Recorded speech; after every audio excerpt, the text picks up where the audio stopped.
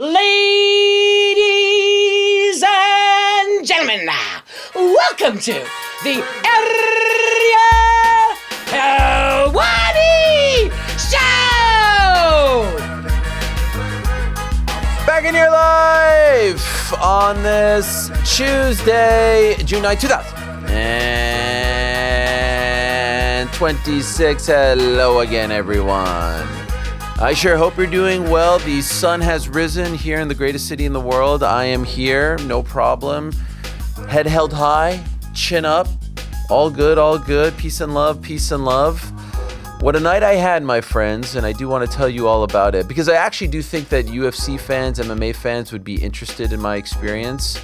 Not talking about the game itself, which, by now you know what transpired, and it was tough to stomach, but there were some silver linings and some great memories made. So we will get into all of that and more. Have no fear. I know there's a whole bunch of you that love to see me wallow in my misery and are rooting for my demise. I know all about it. I feel it. I sense it. And I'm here to say that we are not dead. We are not dead just yet. But we do have a phenomenal show as we inch closer to the UFC White House card. And oh boy, is everyone ready with their hot takes? I do want to remind people for the 1 millionth time that we have been talking about this very card for 11 months. And we have been talking about the mixing of politics and UFC/MMA in large part, but in particular with the UFC for, going on 6 years now since UFC 244. We're not new to this. So just because you happen to see a 2-minute clip online, it doesn't mean that is the totality of our coverage.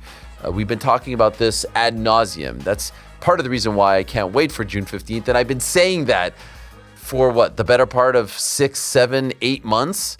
In any event, we're getting closer. It is real. It is happening. And I'm looking forward to breaking it all down. So back into the program, we are going to be joined by, I don't even know the order of things here. That's how meshugas I am right now, guys. Back into the show, we're going to be joined by Katie Taylor. Katie Taylor going to be joining us. No, we're not going to be joined by Katie Taylor. We're going to be joined by Alex Pereira. Alex Pereira, who is just days away now from fighting Cyril Gane for the interim heavyweight title. Alex Pereira on the show at around 3:30 Eastern time. At 3 o'clock, we're going to be joined by Katie Taylor. You may have heard of her. She's getting a Croke Park send-off. What a great treat. She doesn't do a lot of these podcasts. She's doing a lot of media right now because they got to sell a lot of tickets, but it's always a special thing when she joins us on the program. She'll be joining us at 3 o'clock to talk about that massive homecoming/moment/send-off on the 5th of September over at Croke Park in Dublin. Prior to that, one of my favorite New York Knicks players of all time, Steve Novak, number 16, only played for the Knicks for 2 seasons, but he was a sharpshooter extraordinaire. Discount double check, that 2013 team, 54 wins, 28 losses, Atlantic Division title. Look, I'll be honest, as I left the game yesterday, I was like, oh yeah, Steve Novak on the show. God, this sounded like a great idea when we were up 2-0, and I thought that maybe we can celebrate being up 3-0 on the Tuesday after the Monday game. But you know what? I actually feel like this is going to be a bit of a therapy session. He's a great guy. He's a great analyst. Bear with me here, all right? Bear with me here. It's going to be a lot of fun, and he will hopefully talk me off the ledge. And prior to that, we're going to be joined in about 27 minutes' time by Tommy Fury. Tommy Fury fighting this weekend against Eddie Hall. Beauty versus Beast, they're calling it. And yesterday we spoke to Darren Till about this fight. Darren Till actually predicting an Eddie Hall victory. Darren Till tweeting this morning that he's been banned from the event. What's up with everyone getting banned from events? And true or false, did we make this a cool thing first? Just kidding. Anyway, he tweeted that he's been banned from the event, that he is not going to be able to show up, but that he is, in fact, going to be showing up. Yes, just been informed that I'm not allowed to attend Misfits Boxing on Saturday. Eddie Hall, Tommy Fury. I've never heard or seen anything so effing ridiculous in my life. Apparently, John Fury has it in a contract form, from July, that any event Tommy Fury's a part of, I'm not allowed to be at. Gang of shitehouses. If you ever wanted proof, I've got Matt Floyd fighting. I've got Luke Nevin. By the way, I'm still turning up on a random ticket with a cap and glasses on, so we'll see you gang of cowards. Cowards, the effing lot of yous. Proper shiesty bums. Fart bags. See yous all there in the stands with my ticket in disguise. So there you have it. Keep my fucking name out your mouth. Well, we'll see what Tommy Fury has to say about all of that and more. So that's the lineup, news and notes as well. As I said, we're inching closer to June 14th. And once again, we are sponsored and brought to you by our new friends over at Kalshi. Kalshi, the largest prediction market in the United States. Here's what makes Kalshi different. You're not playing against the house. Kalshi is peer-to-peer trading. You buy yes or no contract on whether something will happen, and you're trading directly against other users. Think of it like buying or selling a stock. The line isn't set by some algorithm working against you. Public opinion sets the price. Kalshi is CFTC approved, federally regulated, which is why it's available all across this great country, including California and Texas. So download the Kalshi app right now. You can see the code right over there. That is code Helwani, HELWANI, to get $10 when you trade 10. That's KALSHI. Kalshi trades what's next, and a quick look at the Kalshi. What would you call it? The landscape, the market. Yeah. Interface. The What is everything interface? trading at? Yes. Pereira by KO, 36%. How you feel about that one? I think if he's going to win, that's how he's going to do it. Surreal by KO. He's only 50% right now, yeah. Where's Surreal by decision? 23% Surreal gone. AP by decision? Alex Pereira by submission has a higher chance than Cyril Gane by submission, eh? Interesting. Very interesting. Okay. What else? I do don't we think have? either of them are getting a submission, but No. still. Ilya Topuria right now trading at 68% to win by knockout. Justin Gaethje, you may recall yesterday, Diego Lopez predicting a Justin Gaethje victory. Man, after those tweets from Ilya, I think that 68% might be a touch low. Yep. Armin put $1 million on it, you know? That's right. He put it on Gaethje. 14% right now by I'm KO. looking at that Gaethje via sub, 4%. Tasty. Tasty if you don't The like real eating. ones now. Anyway, can I get some hope from our friends at Kalshi regarding game fours or anything there? Okay, next 53%. Thank you. It Thank needs you to be so much. 100. Yeah, I could use a little bit more, but I'll take that. I'll take anything I can get. Thank you very much. What about finals winner as we sit here today after a crushing Game 3 loss? Okay. Still 62. What were we at yesterday? 62? No. It looks like it got up as high as like almost 80%. Jesus. The people still believe 62. 62 is fine. 62 is fine. Hey, yesterday we didn't talk about the World Cup. That's happening in 2 days, guys. What's going on regarding the World Cup? Who's trading as the winner? Espanol. Or Drew España. Spain today in my family, in my friends' sweepstakes. Very happy with that. What does that mean, sweepstakes? You know, you put names in a hat. There's. Oh, and polls you in drew terms of- you drew Spain, you said? I drew Spain, the incredible United States of America, Okay. Ivory Coast, and Dr. Congo, baby. Hell yeah. Oh, shout out to the doc. Congo.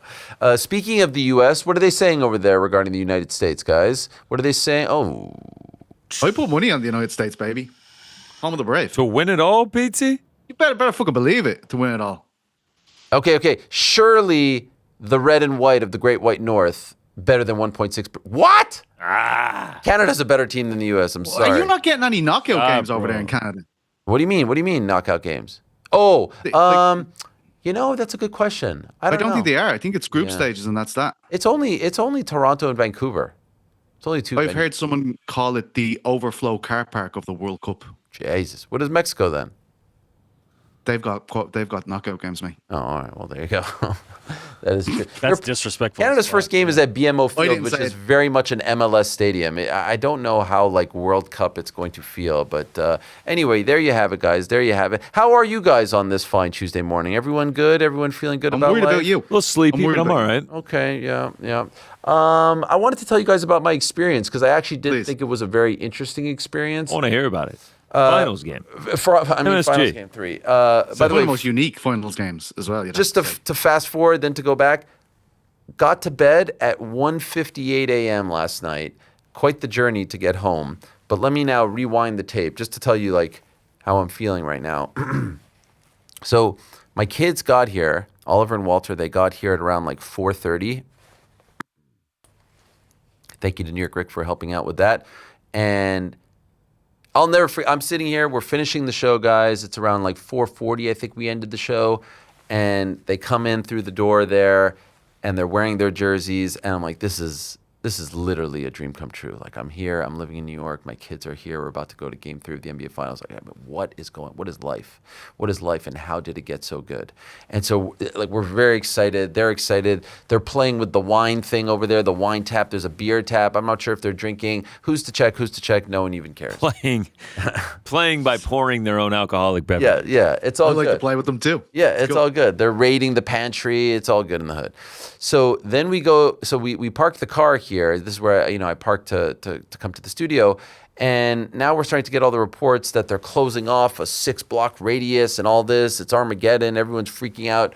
So I make the executive decision. We're just going to leave the car here and make the 35-minute pilgrimage, as I said yesterday, to the Mecca. Bit of a longer walk than usual, but as I said to them, that walk at night is going to feel amazing if we win Game 3. It's going to be the greatest 35-minute walk of our lives. All right, we'll get to that. Go to the car, actually, put my Ewing jersey on. We're ready to go, drop off our bags, and then we make the walk. And I will never forget that walk. I will never forget that walk. That walk was the epitome of the vibes feeling immaculate. The walk was amazing. The chatter was amazing. The weather was amazing. And as you got closer and closer to MSG, more and more jerseys, more and more go Knicks, go Knicks. Like, it was just so much fun. We walked through Union Square. It was beautiful. I'll never forget it. We get to around 33rd and 6th, and it starts to feel different. It starts to feel heavy.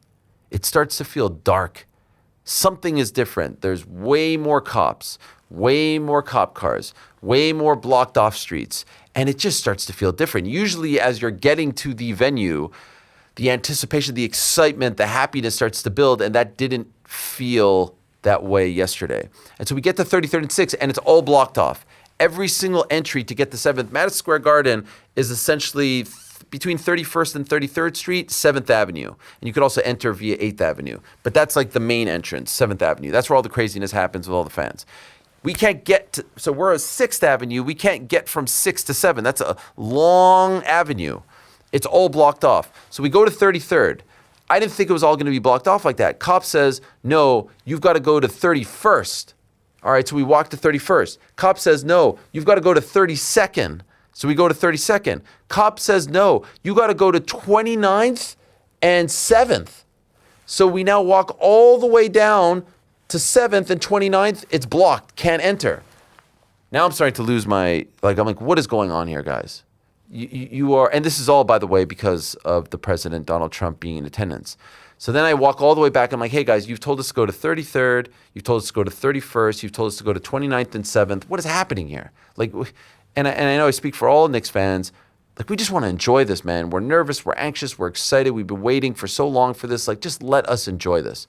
Anyway, finally, it is determined that we have to enter through 29th and 6th. But here's the thing. They told us, okay, they're opening the doors at 6:30. We thought doors are opening 6:30 at MSG. No, they're opening the gate to get to the street to go to MSG at 6:30. But they never actually tell us that. So we're there. It's 5:45, 5:50, 5:50, 5:55, 6, 6:05, 6:10, 6:15, 6. And now there's like a swell of people.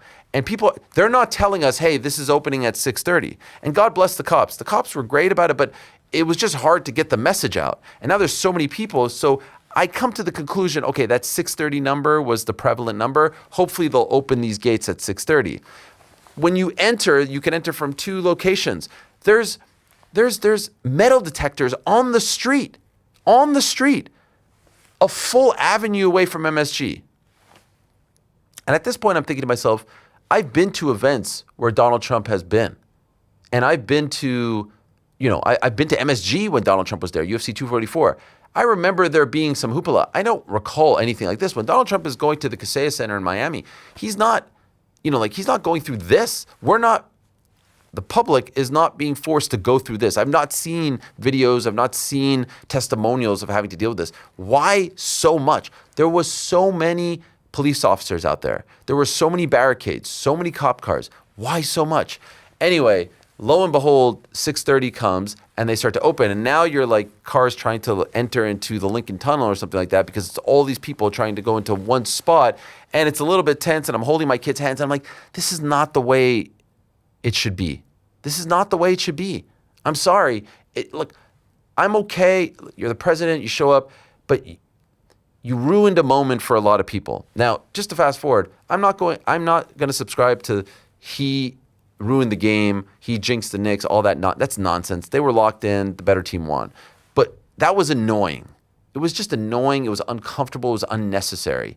And so when they open it, I will say, it was pretty much a breeze. But you're walking through 7th Avenue, and it feels like a deserted ghost town. There's no one on the street. I'm walking on the busiest street in New York City, right next to MSG, and it's all blocked off. There's literally I could have sat, crisscross applesauce in the middle of the street, and nothing would have happened to me. It was all blocked off.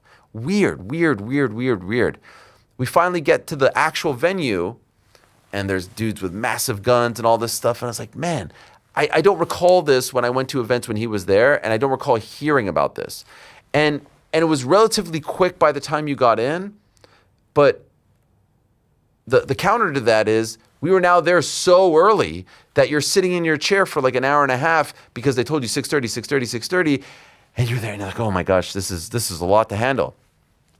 By the time the intros and they come out and everything, like I have never felt emotion like that. I felt like it was electricity going through my body. The place was deafening. I've seen some people say like it was a corporate crowd. I didn't feel that way. I felt like the crowd was into it for the most part. Obviously, they were late arriving in the second half and all that stuff, but it did not feel that way. They felt into it. There was so much energy, so much emotion. The game was what the game was, and we'll talk about it with Steve Novak. I don't need to get all into the actual particulars of the game, but I thought people would be interested in the experience. He was shown on the big screen once, and that was during the national anthem, and from my vantage, he was booed vociferously. Like it was a loud boo. Again, I've been in the venue when he's shown up to UFC events. I've certainly watched him at UFC events. Not heard anything like that. He was booed quite loudly. And even him being up there and like the way the lighting was and him like this and that glass case or whatever that was in front of him, that all felt dark as well.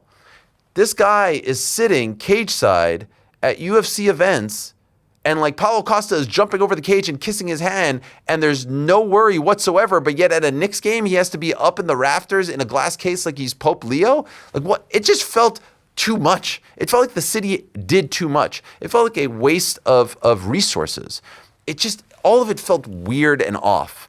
Once the game started, once the shots were flying and all that, it's like we're not thinking about that. Once Wemby is hitting Knicks players below the belt, playing like a cheap, dirty, spoiled little brat. Once all that happened, you're not thinking about that. But it was ominous. There was a dark cloud. It felt like, and so I'm glad he's not showing up. I'm glad that there's none of that for Game 4. And I pray to God that, they get that win because it feels like the most important game of our life.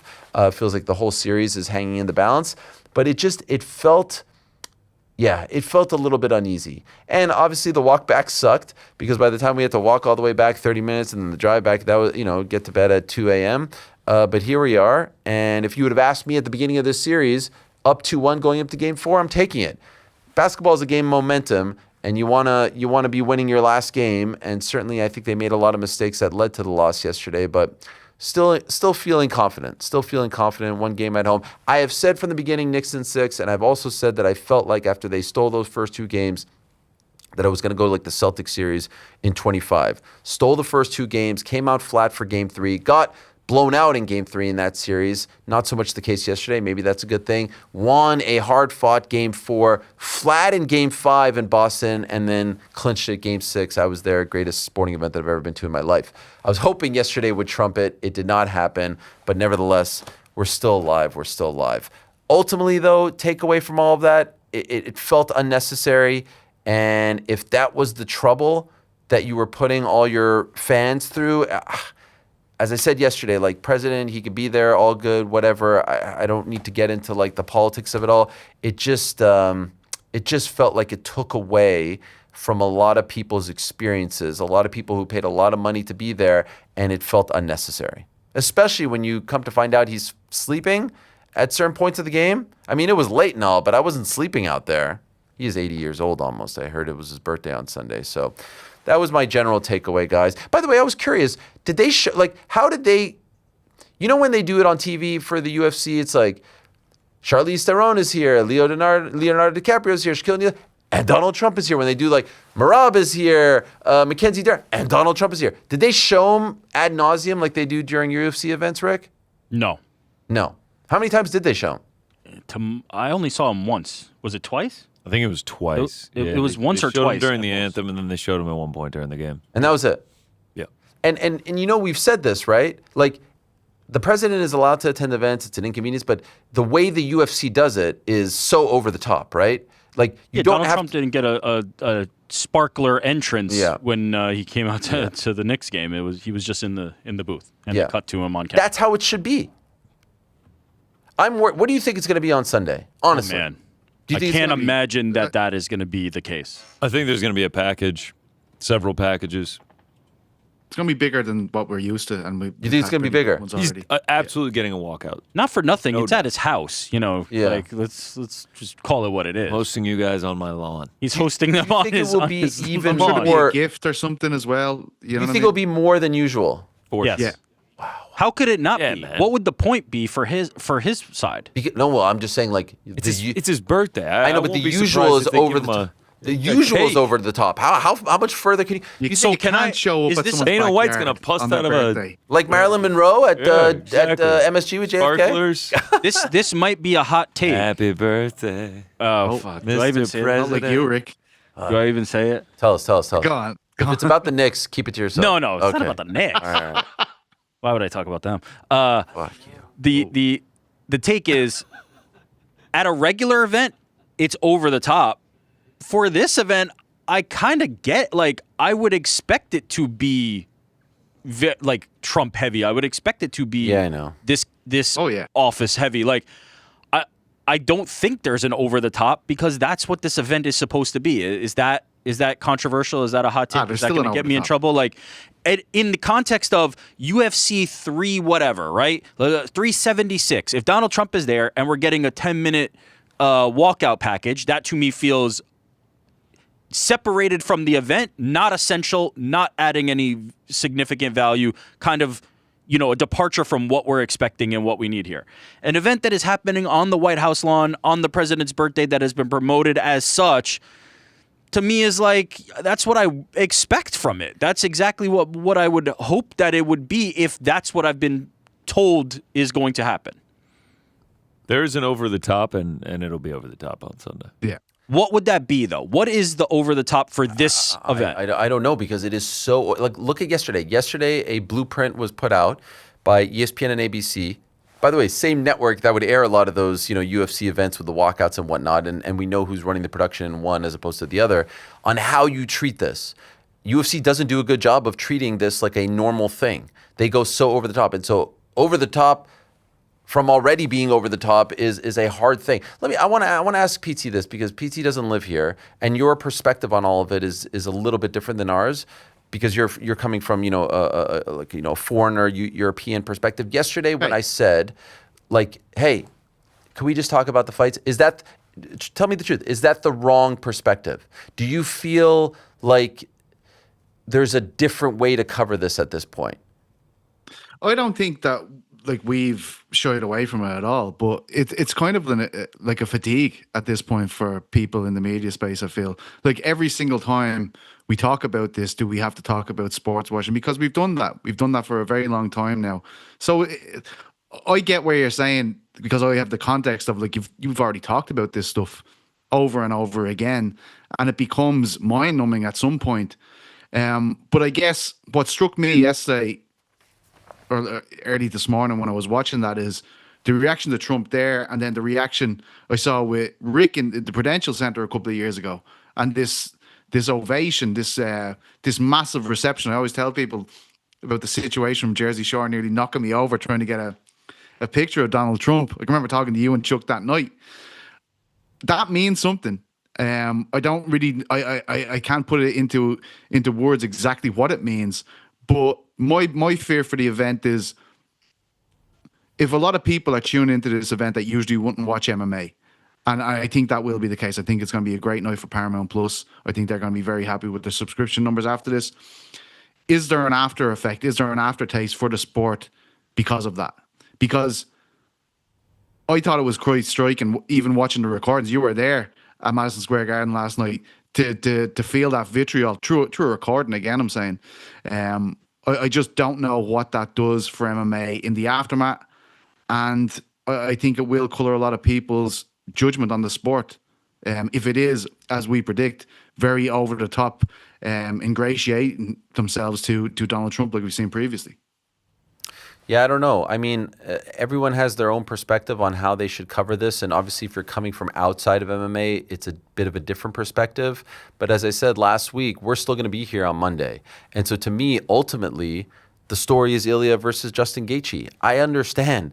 We all understand what this is and how unique it is and the good, the bad, the ugly, the polarizing, all that and more. But I'm not going on this show that we get to control. We're not going to do what the UFC is doing, because just because I said what I said yesterday doesn't mean I think it's being promoted correctly. It's not. Let's call it like it is. This is not being promoted correctly in that who's getting the most amount of attention leading up to this event? It ain't Justin Gaethje and Ilya Topuria. Thus far, probably Dana. Oh, it's We're Dana doing without a doubt. They're barely high. mentioned in a lot of the coverage. In a lot of the coverage, the big features that we're seeing, that It's all Hollywood Dana. Reporter time, it's nothing about the fighters. It could have been it could have been Bilal Muhammad versus Gabriel Bonfim on here, and it would have been the same exact card. So I don't. You put superstars on this type of card to give them the rub. And I don't think they're getting the rub. Now, come Monday, we may feel differently. Let's see what happens, press conference. But as I sit here on Tuesday, and please disagree with me if you guys feel otherwise, I don't feel like Alex Pereira and Cyril Gane are getting the rub from this. I don't feel like Sugar Sean is getting the rub. It wasn't asked a single question at the press conference last time. Again, that could change come Friday, Saturday, Sunday. And I feel like that's a miss. I don't feel like my in-laws are being like, Ariel, what do you think about this? Are you going to this? They're not asking me, tell me about this Spanish guy fighting in the main event. Yeah. Because no one is pushing that. No one is promoting that. They're not pushing that. They're not telling, hey, Fox News, can you get these guys on so that they get the rub and not Dana or Time or even the promo? There was one that was posted today where it's Dana on the cage and all that, and it's all about like fortune favors the brave and all that stuff. Well, why doesn't Sean O'Malley voice that? So he gets the rub. Is that the allure of the card? The White House, Dana White, Donald Trump, is that what's going to draw people that wouldn't normally watch in? Like, think about how many people are going to tune into this card that if it was in T-Mobile Arena would not be watching, even though it's the biggest stars in the sport. Like, the allure is where it is. It's going to be the press conferences being at the Lincoln Memorial. It's going to be the fact that it's on the White House lawn, first time ever, yada, yada, yada. The allure is the event, and the faces of that is Dana White and Donald Trump. Sure, and I agree, but if you're the UFC, don't you try to use that to give the rub to some other people? I would think of this as akin to Floyd Mayweather versus Conor McGregor or some such other spectacle where the undercard, the people underneath, you are hoping, and this is me just trying to put myself in their shoes. Their hope is that there will be a number of people who tune in just on the basis of, we have this event at the White House, here's Donald Trump, and then you are exposed to Alex Pereira, you are exposed to Ilya Topuria, and you hope that they then get the rub that way. They hope that because you have tuned in and you have seen them, that you fall in love with them the way that we have, as opposed to trying to sell them on, you need to learn about this person real quick because this thing's coming up. I just don't think that has ever been successful. So I think it's more of that, where it's like, we're going to put this stuff underneath here and we hope that you like it. And you have a sick package of Ilya Topuria and the Roses and the, calling 18-0, him knocking out all the legends before the fight. Then they get to watch him fight. And if he knocks out Justin Gaethje, that's sort of how they build fans. I really think it's a miss to not have anything on CBS on Sunday. I agree with you. I still disagree. I think What does that mean? right. Sorry. Meaning CBS is a massive channel. It's on broadcast television. It's available to anyone with an antenna and a TV. They should have had an hour leading into the event. That's how you get the rub. That's how you get millions of people. Dana White said that he thinks that the views are going to be akin to the Super Bowl. Impossible. There's no way. chance. Impossible. What type of numbers are we talking about with the Super Bowl? 125 million. Yeah. Yeah, the triple-digit millions. We're talking Tyson Paul numbers.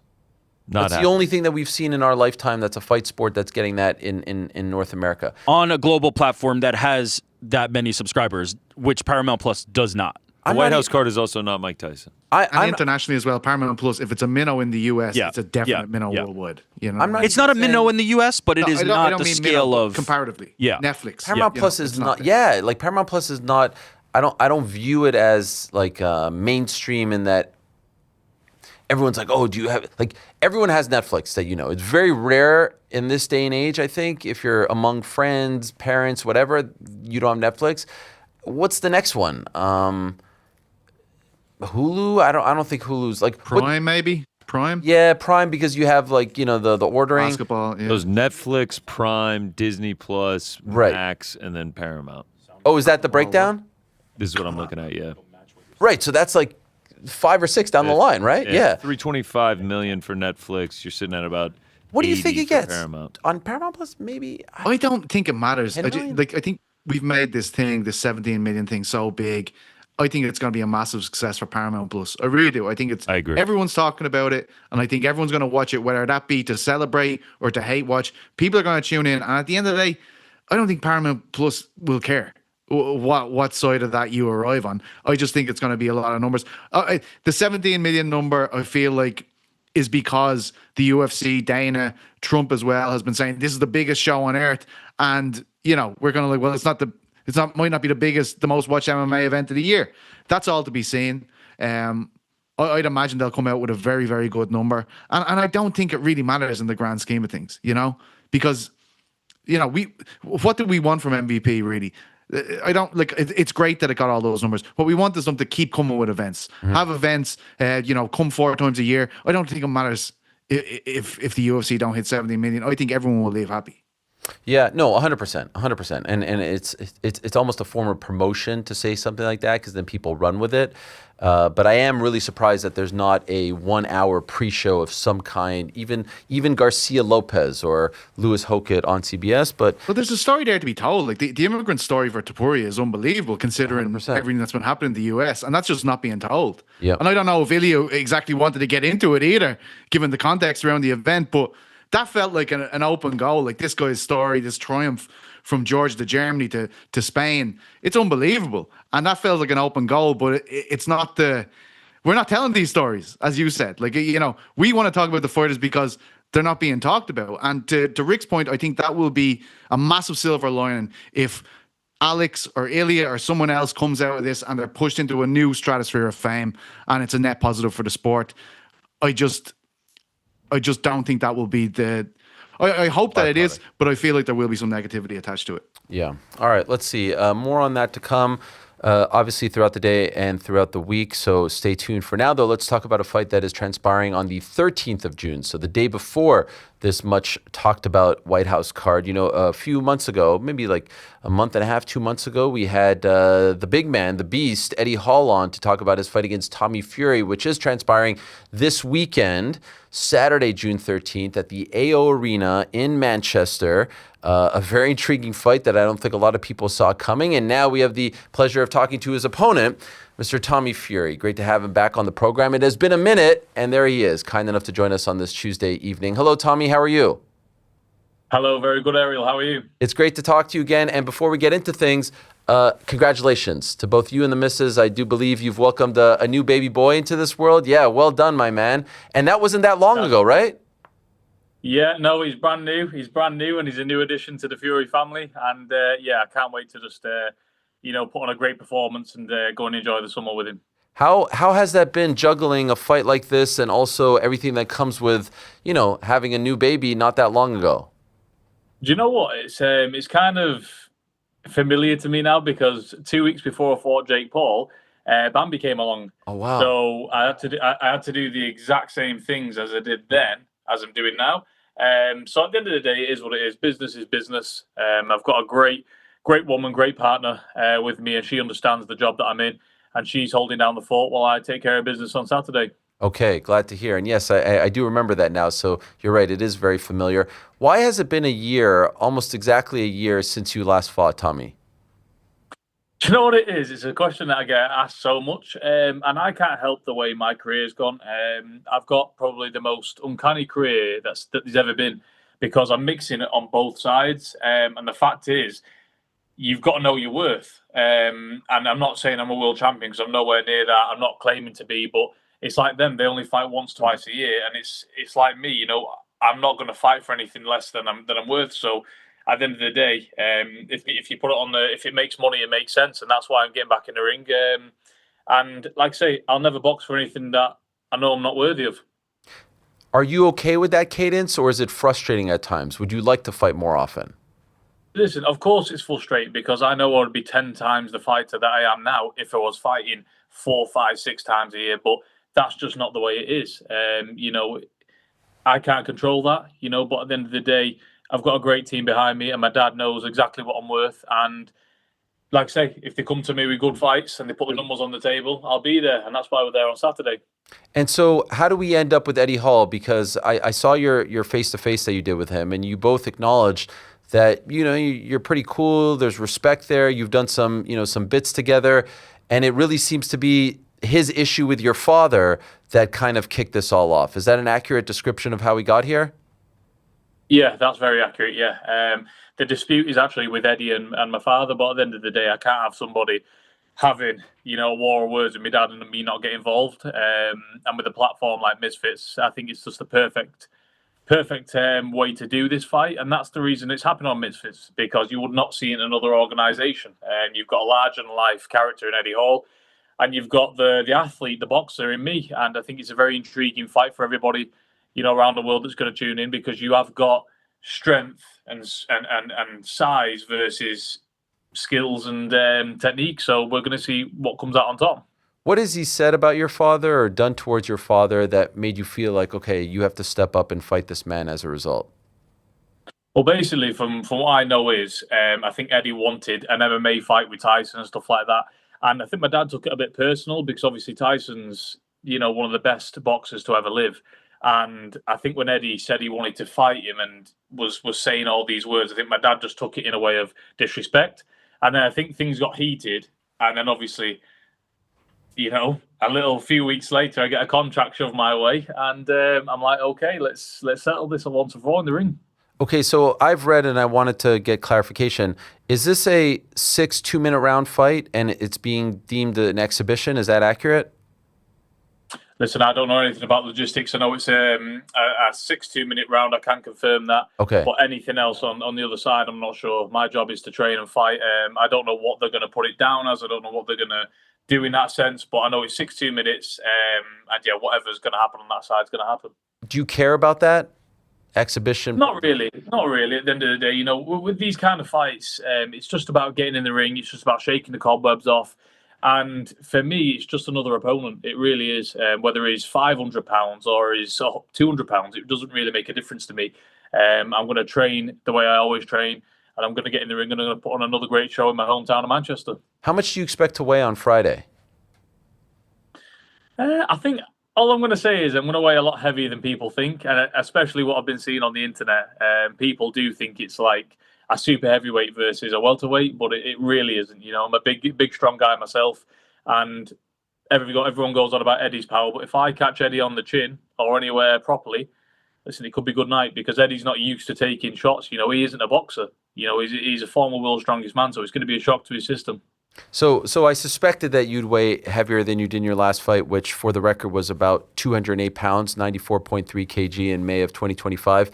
In his last fight, which was in April of 2025, MMA fight, he weighed 334 pounds, 151.5 kg. So that's a difference of 126 pounds.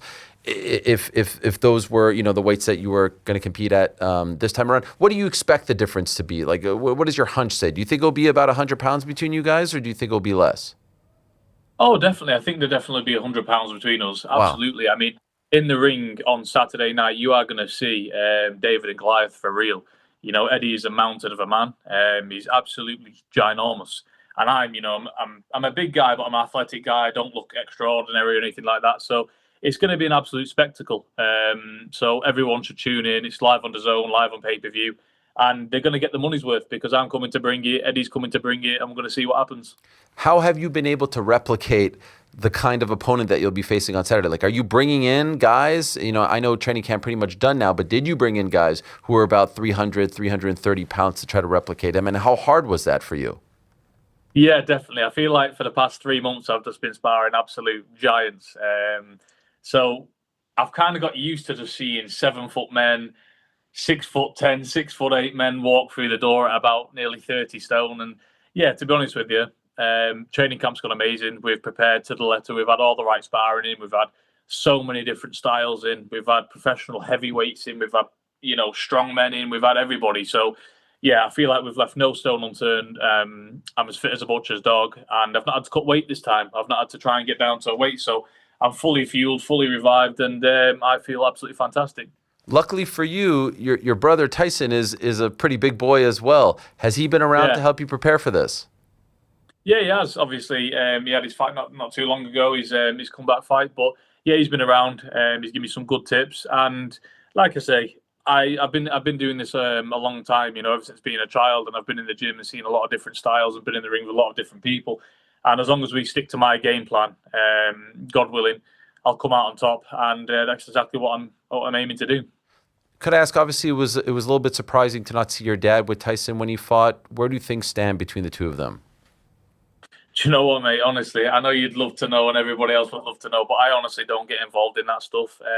We're all part of the same family, obviously, but I really don't get involved in that. My job is to go to the gym and train, and I don't put that stress and that weight of things in my mind. I just let nature take its course, and I'm sure Tyson and my dad will be absolutely just fine, the father and son. It's the strongest bond you can get. Understood, yes. We did have Darren Till on the program yesterday, and he's predicting an Eddie Hall win over you. What is your reaction to that?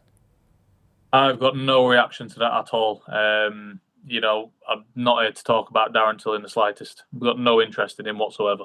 Okay. I'd be remiss, though, if I don't ask. He tweeted this morning that he's been banned from the event. Is that accurate? I have no idea, mate. I have no idea. My job is not to deal with anything in contracts or anybody like that. My job is to literally sorry, mate. My job is to literally get in there and fight. I don't handle contracts. I don't handle anything like that. Would you be upset if he was there? I don't care who's there on the night. Okay. My job's not to look in the crowd and be like, oh, what's going on? Where? So I'm not bothered. I'm not interested in Darren Till at all. Darren Till is a man that had his chance, and that's it. We've moved on. Darren Till's way in the past, so I'm not interested at all in what he's got to say or anybody's got to say about him.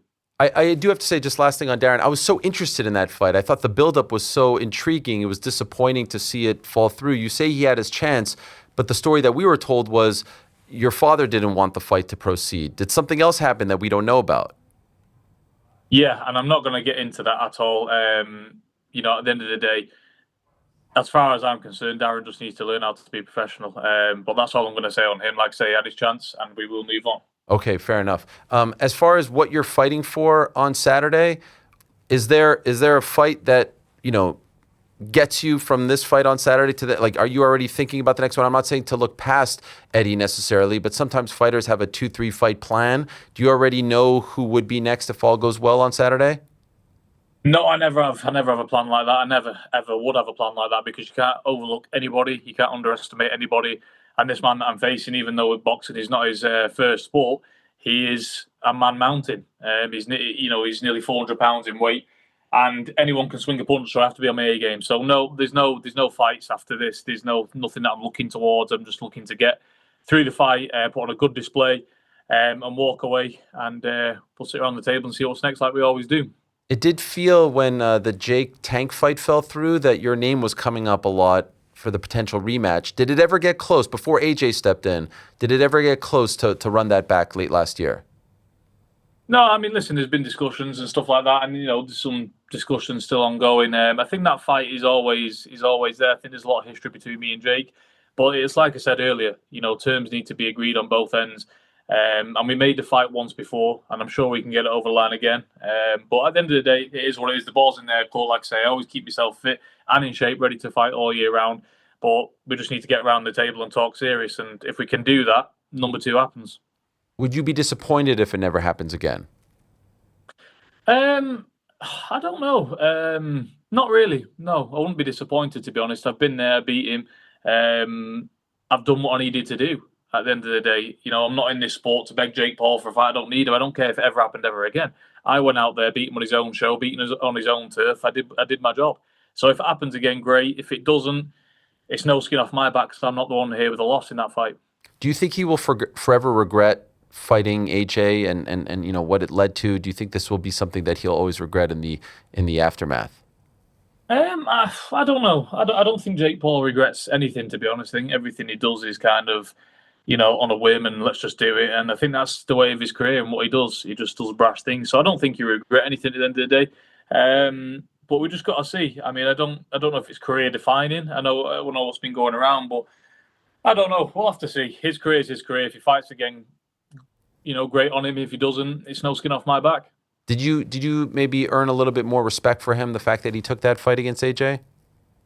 I've been asked this question a lot. I don't know, because at the end of the day, if anybody can just step in there to kind of do what happened, you know what I mean? He was going around an awful lot, obviously didn't want to engage at all, and he was just retreating the whole time. I think I would have had more respect if he, stood there and had a bit of a go, but he was doing laps all night. And I don't know, we're fighters at the end of the day. Any fighter will get in there and do the same. But I don't know, listen, it is what it is. It makes good money for him. It makes good pay-per-views for him. So I'm sure that had a lot to play in that fight. Is there any chance that the next one would be Carl Froch? I don't know if you saw, but on DAZN he said he would beat you within 6 rounds. Did you happen to see this clip? And if so, did that spark anything within you to try to go after that one? I'm sure Carl Froch is about 50 years old, isn't he? Listen, I'll put him thing out there. Let him get past me, Dad, and we'll see what happens. I'm not in the job. I'm not in the job just to fight 50-year-old and old men now. I mean, he is a former champion, one of the all-time greats, right? Listen, what you can do at 29 and 30 isn't what you can do at 50. I'll be honest with you there. A good young man beats a good old man, definitely, as we've seen in the past. You know what I mean? It's all champions will tell you they can't do at 50 what they could do at 30, and 20 years is a long time. So to be clear, you fight him in 6 months, you beat him, right? That's what you're saying? I don't think I'd lose to any 50-year-old man on the planet, to be honest. So that's just what I'm saying. But I'm here to fight people my own age and, people who's not past it. He's been out the ring for 12 years. But anyway, that's a foe for me, Dad, not me. Okay, fair enough. Speaking of another family member of yours, Peter Fury, your uncle, got a lot of attention recently for what he did with Rico Verhoeven. Can I ask, did you watch that fight? And if so, what did you think of how it played out? Yeah, I did watch the fight. And, yeah, obviously Rico did miles better than I think 99.9% of people would have thought.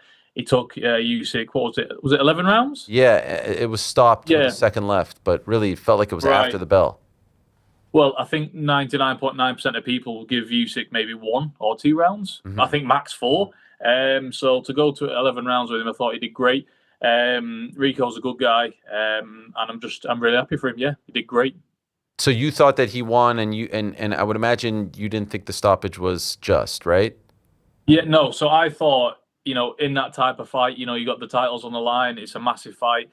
You should always give him the fighting chance. If I was the referee, I would have given him the count. I would have let him recover because it was the end of the round 2. I would have let him go back to his corner. And then if he came out and got stopped, at least I give him the option. But I didn't think it should be stopped at that point, no. But listen, it is what it is. Things happen in boxing that you can't control, and it's the referee's decision at the end of the day. Have you ever trained with him before? I have, yeah. When I was a lot younger, okay. I used to come over and spar Tyson quite a lot. So I used to be floating around in the gym there. So yeah, I used to be in the gym at the same time. And I seen him in LA a few years ago as well. When I was with the missus, he came over. Like I say, Rico's a very, very respectful guy. Got a lot of time for him, and yeah, just very pleased with the performance that he put on. And hopefully, it can lead to bigger fights for him in the boxing space. Is there any part of you now, I know because you sort of transcend the regular scene, but is there any desire now to just go on that regular path of fighting regular guys en route, or do you think that that's not part of the cards for your career here? No, listen, definitely. I was, I've been doing this game a long time, boxing, and before I even knew about all these crossover fights and all that stuff, my aim wasn't to fight all these guys. My aim was to be a world champion. And regardless of what anybody thinks or what anybody says about my performances, I know what's in here. At the end of the day, once all these crossover fights are done and dusted and, moved on, maybe, if somebody offers me a title shot, why am I going to say no? That's not why I got in the sport, to say no. So at the end of the day, where I'm at now in my career, I can get the best of both worlds. So that's kind of what I'm doing. And you're 27, right? So in your mind, have you thought because you have so many other opportunities, okay, I want to do this until I'm 34, 35. Have you thought of that, or do you not think that way just yet? Do you know what? Tomorrow's promised to nobody. So I don't look at years in advance, because we might not be here. You never know. I live one day at a time. I'm going to do everything that I can do in the boxing space. So when I hang up the gloves, or whenever that may be, I can sit back when I'm an old man and think, do you know what? I give it everything. I couldn't have trained any harder. I couldn't have done this any better. So that's all I'm looking to do here. Just doing the best that I can, and whatever it is. And then whatever lies for me later on in life, whether it's doing some movies, doing some acting, might get into that space, or whatever it is, I'll make sure I'll give it my 110%. So, it's a ride that I don't really know. It can go in any direction, but we'll see. What about the marathon circuit? I saw you recently completed a half marathon, right? And the high rocks as well. So this is not easy. This is tough stuff.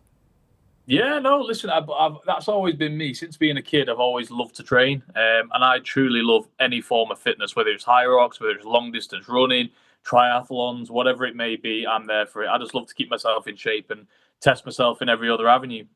Can I ask you, Tommy, why do people get such a kick out of you running? Why is this such a big thing online? I have no idea. I think it's because, basically, guys, I'm going to tell you the down low here, right? My right leg, the foot, it does swerve out a bit to the right. Okay. So as you can see when I'm running, it does swerve out a little bit to the right, and I think that's the reason why it looks so funny. But apart from that, I have no idea. And people really love it. Like, there's breakdowns of it and whatnot. No, honestly, the first running thing that I just posted it to I've done a run, whatever. And it went viral. And I was like, why is me going running? I posted a video of me finishing the triathlon in the south of France last year. And it got 30 million views on Instagram. And I was like, I'm only running. So people must be clearly taking the piss and having a good laugh, because this is ridiculous. And so does that bother you? Like, how do you deal with that? Listen, at the end of the day, you just got to embrace it. They're laughing at me. What can you do? They're not going to stop. So it is what it is. You got to kind of laugh with them. And to be honest with you, I've looked at the running, and I've looked at myself running, and I've started laughing myself. Oh, really? Okay, so you can be self-deprecating. I can, yeah, because at the end of the day, I'm a little bit funny. I've got an odd-shaped body. I run oddly. I've got long arms that can touch the floor when I'm stood up. There's a lot to laugh at, isn't there? Okay, I appreciate that. Two last quick ones. True or false, AJ Tyson happens this year finally? I think we will see that fight this year. Okay, you had to take a deep breath there for a second, though. You got me nervous. Listen, I don't want to give away any tricks. I don't want to give away anything. I don't want to say the wrong thing either. But as far as I'm concerned, sure, I think we'll see that fight. Absolutely, yeah. True or false, Tommy Fury knocks out Eddie Hall on Saturday? True. Wow, that's a big boy to knock out. Like, it's one thing to win a decision. To knock him out, though, that is truly David Goliath type stuff. Yeah, no, and I'm truly capable of it, because at the end of the day, people don't see what happens behind closed doors. My dad and my team have seen what happens behind closed doors, and they've seen what I've done to guys previously in the past, this size and weight, in the lead up to this camp. So yeah, I'm not ruling it out at all. How big are the gloves, by the way? The gloves on the night will be 14 ounce. Okay, and how do you feel about Beauty versus Beast as the marketing tag? I'm all right with it, yeah. I mean, I wouldn't call myself a beauty. I've got a nose as big as a computer screen, but if they want to use that, I'll run with it, absolutely. Okay, I wonder how he feels. I think he's okay with it. He is the beast after all. It's a marketing tag. I think it'd be rude to call him anything other than a beast, to be honest. Fair enough. Well, I'm looking forward to it. It's going to be a spectacle. It goes down this Saturday. There you have the poster, DAZN pay-per-view, June 13th, AO Arena in Manchester. Thanks so much, Tommy. Really appreciate it again. Congratulations to you and the family on the new edition. Well done, and good luck to you on Saturday. Thank you, sir, and God bless. God bless. There he is, Tommy Fury, TNT, kind enough to join us on this Tuesday afternoon. And yes, he is going up against Mr. Eddie Hall, who I quite enjoy as well. Let's see what else is happening on this card, by the way.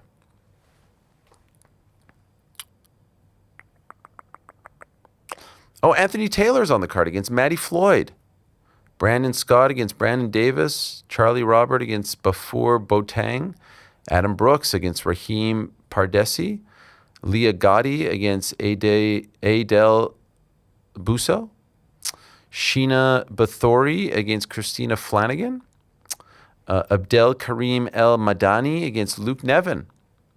Jack Kay versus Jordan McCann. Jay Jones versus Federica Riccio. So there you have it.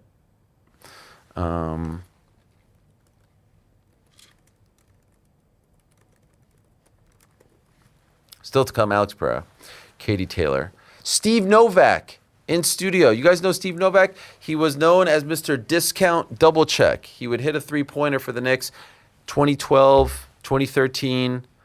He played 2 seasons for the Knicks.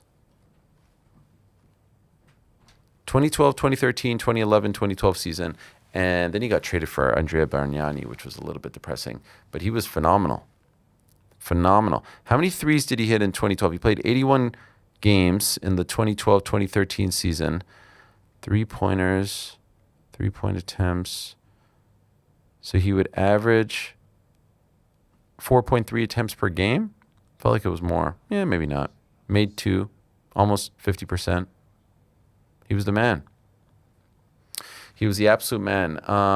So that is going down this Saturday.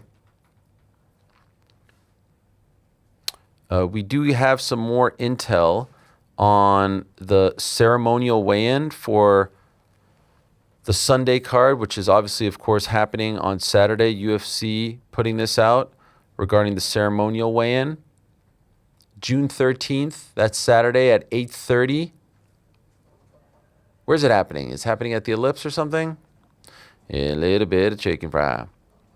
Oh, man, on a Friday night. Interesting that it doesn't say. Yeah, weird, right? Yeah, like I thought they were everything was gonna be The like press a conference monument. clearly says Lincoln Memorial, Yep. which seems to be. And what time is that? 8:15 on Friday. Just crazy. That's straight into Team USA. I Oh, what time are they playing? believe 9:00 Eastern. I still keep forgetting the World Cup is happening in 2 days. Oh yeah. And as you saw on that graphic right there, the whole squad is pulling up, right? Everyone. There was a moment in time that they said no Hokit, right? Yeah. Yeah. I think that would have been a little bit weird. Now, here's the question. Do you think anyone talks to him? Like, they always tout the fact, hey, we don't tell anyone what to say, what not to say. Do you think anyone's like, yo, man, could you chill a little bit on this one? Like You're saying like behind the scenes. that Yeah, they talk to him. yeah, I thought yeah. you meant No. other people talking to him. I was like, he's gonna talk regardless. No. Nah, I don't think so, man. This is a real like playing with fire type of moment here. I think Hokit, here's my prediction. I think he'll be crazy, but I don't think he's going to be. The worst thing is being disrespectful towards the venue, the country. He's not that, right? He walks around with the American bandana. He may cause a scene, but I don't think he's going to embarrass. Like, I think there are some fighters, let's say on the roster, who would have used that opportunity to wax poetic on the state of the world and America and politics. He's not that guy. So I don't think they have to worry about that. By the way, speaking of the Lincoln Memorial, so that lawsuit that was filed recently by the two people in Virginia, I don't mean to laugh, but I just don't feel like it's going to turn into anything. I guess the Lincoln Memorial is a part of this lawsuit. Here it is. The 11th hour lawsuit. This is from Scott McFarlane, reporter. The 11th hour lawsuit challenging the UFC event in D.C. also alleges the event is an unlawful use of Lincoln Memorial grounds. What do you think about that, Frank? Is the lawsuit just alleging that like any federal land that's being used is unlawful? I don't know. You tell me. I think they're questioning that there's something potentially unlawful, and they're trying to find out what that could be. Now, the timing of it is stupid. They could have waited till afterwards. Are you not allowed to hold something like this at the Lincoln Memorial? Is that what they're saying? They're posing the question that are you able to when the president is Sure. personally invested in the success of TKO? Yeah, I guess so. by acknowledging that the lawsuit is real doesn't mean that I support it. No, I understand that. Don't worry, we're not going to call you out on that. Also, it has been revealed that the White House will now be a venue on the latest UFC EA Sports game, UFC 6. Is this unlawful? Fair play is actually kind of sick. However, Connor brought up a good of course point. it's sick. It's awesome. Why drop it in the middle of the card? Like, wouldn't that be like, okay, Yeah, don't bother watching this. Go play. There's a lot of weird things about this. Yeah, why not drop it right now so you can be knocking people out at the White House all week? Or at the very least, like Saturday night, you know? It is very weird. Also, Jordan's getting his panties in a bunch because he didn't get properly accredited with saying. Well, Frank is saying that Connor and I look the same, but like I said, Connor is you way all better look looking. the same to me. Wait, We know what? what you're thinking, Jordan. What's happening? I don't understand. We know what you're thinking. What's happening? I I'm said just giving Connor Frank brought a up little the point. shit. Wait. One at a time. What's happening? What's Frank will happening? speak first. Go, Frank. I said Connor brought up a good point yesterday. Oh. To Jordan's credit, he was the one who brought it up. My response was, you all look the same to me. Now, and what is the issue? My issue is that Connor is way better looking than me. He should never. No, confuse credit us. for what? For saying that it's being dropped at the same time as the show? That's the one. Yeah, but you know what? That's called being credit. a producer. You. All I knew is tee it came things from a up. place of authority and handsome looks. Yeah, 100%. Most importantly, it's getting spicy there between Justin and Ilya. We told you yesterday what Ilya said. Here's Justin now replying. In the afternoon, he replied to what Ilya said about, the line has been crossed. You're proving my point. Insufferable little bitch boy. Never said a thing about your wife. You want to speak words to my father, then act like I crossed some line? We already fighting, buddy. To which Ilya replied, you should have kept your father out of this. He was the one calling me a short guy and saying you'd smash me, all while holding a beer in his hand. Then you started talking about my divorce and telling the world you wouldn't want to be my roommate? Idiot. First, we're fighting, not dating. Second, I'm not looking for a roommate. When I put you to sleep and you're lying there next to the rose, I'll look at your father and ask him one simple question. Who's the short one now? I'm going to break you, Justin. Golly. If this comes to fruition, I do hope he goes through with it akin to Israel Adesanya and Alex Pereira's kids in Miami in 2023. And oh my God. Actually goes over to Justin's dad and says that. Who's the short one? Oh my, you know what? I don't doubt it. I don't either. I don't doubt it. But it feels like at first it was like, I respect you, and now all the respect. Do you feel like it's fabricated? I don't think Topuria likes Gaethje, and I think Topuria is talking all this shit to Gaethje, and now Gaethje just has to fire back. Yeah. Who actually, again, it goes back to that initial question. Do you remember that initial question was about like, I would leave him too? Was he just playing a game and someone was asking him the question, or did he bring that up on his own? Right. You know what I mean? I don't know the full context. Because that is what ignited all of this. Yeah. Yeah, because we have like 3 months ago, Topuria's like, Justin's a great guy. We'll be friends after the fight. I mean, Topuria seems to be friendly with most of his opponents post-fight.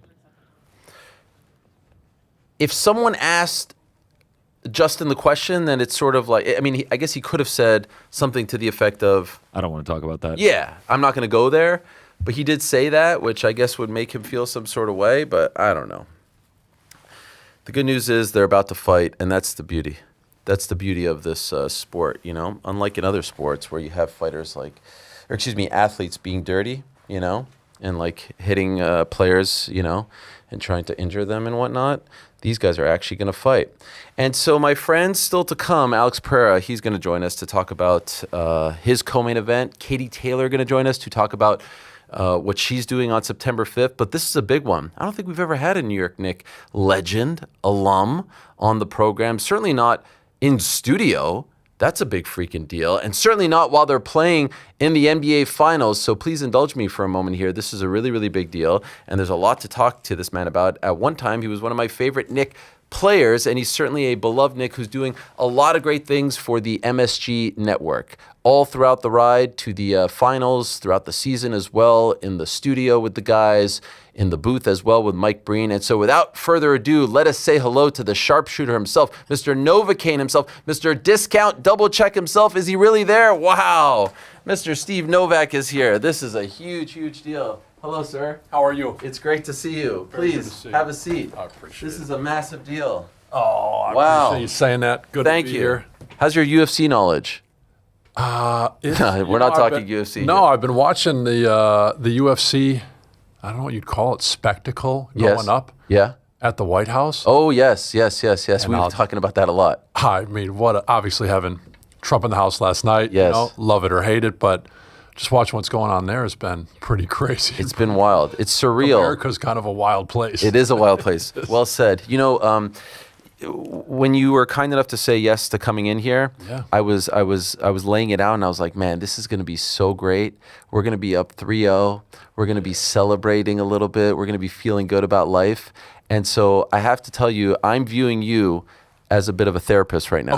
Okay. I'm here for Are it. you I like okay it. with that? I am. Because I'm in my feelings. I was in the building as well yesterday. Uh-huh. I brought my 2 boys with me, my 2 sons, 14 and 12. And as a Uh-huh. father who grew up since 1990 as a Knick fan, it was very emotional for me leaving the studio, walking with them to the arena. It was a little bit annoying with the security and all that, but we won't get into all of that now. And it was just so emotionally charged. That building was unlike any experience that I've ever had at a sporting event. And now we know how it all played out. And so can I ask you, some 14 hours later, how are you feeling about where we stand heading into Game 4? Well, I love how you started because I feel like you're as delusioned as the rest of us, including myself. Okay. And it's not our fault. I feel like when the Knicks against Philly sweep the series, you go like, this is a team with Joel Embiid and Paul George and Maxey. They're a pretty good team. And you don't sweep teams typically in the playoffs. These are the teams that beat the teams. And it sounds ridiculous, but these are the best teams that are left. And then they also sweep Cleveland. And you go like, wow, this team is really rolling. You go to San Antonio for the first 2 games, and you steal the 2 road games. And so I think, like you said, you're thinking that we're going to be sitting here talking up 3-0. We're so delusioned that this is something other than NBA playoff basketball. Like the Knicks are supposed to win all the games. Yeah. And I just love that last night when we're doing the post-game show on MSG. We were looking around going, it's been 46 days since the Knicks have lost a game. And we're not talking about a game. We're talking about something like Allen Iverson right now. Yeah. We're talking about the playoffs. And so I think even just your delusion, my delusion, to think like, yeah, we're going to be up 3-0. What an awesome place to be in New York basketball with Knicks basketball, to think like, yeah, they might sweep the finals too and it's going to be a championship parade and it's going to be over. That's not the case. They finally lost the game.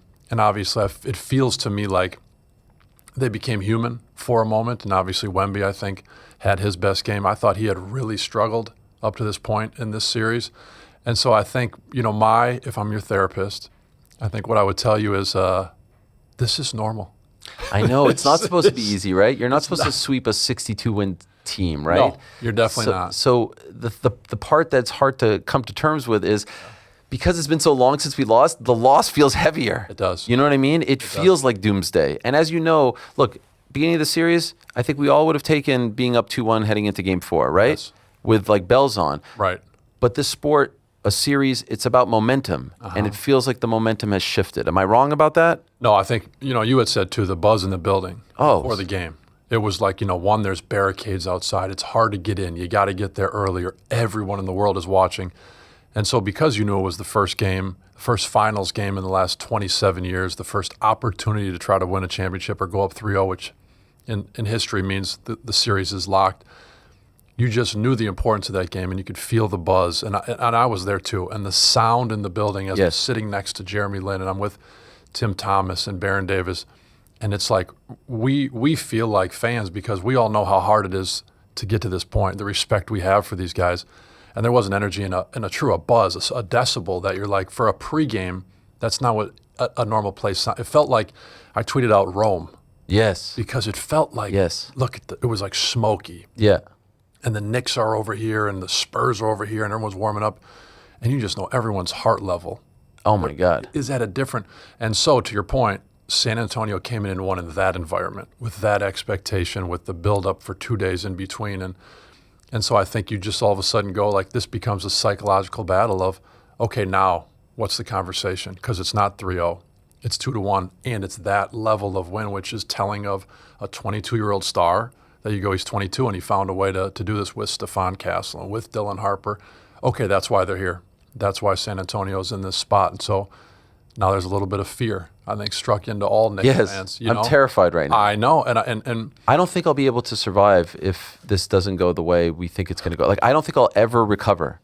That's how much. Don't go there. Come on. I know. I feel like I'm on the ledge right now. Look, I feel like this is playoffs. They're all must win. I saw you guys talking yesterday. And by the way, you, Bill Pito, Alan Hahn, Wally Zerbiak. The moment those games are done, by the way, my kids know, where's the remote? We're going to 634 on DirecTV. Like, I love you guys, and I love that you're a part of that crew, and I hope that it remains that way. I know you don't live in New York full time, but we're working on that. Okay, good, because you add a lot. I love Wally and Alan, but you're one of us.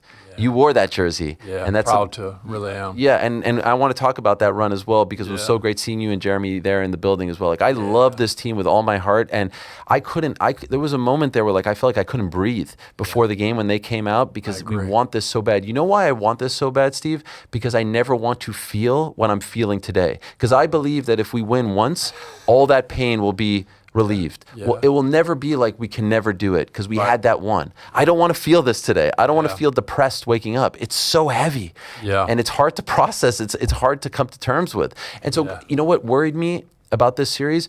I felt like we were tight. I felt like we were nervous. Some of those turnovers, like throwing the ball away, what was up with that? I was very surprised. I thought the Spurs would do that, not us. I did too. And I'll give you a little insight, I think, into, like, I was in the building and I was actually in the back hallway. When you're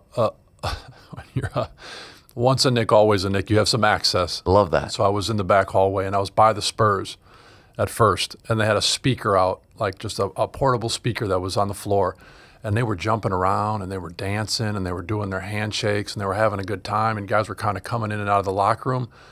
And I thought to myself, this is not what I expected. To your point, I expected there to be a 20, a 21, a 22-year-old guy, which is who they are, pretty tight. With this build-up, it was difficult to get to the building. It's difficult getting your family members in. It's difficult hearing from people. It was a different environment, not only in New York, but with Trump in the building and all the barricades and Secret Service and all the scans, and the bus times were different. There was a lot of different energy last night.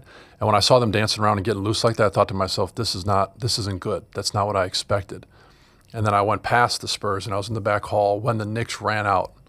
And they were so focused and so almost solemn, and they were saying their prayer, and they were all together, which is, I think, what you would expect probably from a young group, to be loose and not even almost ignorant, not know what's about to happen, and for the Knicks to be locked in. Because when this team has won 13 straight playoff games before last night, I thought to myself, that's probably what both look like. They're loose, they think they can't do anything wrong, and then they get smacked by a team that's average age of 29-year-old starter.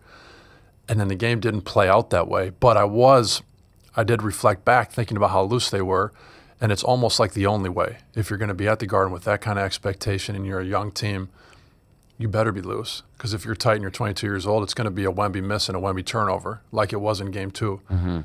And so I thought it was impressive what Stephon Castle showed, what Dylan Harper showed, what those guys. They're very good. They're very good, and they're in the finals. And like you said, they won 62 games. But to me, the most exciting part about this moment, me and you right here today, is we don't know how the series ends. We're in the midst of this feeling, like you're saying, this anxiety.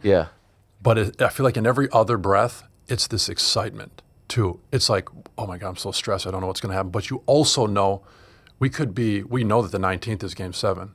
By the 19th, we know there could be a New York Knicks NBA champion. But the anxiety is, and you go like, don't even think that. Don't say that. So this is just such like you said, an amazing time, and everyone's story is different. Like you said, yours, the pain you've watched, different seasons. But now the Knicks are in the finals. This is an awesome moment, and we don't know how history's going to. So you're still hopeful? Oh, The Knicks are the better team. The Knicks are they? Did in Why does every bucket for us feel like a chore, like a fight? And sometimes Castle's walking in there, like it's just like it feels so easy for them. Why is it so easy for them? And why is Jalen getting murdered? Yes. Every it's like it's. I don't know. It felt too easy at times, and it felt too hard for us. Am I wrong?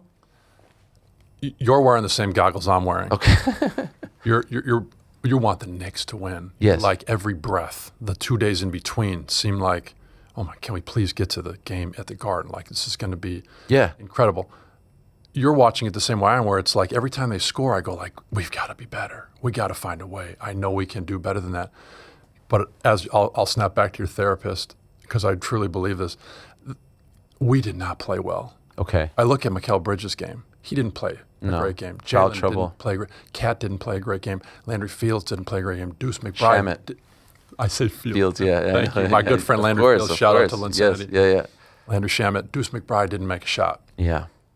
And if Stephon Castle doesn't make that grenade of a three, and then if De'Aaron Fox doesn't make that little fadeaway jumper, we maybe have the ball to win the game. I know. Which I'm just telling you, to play that bad, to have that many guys not play well, and to have a shot to have won it if San Antonio didn't make those shots, in my opinion, I don't know if I'm excited about that or if I'm bummed that, we didn't have enough juice to find a way to do it. But I would have thought, looking at that box score, if you showed it to me today, I said, we lost by 15 or 20. We're down the whole game. We were up by 7 at halftime. I know. We were up by 2, I think, going into 1 or 2 going into the fourth. So I honestly think that is a good thing. And the fact that we had 9-day break in between the first series between Philly and Cleveland, then 8 days before the San Antonio series. OKC San Antonio series was a bloodbath. Those guys, San Antonio earned it, but they had to work really hard to get there. I think the Knicks are in a great spot. Oh, Steve, I want this so bad. Can I tell you, Roy Hibbert is an MMA fan, and one time someone tagged me on Twitter with him, and he writes, big fan, love MMA, with me included. And I wrote something again. I wasn't rude, but I just was like, I don't want. We're not doing this. We're not doing that. I remember him blocking Reggie Melo. Miller calling the games. You Dude, said we're not doing you're dead to me. That's how, and this was 13 years ago now that when he blocked Melo at the rim, Game 6 against Indiana. I know. Yeah. So that's how I hate these guys. And now, I hate to say it, I hate Wemby. I'm sorry. I don't cover basketball, sports is but about. I hate this man because what he did to Jalen yesterday, how is that not a flagrant? Are they going to rescind this? What's going on? And it happened to Jose Alvarado the game before. Yes, it's a weird. He takes him by the neck and he throws him. It's a weird thing to do, and it's an even weirder thing to not be seen or called either time. I think those are weird. What's going on here? I'm not sure. We've been talking now for a few minutes, and I didn't bring up the R word, the refs, once. But I have to say, like, I'm not the type of fan who's like, blame the ref. And I loved what Mike Brown said yesterday. He said, I don't do this, but I have to say, that was weird. That was like, I don't get into the rigged stuff or the NBA wants this, but it just felt like the whistle was going one way. It felt like their finger was on that scale and they were trying to tip it. And, what was it, 22-8 or 24-8 in the second half? 4-8. It just didn't seem right. And some of those, they don't call that like when Josh lands and he's landing on Wemby's foot in the three, but they call it on Jalen. Right. And then that play there. And then what about the inbound? This is like rec league stuff. The ball's inbounded and then they blow the whistle? Yeah. What is that? I thought it was weird. What's going on? I thought, like you said, Mike Brown handled it in the way that, look, you don't want to be the guy who's coming out after a loss saying the referees cost us the game. He did say, if you listen to it, and I don't know how it's being kind of put out today, he very much said, we didn't play great. Right. We fouled them. He said, but we only shot 8 and they shot 24. They fouled us too. And he's not saying my team is perfect and we didn't do anything wrong. He's saying Jalen Brunson got mushed in the face. Yes. And there was no call. And you go back to that Mitchell Robinson and the Wemby exchange 2 games ago where it was a push and a push. And then it was a technical foul that's been rescinded on Mitch. And you just go like, ridiculous. Now hold on, it was a push and a push. Why do we end up with just one technical? So look, this whole conversation of like the refs and the this and that, it always feels just icky to me. You don't want to go there, but I do think the physicality that San Antonio plays with, Stephon Castle is an elite defender. Jalen Brunson is our go-to alpha clutch scorer. It's a big deal. If you're going to call or not call a certain way, there's always this gray discretion area for referees. And so all those other things aside, I just think the whistle could determine the series in such a huge way because you give Jalen a little space, a little freedom, and you can't body check him. That the run into Jalen's back, that was just considered I thought like that was unbelievable. Oh, that was a lot of extra to me. Yeah. And Wally thought Serbiak said, it's fine. This is just play. I was like, he took a running start and he chucked him.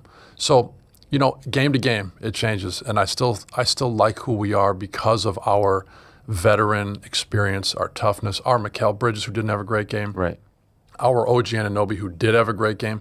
Those two guys, to me, in that starting lineup are the veteran, tough, defensive guys who have ceilings to decide a series outside of Cat and Jalen. And so all this physicality and toughness and whistle stuff, I think our group, has shown we can overcome all of that. And I do like what Mike Brown is saying and doing about it, politicking a little bit, because I think it was fair and accurate.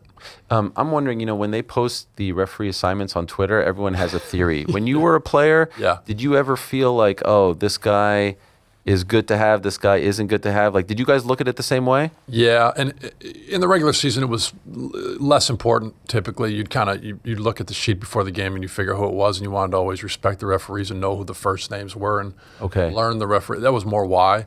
But come playoffs, like you said, you would start to kind of understand some of the trends and the theories. Like, oh, this referee has a history of extending series.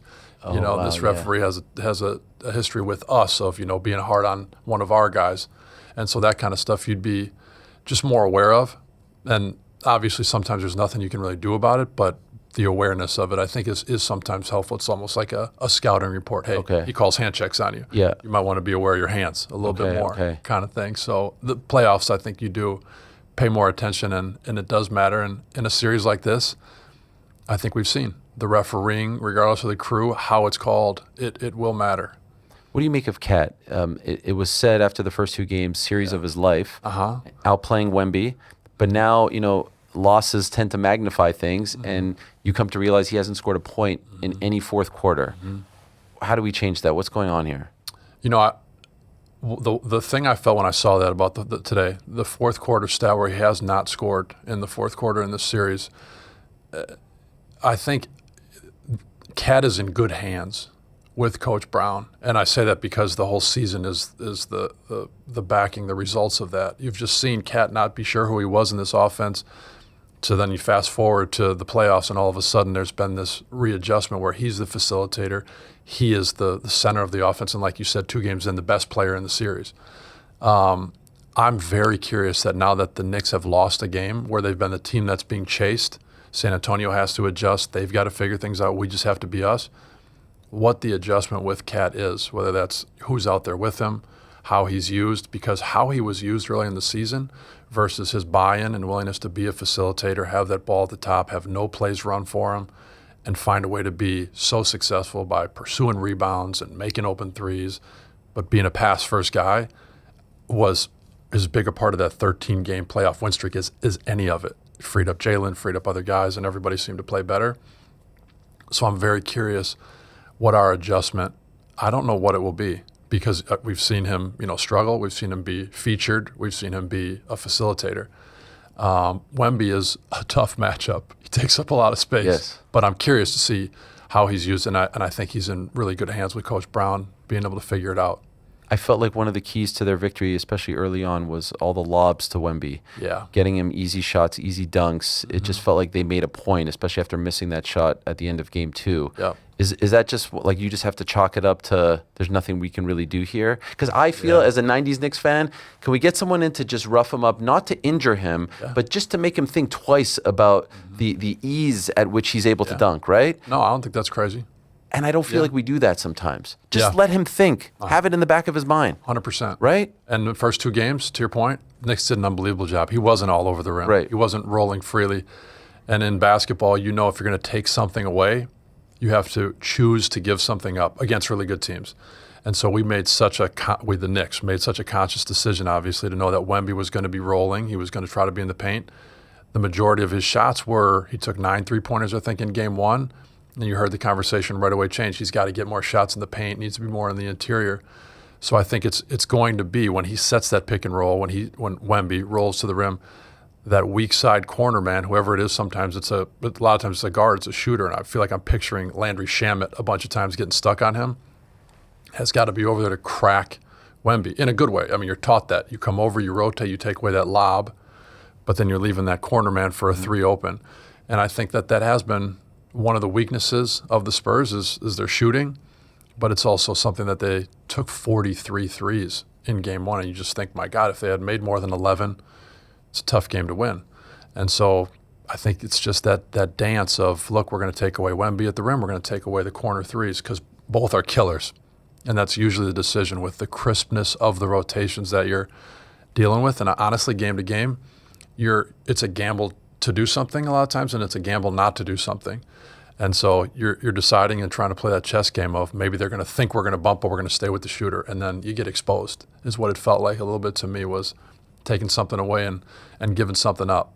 So speaking of Shamet, my son who's 12 adores Landry Shamet, but he almost feels like Landry Shamet is, how like when you're a fan of a band and you see them play in an underground place and then they're like yours, you own them, and then they make it to the big leagues, to the MSG, and they're like, oh, they went mainstream. Because my son has had a Landry Shamet jersey that I had to get custom made because I couldn't find it in the store. And now we go to the game yesterday and he's like, look how many Shamet jerseys there are. He was my guy first. For some reason, that was just his guy. And so you were Shamet 13 years ago for us, right? And he did not have a good game yesterday. Defense was great. Offense wasn't. Right. And so you know that mentality, that shooter's mentality. What do you think he's feeling after yesterday's game today? This team and Landry Shamet have proven when they have bad nights and they've had bad games, we have been a team that bounces back. We respond. And obviously, I think it's very telling, that 13-game win streak and when we've had success and it matters right now in this playoff run, we're of the mentality, and whatever messaging they're having together in the locker room, it's been right. They've been able to actually reset their hunger, actually say we have to win today. It actually is 0-0. And so I feel great about the response to and the human nature of this team.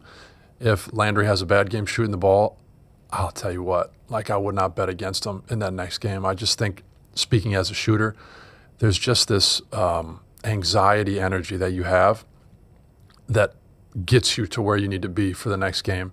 And this group and Landry, they know what's on the line, and he knows, look, when you have 13 points in game 1 and in game 2, you win those 2, you don't play well in game 3 and the team loses, he's thinking, I can be the factor. I can be the guy. It's that important. I can change history in New York City. And you listen to the way these guys talk, Landry included, and Jalen and Kat and Josh and Mikkel and OG. And when you listen to them in the post-game walk-offs, you listen to them in the media after, these guys, it's not like we have to have anxiety for them. I feel like they get it. They're locked in. They're going to have themselves right. And I expect Landry to bounce back. He's been so good. He's been so good. Yeah. Can I ask, maybe from a technical standpoint, I don't know if it's even a question you can answer, but what do you like about his release? It is so smooth. It is so quick. It's such a thing of beauty. It is. You would know better than anyone. Yeah. What makes it so good, so effective? He has, like you're saying, that pop in his shot, that it's like the moment his feet hit the ground, and sometimes, like you're saying, he's running off of screens. He's damn near going the wrong direction. He's just able to pop and go. The way his shot pocket, when he has the ball in his hands, the moment those feet hit the ground, it's like the ball and the shot starts. It's not, he doesn't have to be able to jump and then get himself centered and then his shot starts. I love that his ball release is tied so much to the way where his feet hit the ground. It's like he could be spinning backwards, and it's like the moment those toes hit the ground, the ball is starting to go out of his hands. And so it's like a powerful shot. He's really using his whole body to shoot it. And it almost looks like a jump shot, but it's really a set shot that he's just shooting so quickly that I love. And I think, the great shooters, and Landry I would put in that conversation, especially with what he's doing right now, I think they figure that out. They find that the shot starts the moment your toes touch the ground, the whole shot is in action. There's not this, I picture Ray Allen, where he would jump and then shoot. God bless. He was a guy I looked up to and was amazing and beautiful to watch, but I never could understand how he did it, because it was like this elevation and then shot. And I love that I was a set shooter. Landry is more of a set shooter who elevates, but the way that it's like the moment he hits the ground, you can just see the ball's already in motion. And it's why I think he is able to make consistent, tough shots, is because it's feel.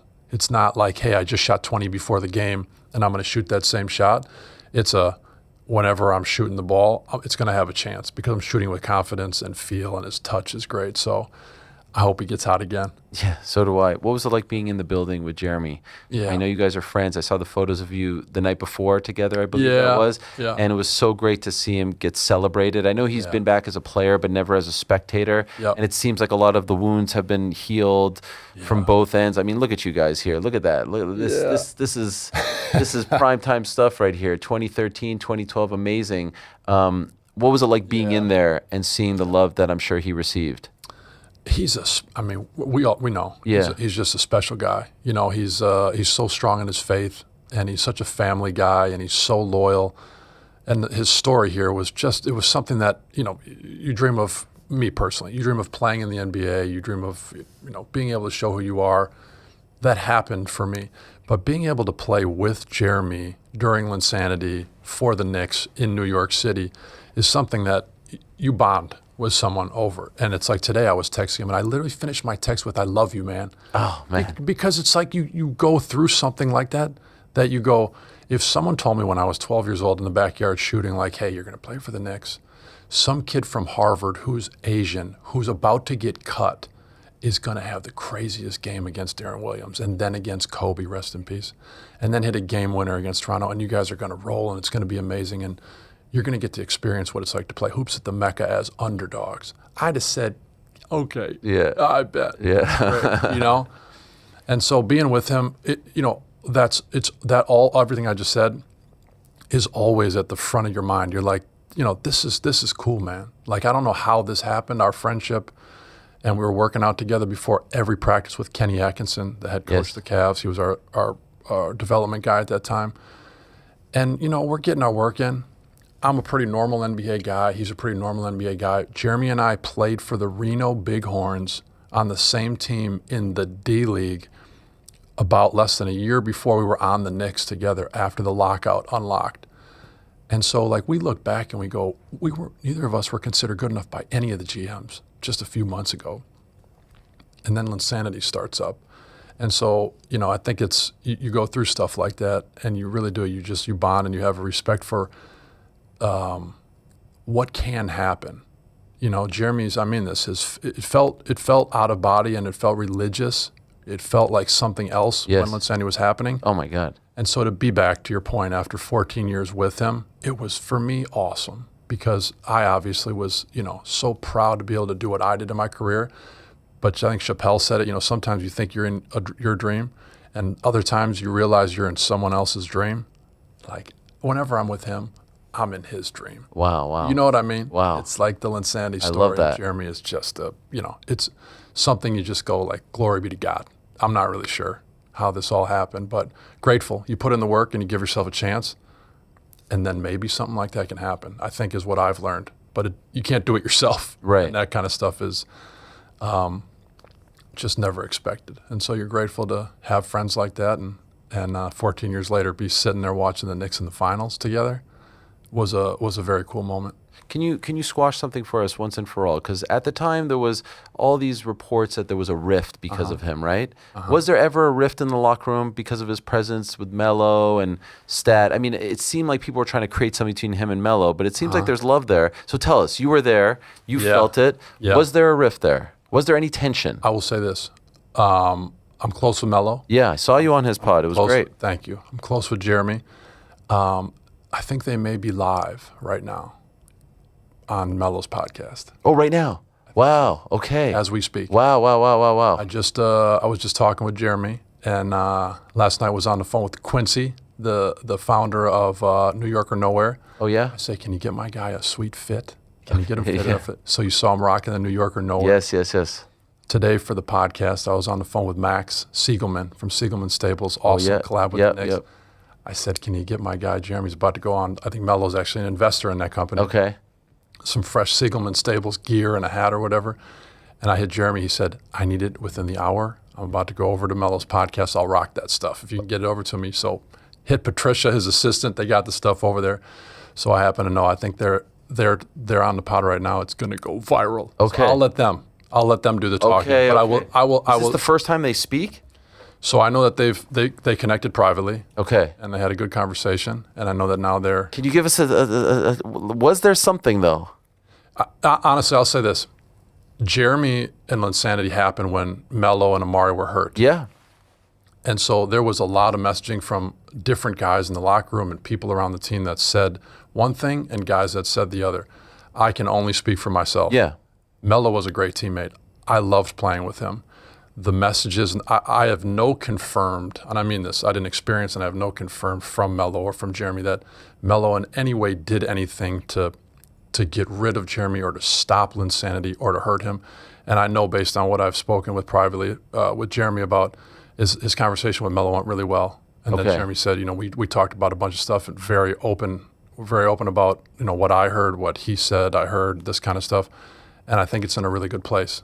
And so I'm happy to hear that. I love Melo. I went to Syracuse. I was there when he won in 2013. I was 2003. in the Final Four too. I remember Marquette. Yes, I remember that. I'm sorry about that. And it was great to hear you guys talk about how you thought that you were going to be Kansas, I do believe. Yeah, it didn't happen. And it didn't work out. That was a great Final Four in retrospect as far as like the people who were involved. Yeah. That 2012 team was great, but the 2013 team, everyone talks about the dark years. We sort of gloss over your 2013 team because it's a nicer story to say like, oh, we were so bad for so long. Right. People forget 54 wins, Atlantic Division title. Yeah. And what was so cool about that team, Jason Kidd, Kurt Thomas, Marcus Camby, Rasheed Wallace, the vets on that team were Pablo Prigioni was a rookie at 35. 35-year-old rookie. He was Jose Alvarado before Jose with the like sneak act in there on the inbound. Loved Pablo, and I know he's an assistant now. Could you tell me like when you think of 2013, what's a fun memory? What an eclectic mix of characters. Yes. I'll never forget that Kurt Thomas game in Utah. Absolutely. I think his last ever game, right? Yeah, I think his foot fell off that game. He gave us everything like that he had left in him.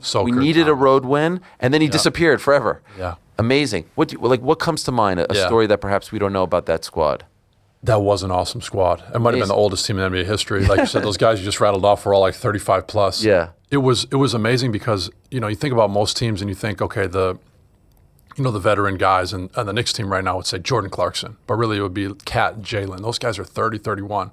Every single guy that you just listed off was so veteran that it was almost like their third coming. And so I thought it was so cool for a guy like Melo and for a guy like Tyson Chandler and for a guy like Amari to have 5, 6, when you're talking about Rasheed Wallace is in your locker room and he's sending text messages and video messages to the guys, I hope it's okay to share, like smoking a blunt. If you're Melo, can you imagine playing in New York City, just the stress and responsibility? But you have Rasheed keeping things in such a good place. You've got a big brother who's keeping it loose and funny. And the first year was Mike D'Antoni in 11-12 for me. Coach Mike Woodson, who I was actually on a FaceTime with at brunch yesterday with World Wide West, saying, Woody, how are you, brother? I miss you. Where are you at? He was just the perfect leader because he had a perfect energy. He would talk big shit to all of us. And then he would he would run down in backs if he would bet on one team to make shots versus another in practice.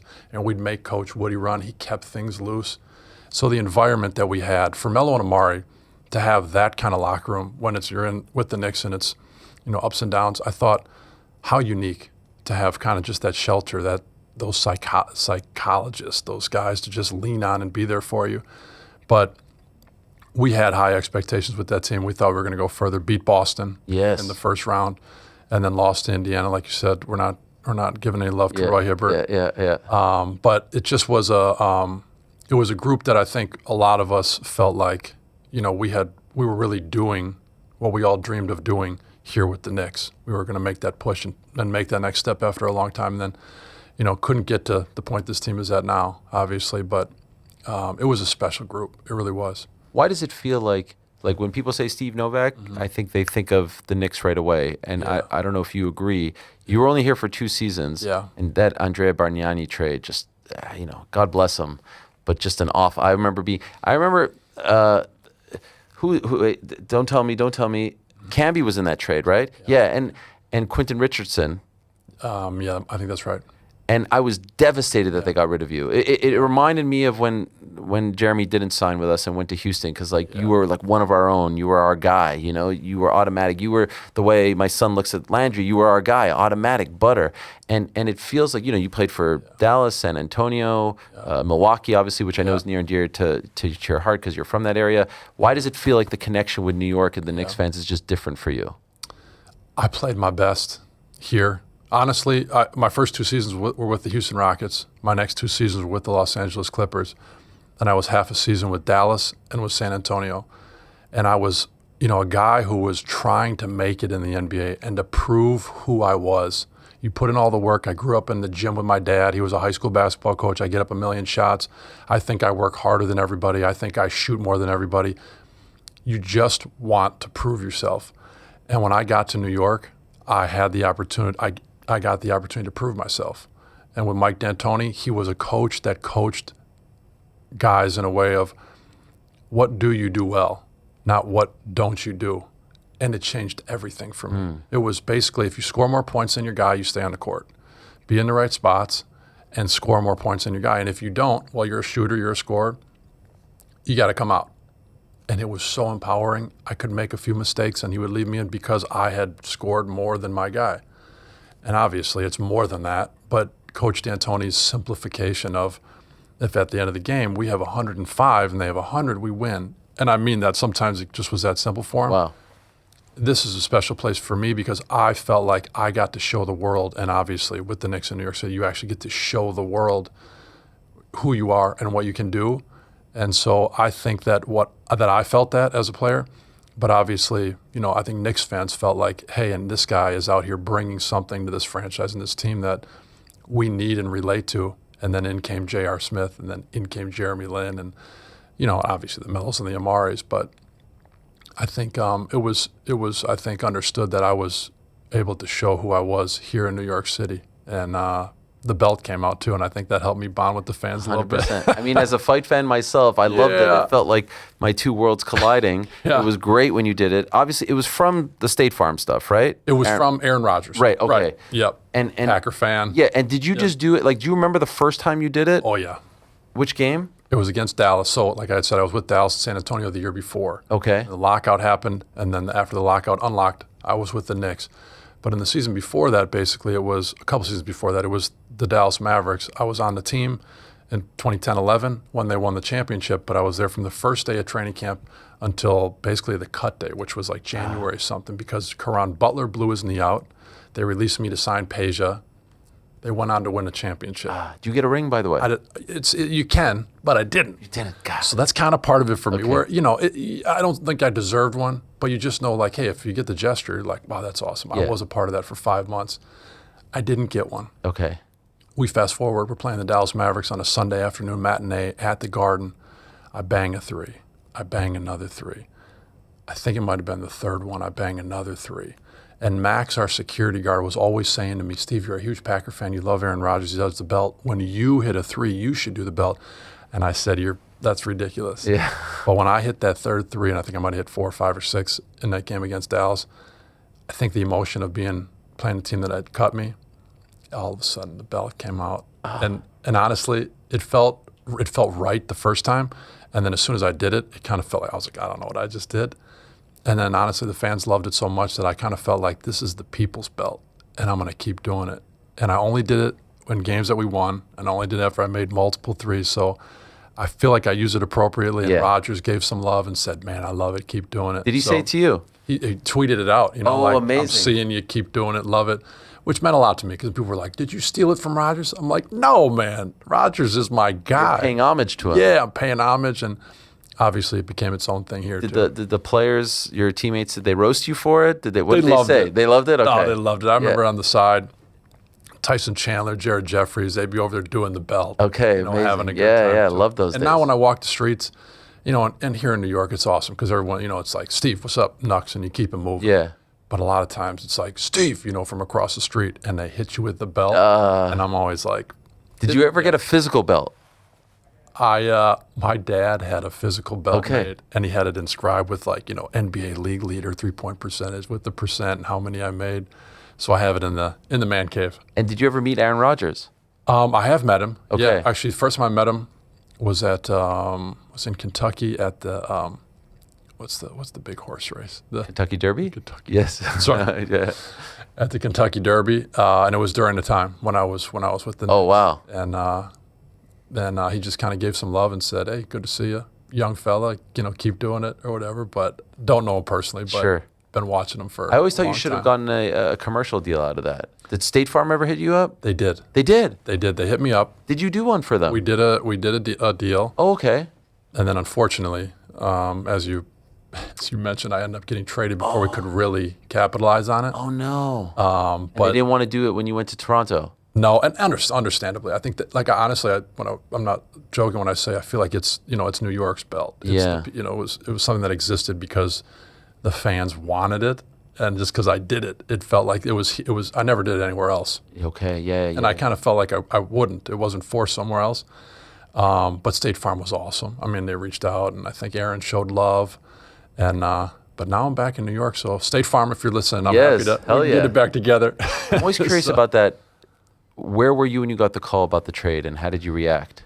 That's a good question. I was at home in Milwaukee, Wisconsin. It was in the summer, Yep. and I was taking a nap, and I woke up, and my phone was just blowing up, and I kind of got the gist of it from reading some of the messages, and I remember this vividly. I actually looked. I had enough info from the messages, and I got up, and I just went for a run. We live right by Lake Michigan. And I knew, I just felt like you said, you were devastated. Yeah. You can only imagine how I felt. This is where I wanted to be. This was home. This was a place that I just couldn't believe, that this was happening here. And all of a sudden I woke up from the nap and it was over. I could see it. And I went for a run and I left my phone at the house. Wow. And about a 45-minute run, and I kind of walked back and just kind of got my thoughts together. And I got back, and the wife was crying, and my agent had called, and the team had called, and it was done from there. Oh my gosh. Yeah, it was. How did you feel? I was just, I knew how special this was. When you're on one-year contracts, non-guaranteed deals, and you haven't proven who you are, what you can do, not only to the NBA world, to myself, and you get the opportunity to do it, and you feel what it's like to be left on the court after you make a few mistakes because what you do is better than that. And then none of that's guaranteed if you go somewhere else. And it ended up probably being the case for me. My best basketball was played here in New York City.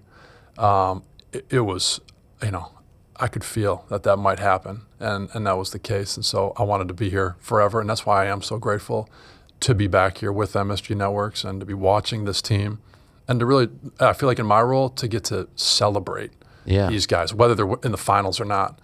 Our team is easy to celebrate when you got guys. And you probably agree with this, you got kiddos, like you're saying. Yeah. There's not a guy on the team you wouldn't have babysit your kids. It sounds like a silly thing to say, but there's a lot of guys you wouldn't. Sure. And I think that just makes this a whole other level of, you get to celebrate who these guys are. And also, it's not, I think, lost that them being like that and them being able to be as good as they've been this year and win 13 games straight in the playoffs before last game. All that has something to do with it, And so it's great to be back. I'm grateful for that. How did this happen, by the way? Because I know you did work in Milwaukee. Yeah. And I think we started to see you on TV here last year. Yeah, Am this I right? was the first season. This was the first season. Yeah. Okay. So how did you end up back? Yeah, it was honestly, this is a place that's always been special to me since I left playing here. And I had done some like MSG PM shows and kind of been a contributor with certain things. And the Knicks, as you know, with Alumni Row and bringing guys back, do a ton of stuff. And so I was doing golf outings and around the guys. And then obviously with Walt Clyde Frazier getting up there in years, he's got a place in St. Croix. Yeah. And God bless him, he wants to enjoy it a little bit every once in a while. And so there was a conversation started about, when Walt Clyde wants to go, be 80 plus years old and go enjoy himself for a week, would you be willing to come and do games with some guy named Mike Breen? And I said, for a guy in my position, you want to get better at what you're doing and learn and be with someone who can elevate you, a lot like Coach D'Antoni my first year, and I mean that. To work with Mike Breen is again, it's like insanity. You go like, I would love to broadcast. I'd love to do a great job. I'd love to be in important games. But I get to sit by the guy who's doing NBA Finals games and learn from him. And the feedback he gives me, it's like the things he says, you don't go, I wonder if he's right. I wonder if he's being genuine. Like, this is Mike Bang Breen. Mm-hmm. And so we go to dinner. He's just a great man. I saw his kids last night at the game. You should have seen the sparkle in their eye. Their dad's calling a finals game at the Garden. And so Are you nervous? Together. Are you nervous next to him in those early games? Like when you're the first actually. Two, like you're sitting there next to a living legend. Yeah. Yes and no. Yes, because I feel like even in every NBA game I was nervous. I feel like I was always taught, from my dad and from my other coaches, that having that fear is just such a healthy thing. It helps you be sharp. It helps you be locked in a good way. Not nervous because I was with Mike. Almost I was less nervous because I was with Mike, because before the game, the first game that we did, he sits with me and he says, this is great. He says to me, I've worked with other people and they say like, hey, if I say foul on Jordan Clarkson, and it wasn't on Jordan, it was on Jalen, just be careful, don't correct me. Don't make me look bad on TV, which of course is a thing. You don't want to make someone look bad. First thing Mike says to me, we're having coffee at brunch in the hotel. He says, if I ever say something, more like a take, hey, boy, that was really a travel right there. I want you to disagree with me. I want you to say what you feel. You've been through a bunch of stuff different than I have. You see the game different than I do. Don't go at me. Don't be a jerk. But if you see something different and you disagree, say it. It's what the people, that's what they want to hear. And that's what we're both here for. If you don't think that puts you at hey, be yourself. If you think I say something and I'm a legend, my name is Mike Breen, and you disagree, I want you to say it. And I thought, man, how awesome is that?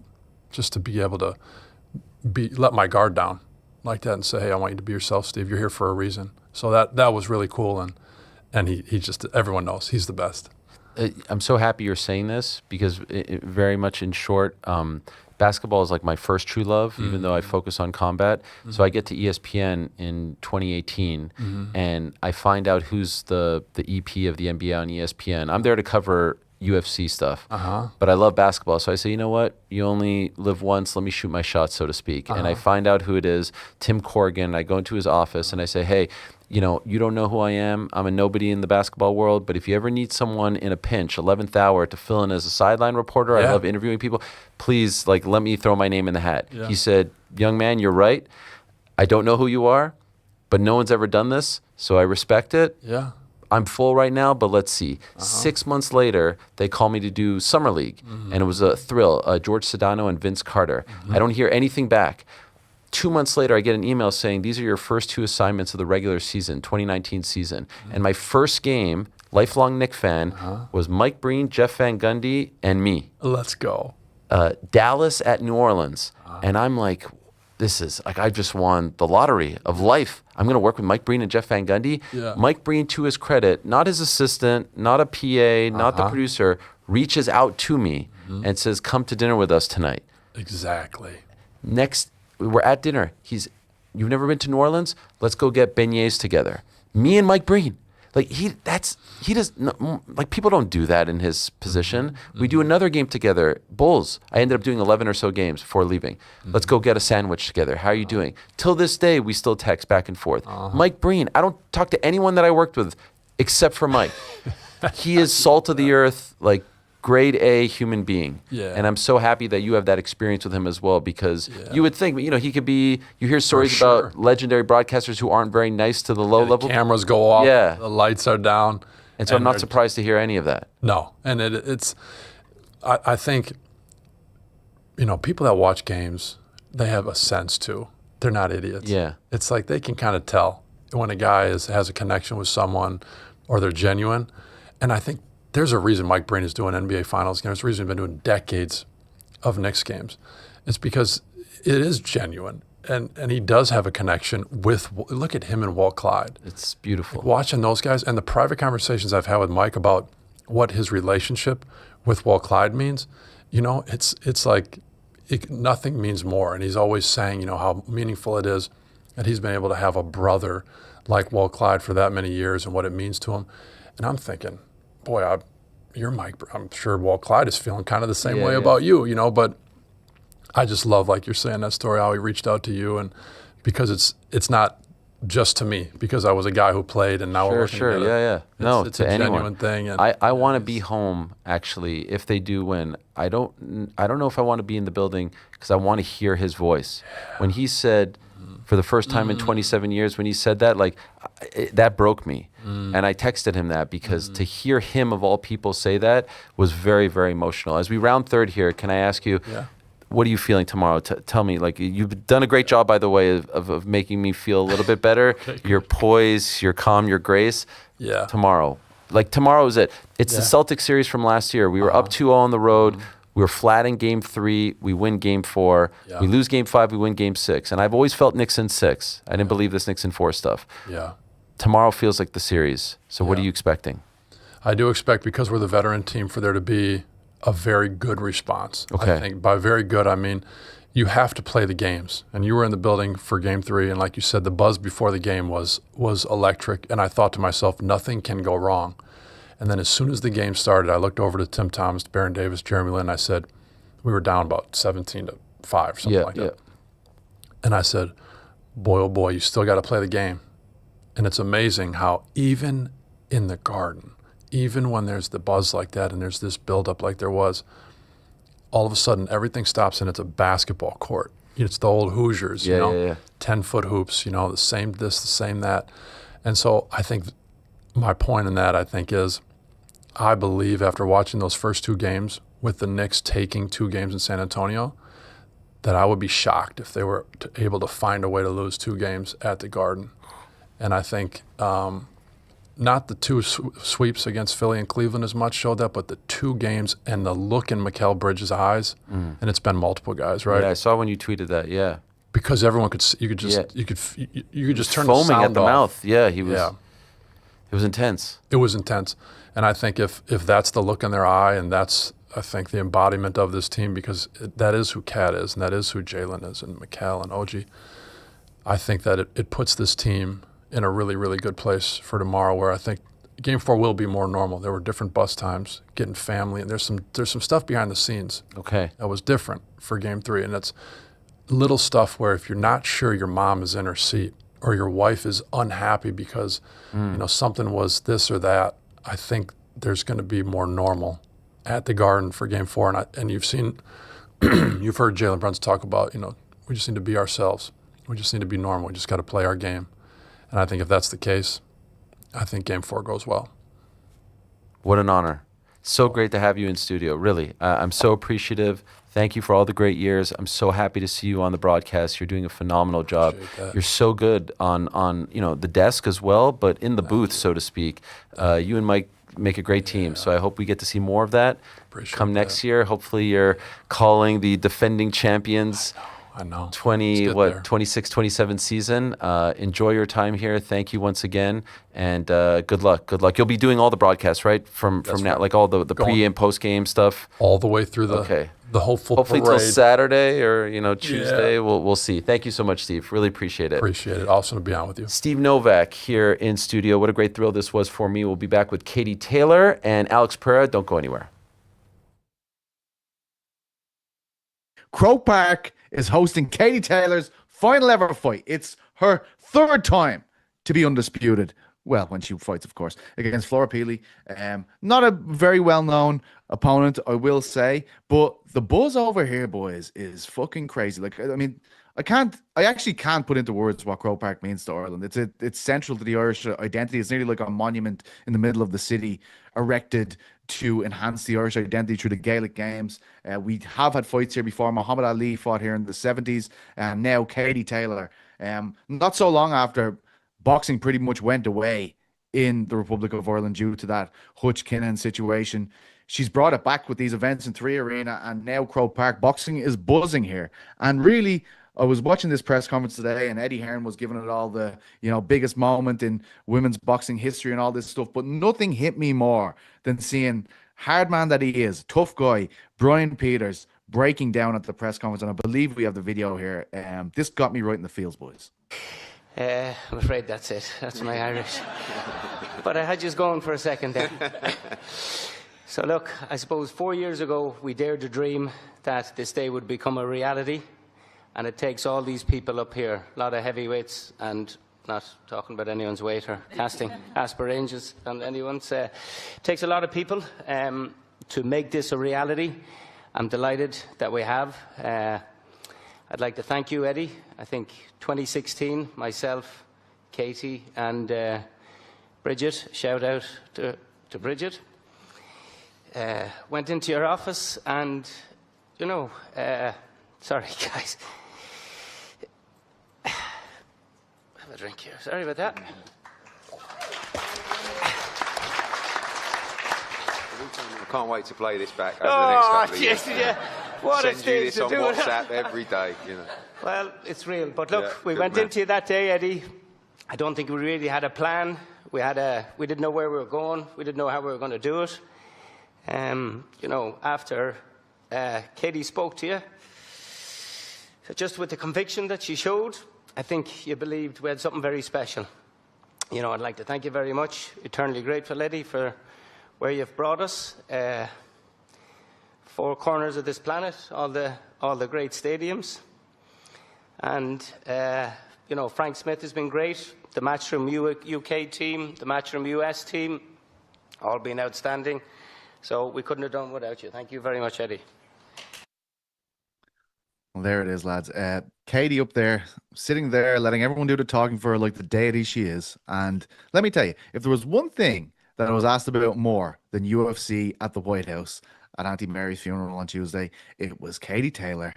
Is this going to happen? We're all going to go. Everybody, every fucking person I've spoke to is like, we're going. I don't give a shit how much it costs. But here's the thing.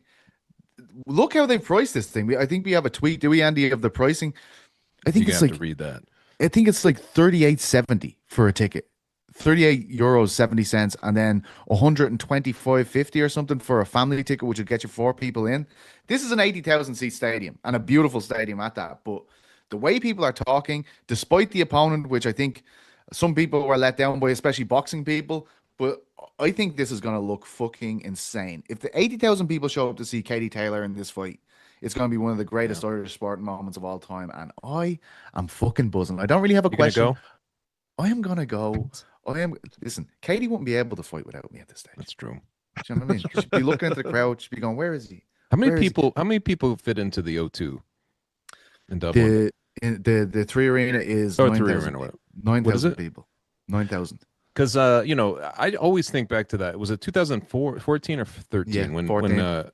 When Conor fought there? And I never really have like the FOMO thing, like of watching UFC, but that was the one time where I was like, man, I wish I could be in that building. It was just so different, so electric that you could feel it coming off of the telecast and just the way the fans were and all that stuff. It was one of those rare events. All right, that was amazing. I hope you enjoyed that. I certainly did. Steve Novak in studio. What a time to be alive. We move along now and say hello to our next guest. We have been talking about her and her great career, her legendary career for so many years. And I said it online late last week when all the news came out. I don't know if there's been a greater ambassador for the sport of boxing and, dare I say, combat sports. And I'm not just talking about an ambassador for the great country of Ireland. I'm talking about an ambassador, period, who has done things the right way. And so no one deserves this moment. No one deserves what's about to transpire on the 5th of September more than her. Finally, that fight at Croke Park that we've been hearing about for so many years, it is going to happen. And Katie Taylor is the only one that it needed to happen for. And it's happening finally in, 3 months' time. She's kind enough to join us for a few minutes now to talk about it all. Is she there? There she is. Hello, Katie. Hey, how are Ariel. you? Hey, how's it going, Ariel? It's great to see you. It's great to see you as well. Congratulations on this. Can I ask, how exhausted are you? Because I know you've done an unbelievable media tour, and I think I'm at the end of the tour. That's why I'm saving the best for last. It's been a crazy 4 days with the announcement of this fight, but it's been an amazing few days as well. The buzz and the excitement around the place has been so real, and I can't believe that we actually got this over the line. And you've seen how emotionally, but anyway, Eddie's here beside me. Right, not Eddie. And you're picking on me a bit now, Ariel.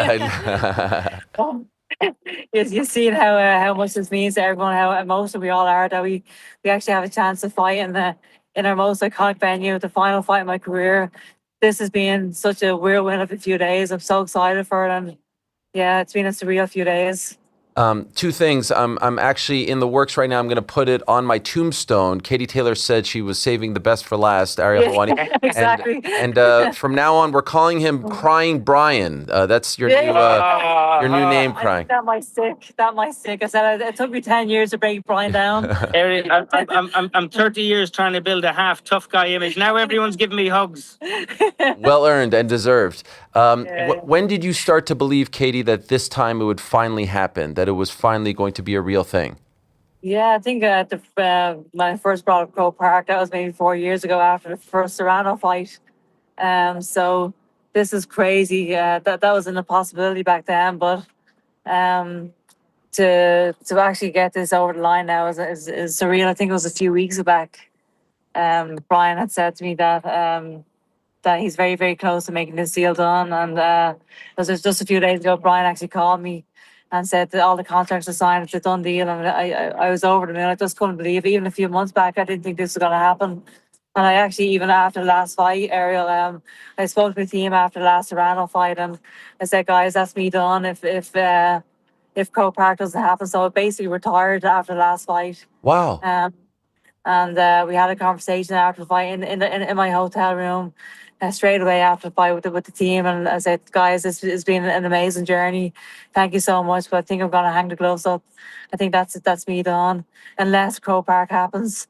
And so, and the reason I didn't announce my retirement is because I was clinging on to a bit of hope that Croke Park was actually going to happen. And here we are. Wow. So if this doesn't come to fruition at some point, like if by the end of this year it didn't happen, you were done?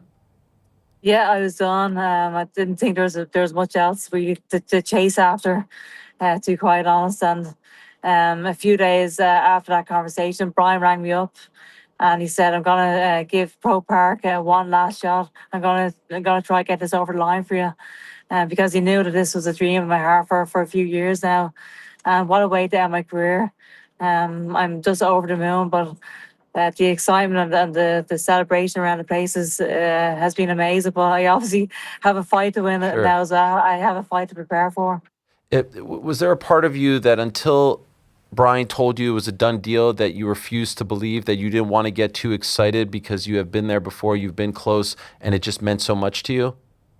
Yeah, exactly. And that's I didn't really know what was going on even a few weeks ago with all the negotiations. Even a few weeks ago, I wasn't sure whether we were going to do this. And I think Brian didn't want to tell me too much because he didn't want to get my hopes up as well. So to get that phone call from him just a few days ago, I was like, oh my gosh, are you serious, Brian? This is crazy. And so, yeah, it's been a whirlwind of a few days.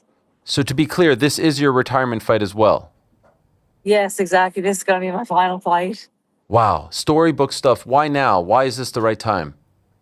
I had to, like I said, after the last fight, I didn't think there was much to chase after. I achieved my dream of becoming an Olympic champion. I headlined MSG on a couple of occasions. I headlined here in Dublin on a couple of occasions as well. And to end my career, this could be the pinnacle, and I think this could be possibly the most iconic moment of my whole career. I also have a chance of becoming a 3-time undisputed champion in this fight as well. So this is really, I'm living beyond my dreams at this stage. And so when you talk about Croke Park, when other sports people from Ireland talk about Croke Park, we see how much it means. But can you explain to us who don't live in Ireland, who didn't grow up hearing about Croke Park, why does this venue mean so much to you? Why is it such a big deal? Yeah. Well, this is such an iconic stadium. There's so much history involved with Croke Park. If you cut an Irish person open, they'll probably bleed at Croke Park. We're so proud of it. This is where our national sport is actually played. And just the history in the place is very, very special. So this is, in my opinion, the most amazing stadium in the world. Well, obviously from an Irish person, I would say that, but this is crazy. That's why it was so difficult over the past few years to actually get this over the line, because of the history behind the stadium. They don't just let anybody perform here. Yeah. This is their national stadium, so This is a very, very special. And the last person to fight there, it was actually Muhammad Ali in 1972. So to follow in the greatest of all time's footsteps is very, very special. And actually, earlier on today, I actually met a man named Paddy Doherty, who was actually the last person who fought at Croke Park. He actually fought on the after Muhammad Ali on the night. So having the privilege of sitting down with Paddy Doherty, and hearing his stories of Muhammad Ali and hearing his stories of Croke Park was just a history in itself. Wow. That gave me chills. Fitting that the greatest female fighter of all time would fall in the footsteps of the greatest of all time on the men's side. And I know you hate when people say that about you, but I do believe that it is the truth. Can I ask about the journey to get to Flora Peely? You mentioned being a 3-time undisputed champion, and I understand how much that means to you, but fair to say maybe not a household name as far as women's boxing is concerned. Were there other names that you considered that maybe had a bigger sort of stature to them? Yeah, no, absolutely. But this obviously made sense, and she is the IBO champion. She's undefeated. She's also the number one challenger for the WBC title. So, I actually have a chance here to end my career as a 3-time undisputed champion because of that. So this made perfectly good sense. And she is a real opponent. She's a real live opponent. She's a huge challenge. And I wanted the real opponent for my last fight. I didn't want to end my career with just some testimonial fight. I wanted a real fight, and we definitely have it in Flora Peely, even though she might not be a household name or anything, but she's a very, very good fighter, a young and hungry fighter, and she's coming to upset me on that night. She's coming to win, and so I have to be ready for it. Is in your mind this an opportunity to right the wrong of a few years ago with Chantel Cameron? Because I remember how emotionally charged that night was, how much it meant to you to fight at the 3 Arena, and how devastated you were afterwards. You get this moment now at Croke Park to almost have the homecoming that you really wanted for that one, but at the venue that you truly wanted. Do you view it as a chance to right that wrong from a few years ago? Well, I feel like I righted that wrong in the next fight against Chantel. I did avenge that loss very, very well, but I definitely learned from that first fight, though, because I cannot get too emotional stepping into the ring on September 5th. I have to definitely control my emotions and just focus on the actual fight. This is going to be a monumental moment in Irish sporting history. There's going to be a night of world-class boxing. It's going to be packed. It's going to just seeing the tricolours, just hearing the chants of ole, ole, ole again, just one last time. And on my final walk to the ring as well. This is going to be an emotional night, but I have to control my emotions together this time because I have a fight to win. And have you thought about what life is like after boxing? It has been such a big part of your life. The idea of being done, the music stopping, so to speak, is that a daunting thought for you? It's definitely not really a daunting thought or a daunting thought. I think my whole life has been one big training camp. I've been training pretty much full time since I was 15 or 16 years of age. I was preparing for the Olympic Games and preparing for these amateur competitions, and obviously these last 10 years as a pro. So I'm definitely looking forward to this next chapter of my life as well. I'm not going to be one of those fighters who comes in and out of retirement. Once I retire, I will definitely retire. But I'm definitely looking forward to not getting punched again and just enjoying the fruits of my labour. Do you think you'll stick around in the sport? Coach, train, something like that? I think so. I think there's definitely going to be plenty of opportunities. I think it would be strange for me not to be involved in boxing in some way, shape or form. So I think I will be involved in some way, but we'll see what happens. Yeah, you have plenty of time to think about that. I understand you've been doing a lot. You're drained. I don't want to keep you much longer, so I really do appreciate you giving us some time. I promised your manager that I would keep you for a short amount of time, and I want to stay true to my word. I'm so happy for you, Katie. Thank you so much. Congratulations on this moment. And good luck in training. And this is for Brian. If he needs any, we have some for him, okay? So you need tissues, Brian? He's right here. Brian, I've got some tissues for you, my friend, all right? That was a low one now. There's no need for that. No need for that. Brian likes to take the piss, Brian, so it's fun to do the same for him. Yeah, well, look. That's great. You're some piece of work there. Guys, thank you so much. Congratulations and good luck to you. Yeah, thank you. All the best. There she is, the great Katie Taylor. Yeah, her manager, Brian Peters, is a great guy. He's some kind of piss, as we like to say. And so when I saw him crying up there, I took the opportunity to give him a hard time. In fact, we do have that clip. I think we still have that clip, right, from yesterday? We don't have it? Okay. I have it in the thing here. No? I have it in the thing from Connor. Who's the chat? I'm sorry, brother. I didn't get dropped back then. Okay. No, but it was right there. It's on me. It's on me. Moment with her coach getting... Imagine I would have done the pip there. I know. I give a shit, so give us a fucking answer. Baldy. Re-ask Jordan to drop it in. Maybe it was Josh got it yesterday. Okay. Needed to do the re-ask to get the... I see. Moment. You know what, Connor? I'll take the L on this one. This is my fault, Nope, Hitch. I should have asked. There was actually a moment pre-show that I was like, I got to ask Jordan. Drop that in. This is great. I like all the sort of Actually, you know what, Connor? This isn't on us. Who's it on? Frank. Frank? He doesn't even know we're talking about him. No, I'm taking it. I'm taking the L here. That's fine. Thank God I didn't do Pip. Could you imagine? Guys, it was me. Wow. I did it. If you had done Pip, I think she would have left the interview. Shut the fuck up and watch the fights. Yeah. Could you imagine? It would have been. It was me. I fucked it. Could you imagine? Could you imagine what that scene is? You guys pulling up? I'm so down. Shit. I am so down. Are you kidding me? Oh yeah. Actually, though, are we pulling up? Because I'm down. I'm trying to figure it out. I'm imagining Pizzi is so. Maybe Imagine we're doing crack live from Croke Park. It almost fight, feels right? like you have to, right? Gotta be a thing, right? Yeah, I feel like you gotta. I mean, anyone have an in with Aer Lingus? I hear she's working with them, Katie right? Taylor has an in. Yeah, that's right. I was gonna ask. I was gonna be cheeky and be like, remember when? Oh, there it is. Is Aer Lingus the number one? What's the other one? Oh, Ryanair. Which is the one on Twitter that always like Ryanair. Ryanair, yeah. They're major like all throughout Europe, whereas Aer Lingus is just it's just more focused on Ireland. Okay, I think was it Aer Lingus, Becky Lynch's mom? I think Becky Lynch's mom was a stewardess. Yes. Or what is it? What is the word? Stewardess or flight attendant? Which is the dated one? Flight attendant.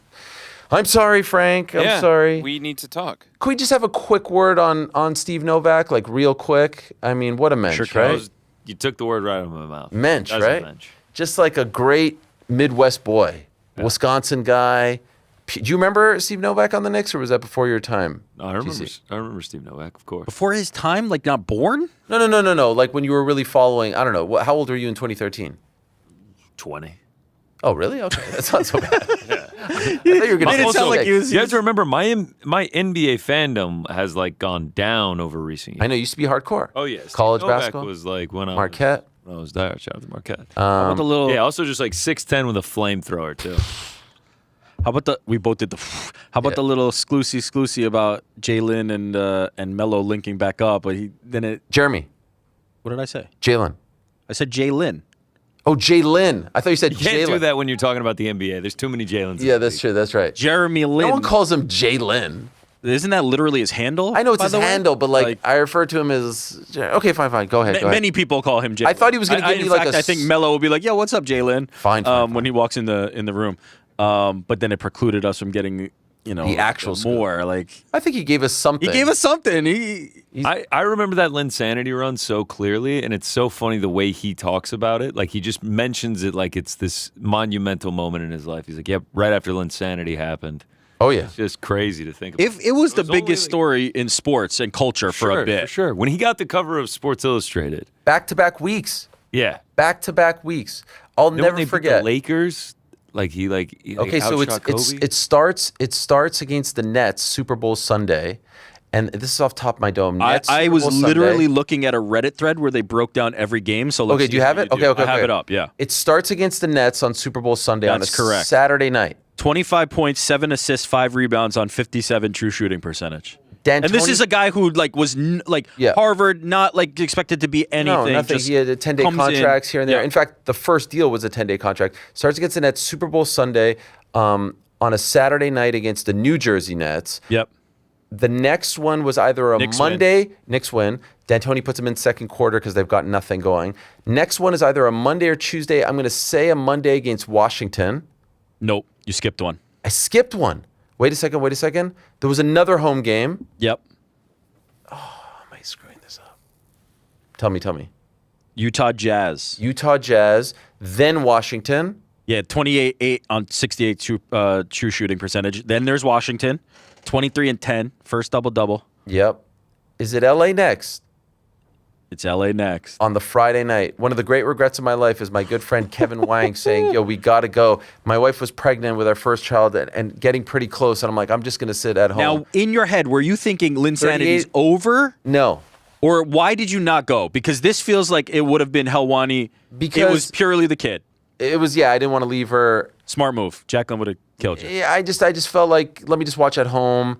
And honestly, I'm more inclined these days to go because I have kids. Back then, I was just happy. It would have just been selfish. You may remember this. MSG had an issue with Time Warner Cable. Do you remember Yes. in the midst of all of this? They used to have it frequently, but yes, during the time they had it. In the midst of all this, we couldn't get some of the games. So it's Kobe. Okay, but 38 and 10? 38, 7, 4, and 2. Yeah, crazy, man. Crazy. This is like the coming out party. That's like the big one. And that was Friday night. And then we get to, oh my God, are you actually like reeling these off? This is great. So that was Friday night. Yeah. There's another game there. Next night, back to back. Yep. We're not at Toronto yet because I remember Toronto vividly. You're doing great, man. Is it Dallas? Minnesota. 20-8. At some point, J.R. Smith joins the team, and I think that was against Dallas on a Sunday afternoon. Is the next one Toronto? The next one's Toronto. Toronto, I'm in. So Valentine's Day. Valentine's Day. Toronto, I'm in Omaha, Nebraska for Diego Sanchez versus Jake Ellenberger. the next night, and I'm watching it on my computer. And actually, funny story about Toronto. When you're or Nebraska, like freaking Nebraska, when you're like out and about with you're working on the broadcast team. People go out for dinner and whatnot, and someone invited me to go out for dinner. Like, oh, come out for dinner. Octagon girls are going to be there. Bruce Buffer is going to be there. Like, it's like a big gathering of sorts. Valentine's Day, we're going to have fun. I declined so I can watch Knicks Raptors in my hotel room on a stream. On a crappy computer, like this is 2012, right? Like the computers I wasn't rocking this bad boy. And he hits that three, top of the 3-point line there, and you just knew he was going to hit it. Game-winning jumper, yeah. You just knew. And I'll never forget the pop of the crowd because Toronto's there's a massive Asian population there.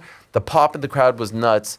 And all right, so we're now 6 games deep into this at this point now. What are you thinking it was about? insane, man. It was insane. It was back-to-back Sports Illustrateds when that meant something. We had not won a playoff series at that point since 2000.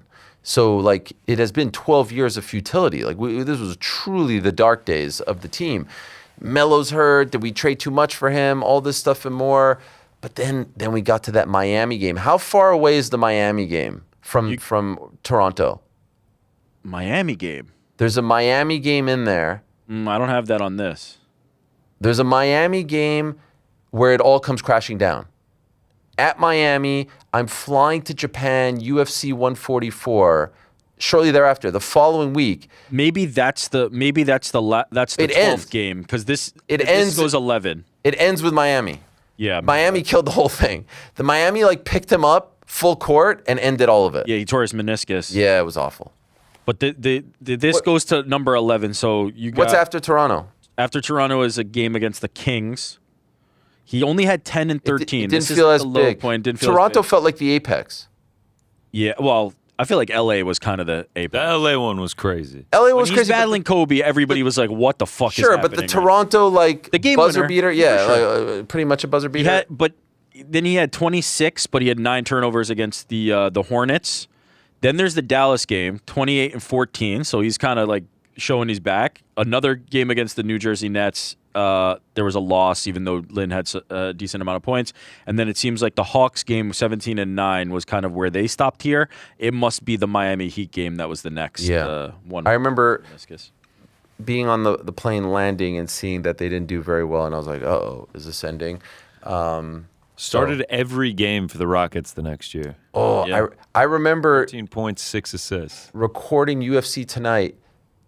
July of that year, and the whole thing about like where the Rockets wanted to hand the Knicks the offer and they had to match it, and there were reports in Summer League where the Knicks brass were like trying to avoid the Rockets, like they were trying to hide from them, so they couldn't get the. And weren't these the two like poison pill offers, right? Yes. It was. Yes. Well, who was it? Omar Ashik. Who was the other one? There was two that the Rockets went after. There was another one. One. It was a center. Yeah. One was Lynn, Jeremy Lin, and one was. Was it Omar Ashik? Who was the poison pill? I don't remember. But either yes, way, they were front loaded, so and that the teams could not match them, so that they could. Steal. And that felt It was devastating. Omar Ashik, says on Air Jordan. Love it. That felt devastating because it was like the first time in forever that we had some like real hope, and then he went away. But lo and behold, 2013 team was the team that we were just talking about, 54 wins, and that was a very fun team too. Sandy Hook happened at the beginning of the year. And Jason Kidd and Rashid and Kurt Thomas and Marcus Camby, they brought back all the old guys, but it was kind of a faulty, team because all those dudes were too old. Is this year's playoff run the best thing as a Knicks fan since Linsanity? Is Linsanity the last time you felt this way? What is that's it? wrong. It kind of annoys me when people do that sort of thing. Like I saw people today say tomorrow's game is the most important game since Game 7 of the '94 Finals, and I'm like, guys, like.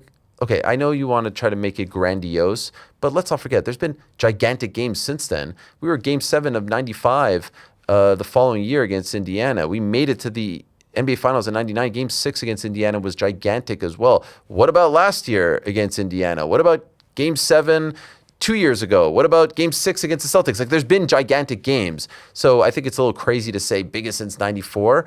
No, man, like, Celtics.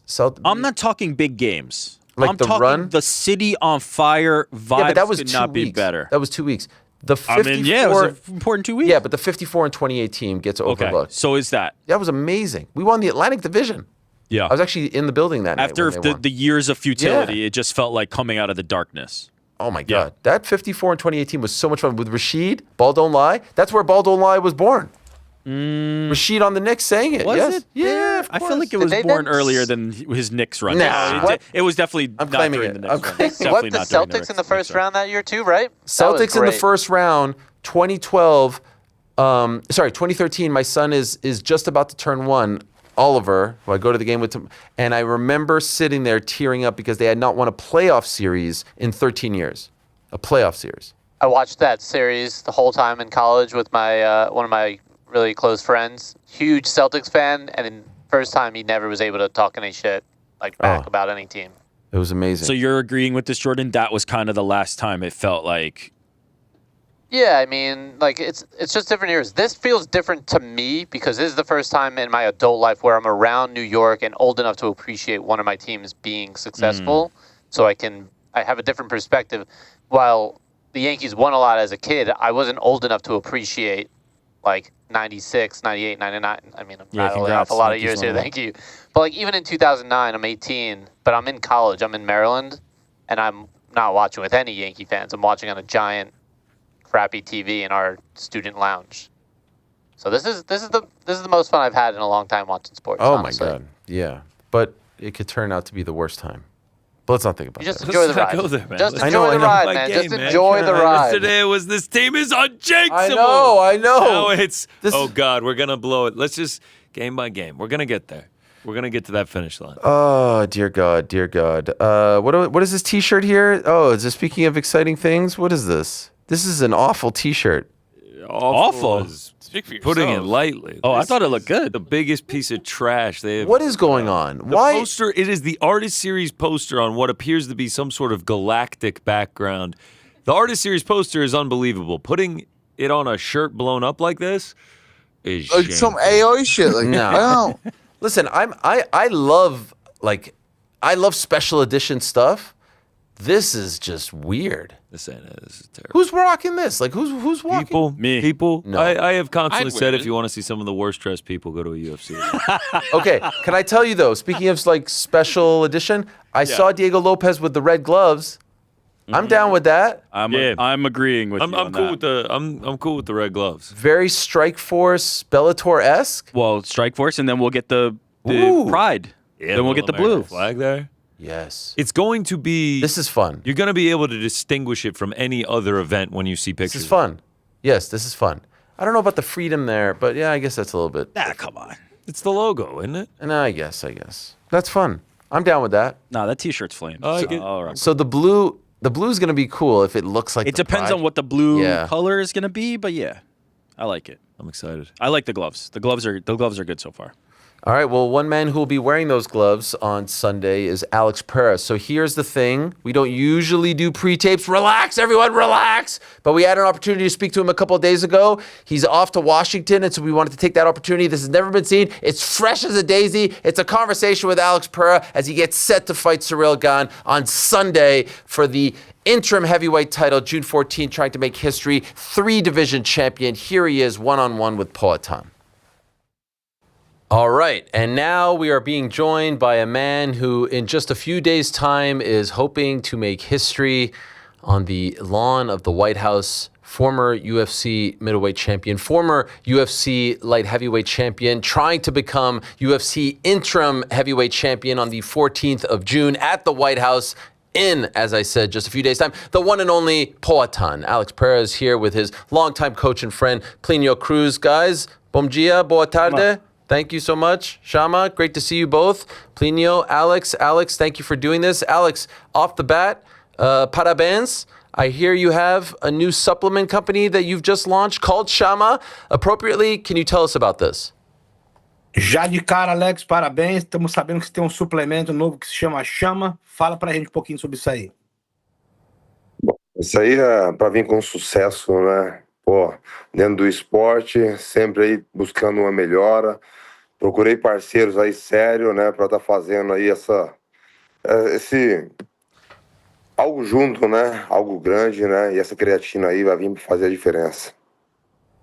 Well, I'm always doing things for better of the sport. I always wanted to have a supplement, so I look at people that are very serious, very good, and then my creatine called Shama came here to change the sport and make the difference. Okay, yes, so there it is, creatine and HMB supplement. I know this is the hot thing. Do you think I should use this, Alex? Do you think I could use a little bit of creatine in my life? I've been working out, but maybe I need more gain. Look at that. You think I need that, Alex? What do you think? O Ariel falou, pô, acho que até, você acha que ele deveria tomar essa creatina aí também, que ele tá treinando agora, né, tá tentando ficar mais fortinho. Não, com certeza, isso aí é para todo o público, a galera que treina aí, para ter uma qualidade de vida melhor, atleta de alto rendimento. Vocês vão ver aí, o pessoal vai ver a diferença que isso vai fazer nos treinamentos e, pô, todo mundo vai procurar, eu tenho certeza, estou muito animado com isso. Todo o público, todos os desportistas, jogadores de futebol, basquetebol, tênis, natação, lutador, pô, é um produto assim que aprovado, né? Todo mundo sabe como é rigoroso, né? Os testes aí do UFC e, pô, então é algo seguro e algo muito bom. Eu tô muito feliz, tô muito animado, pô, de trazer isso para vocês.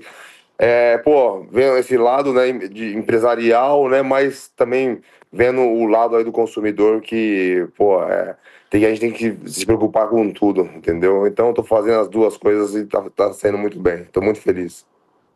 I think not only in sports, but for lifestyle, for anybody in life, those supplements are good.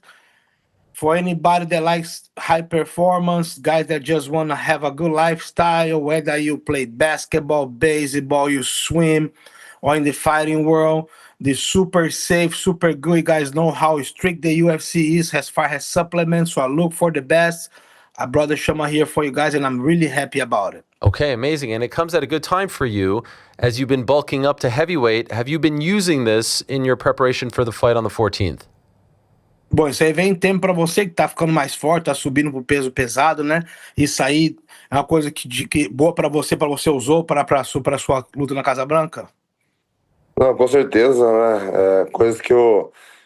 Assim, quando eu comecei a treinar, eu não tinha condições, né, de, tá adquirindo suplementos, né, contando assim desde o início, né? Então depois a gente veio, praticamente depois quando entrou no UFC, aonde eu tive mais a oportunidade, né, de estar utilizando, né, alguns tipos de suplementos, e aí eu queria fazer algo grande E para estar assim ajudando, né, os atletas e, pô, isso aí veio com tudo, né, essa ideia e, pô, a gente tá muito animado e, pô, uma coisa é eu falar, né, o produto é meu, uma coisa é eu falar, mas vocês vão ver muito feedbacks aí de pessoas importantes falando, né, sobre o produto. Eu vou deixar para essas pessoas falar mais do produto.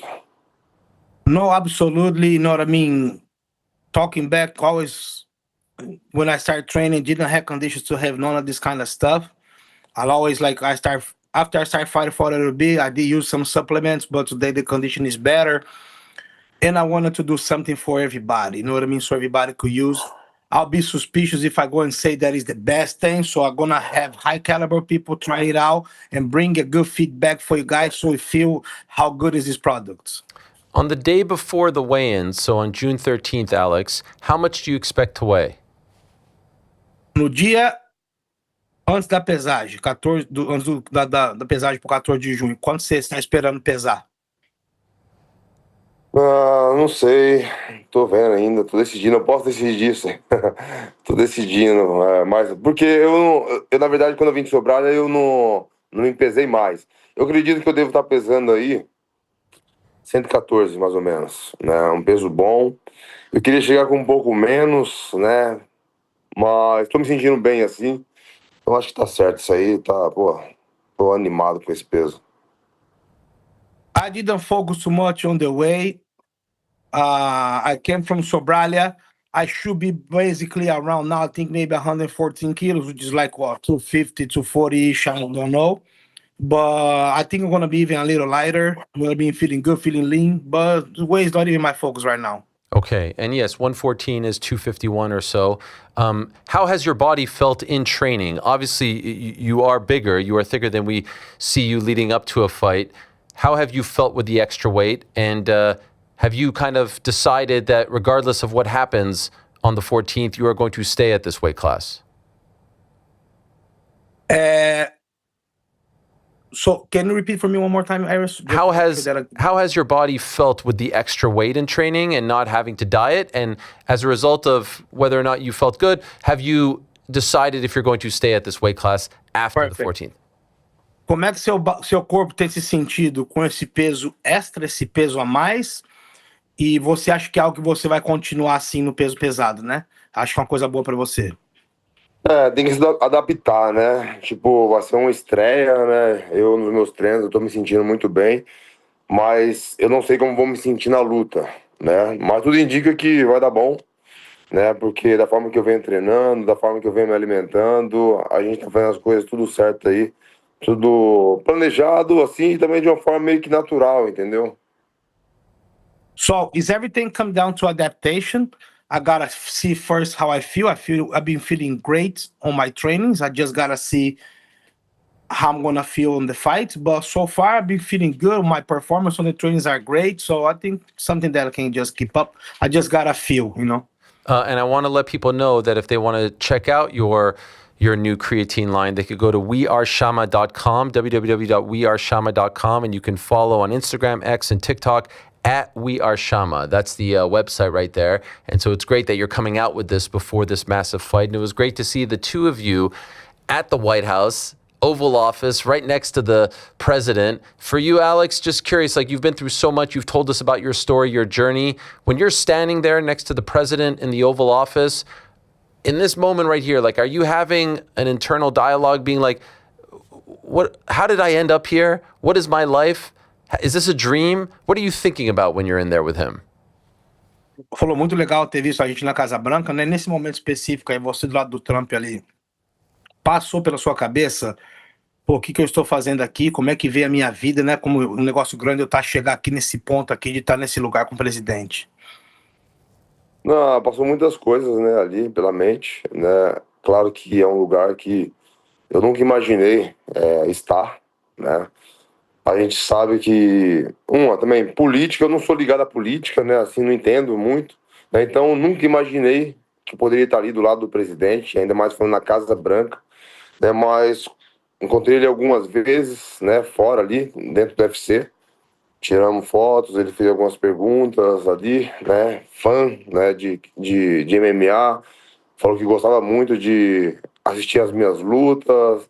E, pô, tá ali foi muito especial, porque, na verdade, nem todo mundo ali que fazia parte do card tava, né? Seria as duas lutas ali principais. Então, me senti ali especial também, mas é algo que eu nunca imaginei.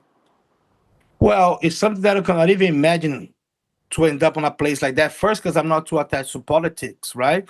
But also in something so special like that to be in the White House. And I know even many other fighters on the card will not be able, on the same card, will not be able to be there, not being standing next to a president.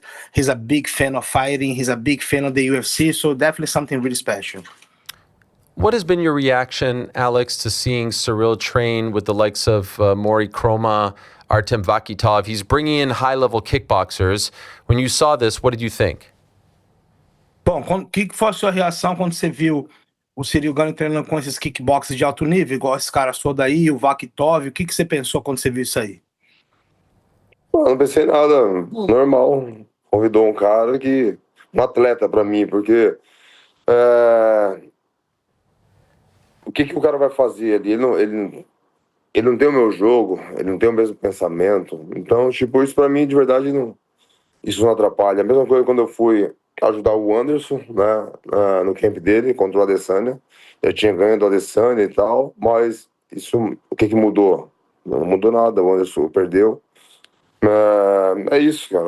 Pô, acho é mais um corpo ali, entendeu? Mais um material humano ali ajudando, né, o adversário. Well, for me, it doesn't mean anything. You know what I mean? Just another athlete, another fighter that he brought in for a camp. None of these guys have my game. None of these guys fight like I do.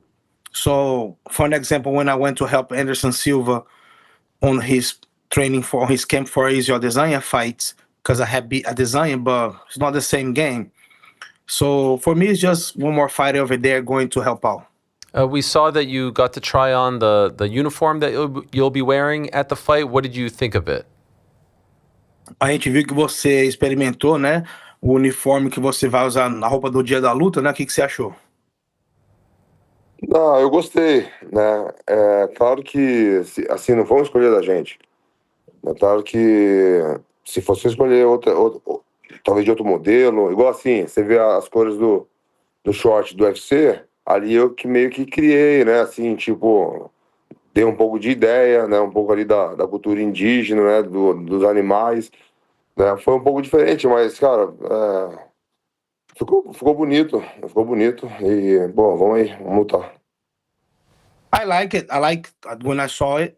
You know what I mean? So it's not something that we picked. Like, for example, my personal UFC shorts, I gave some ideas and they came out with some indigenous stuff. You know what I mean? But it's nothing that we picked. It was like that, but I really like it. Let's go. Let's fight. Okay. Did you happen to see Sean O'Malley talk about how you looked in the shorts? And if so, what did you think of that? Você viu que o que o Sean O'Malley falou de como é que você parecia quando você colocou o short? O que você fala disso? Pô, nem vi não, só vi falando da parada lá na coletiva lá, do shorts eu não vi não. I didn't see it, just saw him talking about, I think on the press conference, but from the shorts I didn't see it. He was very complimentary of how you looked in the shorts. So I thought, Plinio, you saw this, right? You saw this, yes? About the BBL? Yeah. He was telling him... que ele tava dando vários elogios pra você, né? Ele falando do seu, né? Tá maior, tal, aquele vídeo que falou assim, né? Falou que se você não viu, que ele deu vários elogios pra você, né? Do seu corpo. O segredo eu já mostrei aí, a creatina. O segredo eu já mostrei. The secret here in the show is the creatine. Okay. We could all take that and look like you. I love that. Alex, it was an incredible scene at the press conference. You're sitting there, Josh Hokett's going crazy, you're not moving, he's insulting Ilya, and then at one point, you just slowly stand up. It was like the scene out of a Western movie. When you were standing up, what were you trying to say there? What were you going to do? Because it seemed like you were ignoring him, and then at one point you had enough. And so can I ask, what were you feeling in that moment as you're standing up before it all got squashed? Uma cena bem legal foi aqui na press conference, né? O Hulk falando um monte de coisa, e o Topuria falando um monte de coisa, e você quieto assim, de repente você levanta devagar. Parecia assim na cena de filme de Velho Oeste, né? Aí deu aquele impacto assim, né? O que tava passando na sua cabeça ali na hora que se levantou assim, tipo, pegou a atenção de todo mundo? Eu só não queria ficar ali, tipo, desatento, né? Cara meio maluco, tá ali do lado, sei lá, vem pra cima, eu tô sentado ali. E aí é complicado, né? Então eu falei, pô, todo mundo sabe, eu não vou pra cima do cara, não vou brigar com o cara, mas eu teria que me defender pelo menos, né? Então eu tava só me armando ali, né? Porque eu não sei qual que era a intenção dele. Well, things start getting a little crazy. The way that he was getting a little crazy, and I say, you know what, man? I'm sitting down here. What if these guys try to do anything? So I just got up and I say, prepare, stay ready. Everybody knows that I'm not gonna try to fight, gonna try to do anything, but I will try to defend myself for sure. Do you think he crossed the line? Você acha que ele passou dos limites ali? Acho que sim. I think so. Eu nunca vi assim, eu não acompanho muito, né? Mas eu nunca vi ninguém falando assim da mãe, né? De ninguém, entendeu? E você vê provocações, cara fala de mulher, fala do, sei lá, do pai, fala, mas mãe, cara, é um negócio sagrado, entendeu? Isso aí é mundial, sabe? Essa lei da rua, entendeu? Você tá ali quando era moleque, não sei aí com você, cumprindo do Brasil, né? Quando eu falo, não é só Brasil, eu acho que isso é mundial. O moleque tava ali, xingava o tio, xingava, falava de tudo. Quando xingava a mãe, já aí, pô, já era. Aí era a chave pra brigar, entendeu? Era o motivo pra brigar. Então, quando falava da mãe, falava. Aí, até os amigos falavam, ó, eu não deixava, entendeu? Tipo, pô, isso é uma parada na rua, né? Tem essa lei aí da rua, mas o cara ultrapassou um pouco aí os limites. Mas é assim, tudo tem uma. Como eu posso dizer? Tudo tem um. Não é preço, não, esqueci um. Ok, mas é isso. Well, he did cross the line because I'm gonna be honest with you. I already saw guys trash talk the fighter, trash talk the father of the fighter, trash talk whatever, but never trash talk the mother. I don't know how it's in America, but in Brazil, on the street code, you never talk about the mother. When we're kids growing up, kids are talking to each other, like fighting this and that, until we talk about the mother. And then even their friends go, yo, yo, yo, he just talk about your mom. And then that's like the last thing to happen, a fight, to start a fight. But I think he did cross the line, right? Talking about my mom, but it is what it is, right? So I'm not gonna say too much for now. He's almost certainly going to try to do something on fight week. How do you think he'll react if he tries to do it like he was with, Yuri back in Miami? Certeza que ele vai tentar fazer alguma coisa na sua semana da luta. Igual ele fez, por exemplo, com o Prohaska lá, falando um monte pra ele lá em Miami. O que você acha? Não é surpresa, não. Mas ele só faz quando tá ali com todo mundo, tem segurança e tal. Porque no dia que eu tava lá, ele tava sozinho, ele só olhou pra mim, eu falei, chama. Ele virou assim e saiu. Tipo, não sei qual que era o pensamento dele ali, mas não falou nada, nada. Ele parou frente a frente assim me encarando. Aí eu olhei assim, o Fabiano tava fazendo a tradução. Isso de manhã, né? Naquele dia. É aquela hora que a gente tá fazendo as entrevistas ali, um do lado do outro, né? Ele tava fazendo as entrevistas dele, eu tava fazendo as minhas, e ele tava passando pra ir pra outra entrevista, né? Aí passou na minha frente, assim, coisa de, pô, meio metro, assim, entendeu?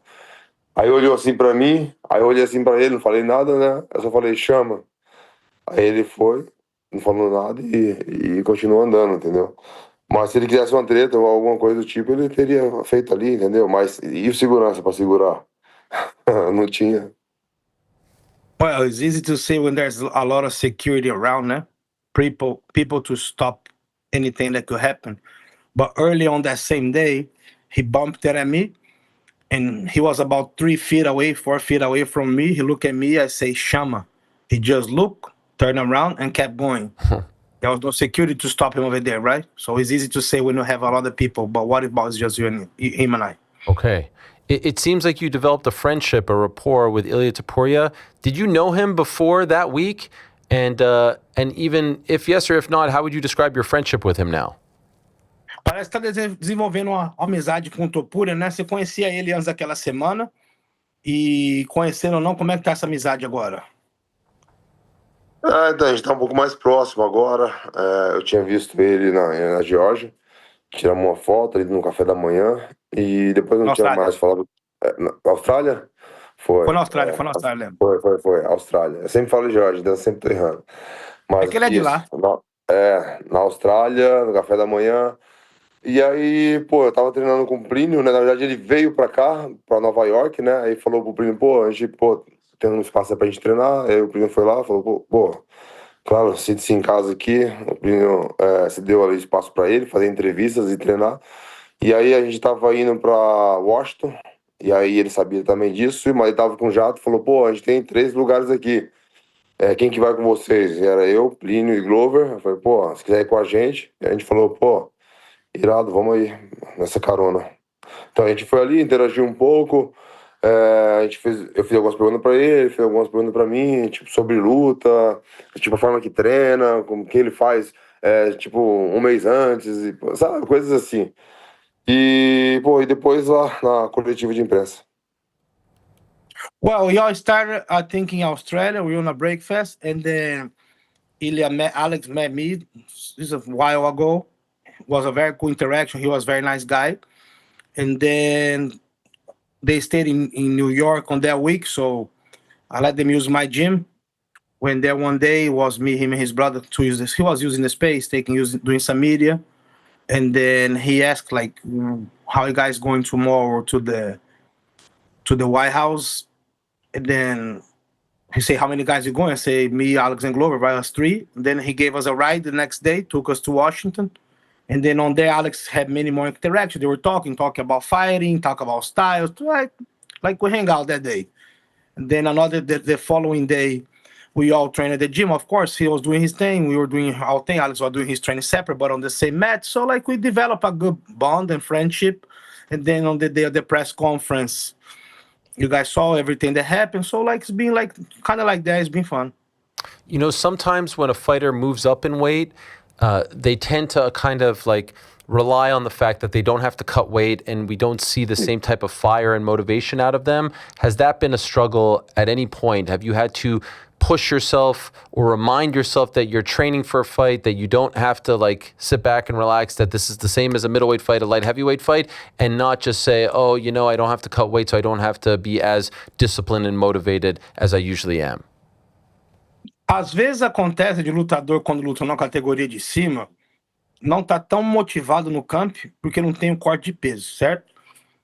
Tá sendo um problema para você, algo assim difícil, porque às vezes fala assim, pô, não preciso bater esse peso, aí acaba treinando um pouquinho menos, entendeu? Que não tem essa urgência, né, de bater o peso. Tá sendo algo assim para você ou tá de boa? Não, tô treinando a mesma coisa.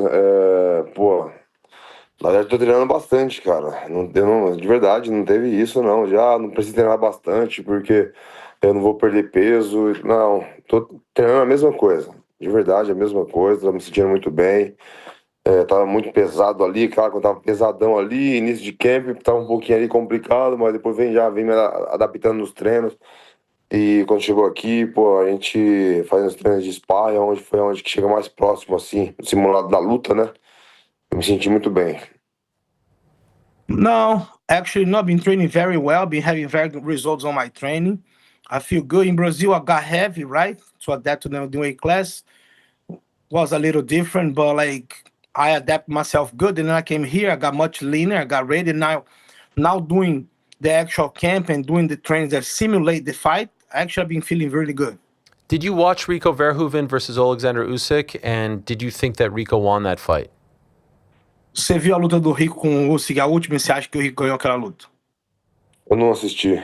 Não assisti, mas falaram que ele foi bem ali, tava ganhando quase todos os rounds, e aí no finalzinho ali aconteceu algumas coisas ali. I didn't watch, but I heard that the fight was very close, that Rico was winning most of the rounds, and then some things happened at the end. Was he surprised to hear how close it was and how well he did? Você estava surpreso quando você ficou sabendo quão bem que o Rico foi? Não, tava surpreso. Yes, I was surprised. Wow. Okay. Can I ask you, Plinio? You know, you're his head coach. You and Glover are guiding him. What have been the challenges? And you know, I see him with Robles to spine, with big guys, in getting him ready for a heavyweight fight for the first time. You want my honest opinion? Please, of course, always. I haven't seen no challenge. I'm actually just more motivated to see his performance in the room, because, like he say, this camp haven't been any different than the other camps. He's been performing great. He's been training the same amount that he's training. He's actually, I think he's stronger, right? He still maintain the same speed, and just the thought of next week not have to go through no weight cuts, just train, just fight the way that he trains in the room in the gym.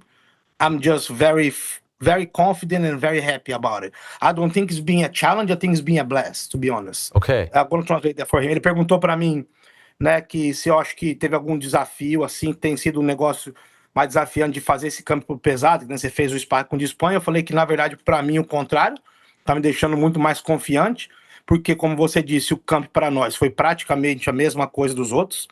Na verdade, eu acho que você tá mais forte e manteve a mesma velocidade. E só pelo fato de eu já pensar que semana que vem não tem que fazer um corte de peso e que você vai lutar praticamente igual no jeito que você treina na academia, já me deu muita confiança e estou tranquilo. Se eu conseguir fazer um pouco do que eu faço na academia aqui, cara, né? Porque geralmente nos treinos a gente tá mais ali, mais solto, entendeu? Então, assim, eu faço muitas coisas ali que, eu não faço na luta, entendeu? É difícil fazer tudo que você faz no treino, você não consegue fazer na luta. Se eu fizer um pouquinho do que eu tô fazendo nos treinos, vai dar bom. He said, because you never can really perform in the cage sometimes the way that you train. He say if he just able to do a little bit or what he's doing in the room, he'll be good on the night. Amazing. And I'll let you guys go in a second. Can I just ask, have they told you guys, and Alex, you specifically, like where you'll be, where your locker room will be, what it will look like, how the night will go? Do you have any sort of details as to how it will all play out on Sunday? Já falaram alguma coisa? Se a gente tá sabendo como é que vai ser na noite da luta, onde que vai ser o vestiário, como é que vai ser a entrada, como é que vai ser isso ou aquilo, ou não? Eu não tô sabendo de nada, de absolutamente nada. Só vou levar meu protetor bucal e já é, e a coquilha. E pro trabalho, né, Potan? A lancheirinha. Só não posso esquecer do protetor bucal, velho. O de resto... Honestly, já era. He don't know nothing. I actually don't know nothing. All that he knows, he's got to bring, you know what I mean, his cup and his mouth guard. And as long as he don't forget his mouth guard, doesn't matter. Have you guys been training outside? You know, Dana talked about the bugs, the humidity, it seems like it's going to be a hot day, just to sort of recreate those elements. Do you have any concerns about that? Perguntou se estamos treinando lá de fora, que tem negócio dos mosquitos, tem, né, tá no tempo e tá isso, tá aquilo. Você tá falando alguma coisa específica para isso? Não, a gente fez o cruzeiro lá, quando tava em Sobral, mas não foi nem pensando nisso. É que tinha que subir o morro ali e céu aberto, né? Mas não fizemos nenhum tipo de treino específico e isso aí não vai atrapalhar, não. Nah, nothing specific. Just in Brazil, they were going up on the hill on a big mountain they have there in Sobralha, and it's just open air, but not even with that intention, so nothing specific. Stays the same. We saw you're going to be in a new film called Onslaught. Do you have a speaking part? A gente viu que você vai estar no filme Onslaught. Tem alguma parte que você fala no filme? Não falo nada, não. Mas o filme é muito legal, o filme. It's a very cool movie. He don't say nothing in the movie. He doesn't have to say anything, really, if I'm being honest. Your sister was successful on the MVP card. Can you tell us what's next for her? Sua irmã foi bem sucedida na última luta dela, no MVP. O que é o próximo para ela? O Karate Combat, né? Ela vai fazer uma luta aí no Karate Combat. Que dia que vai ser, Brilhão? Acho que é 24 de julho, a gente vai estar lá. Falei pra ele. So, what is next for her? I can say too, she's defending her Karate Combat belt on July 24th in Miami. And then let's see what's next after that. What's the official prediction for June 14th against Cyril? What is he feeling right now?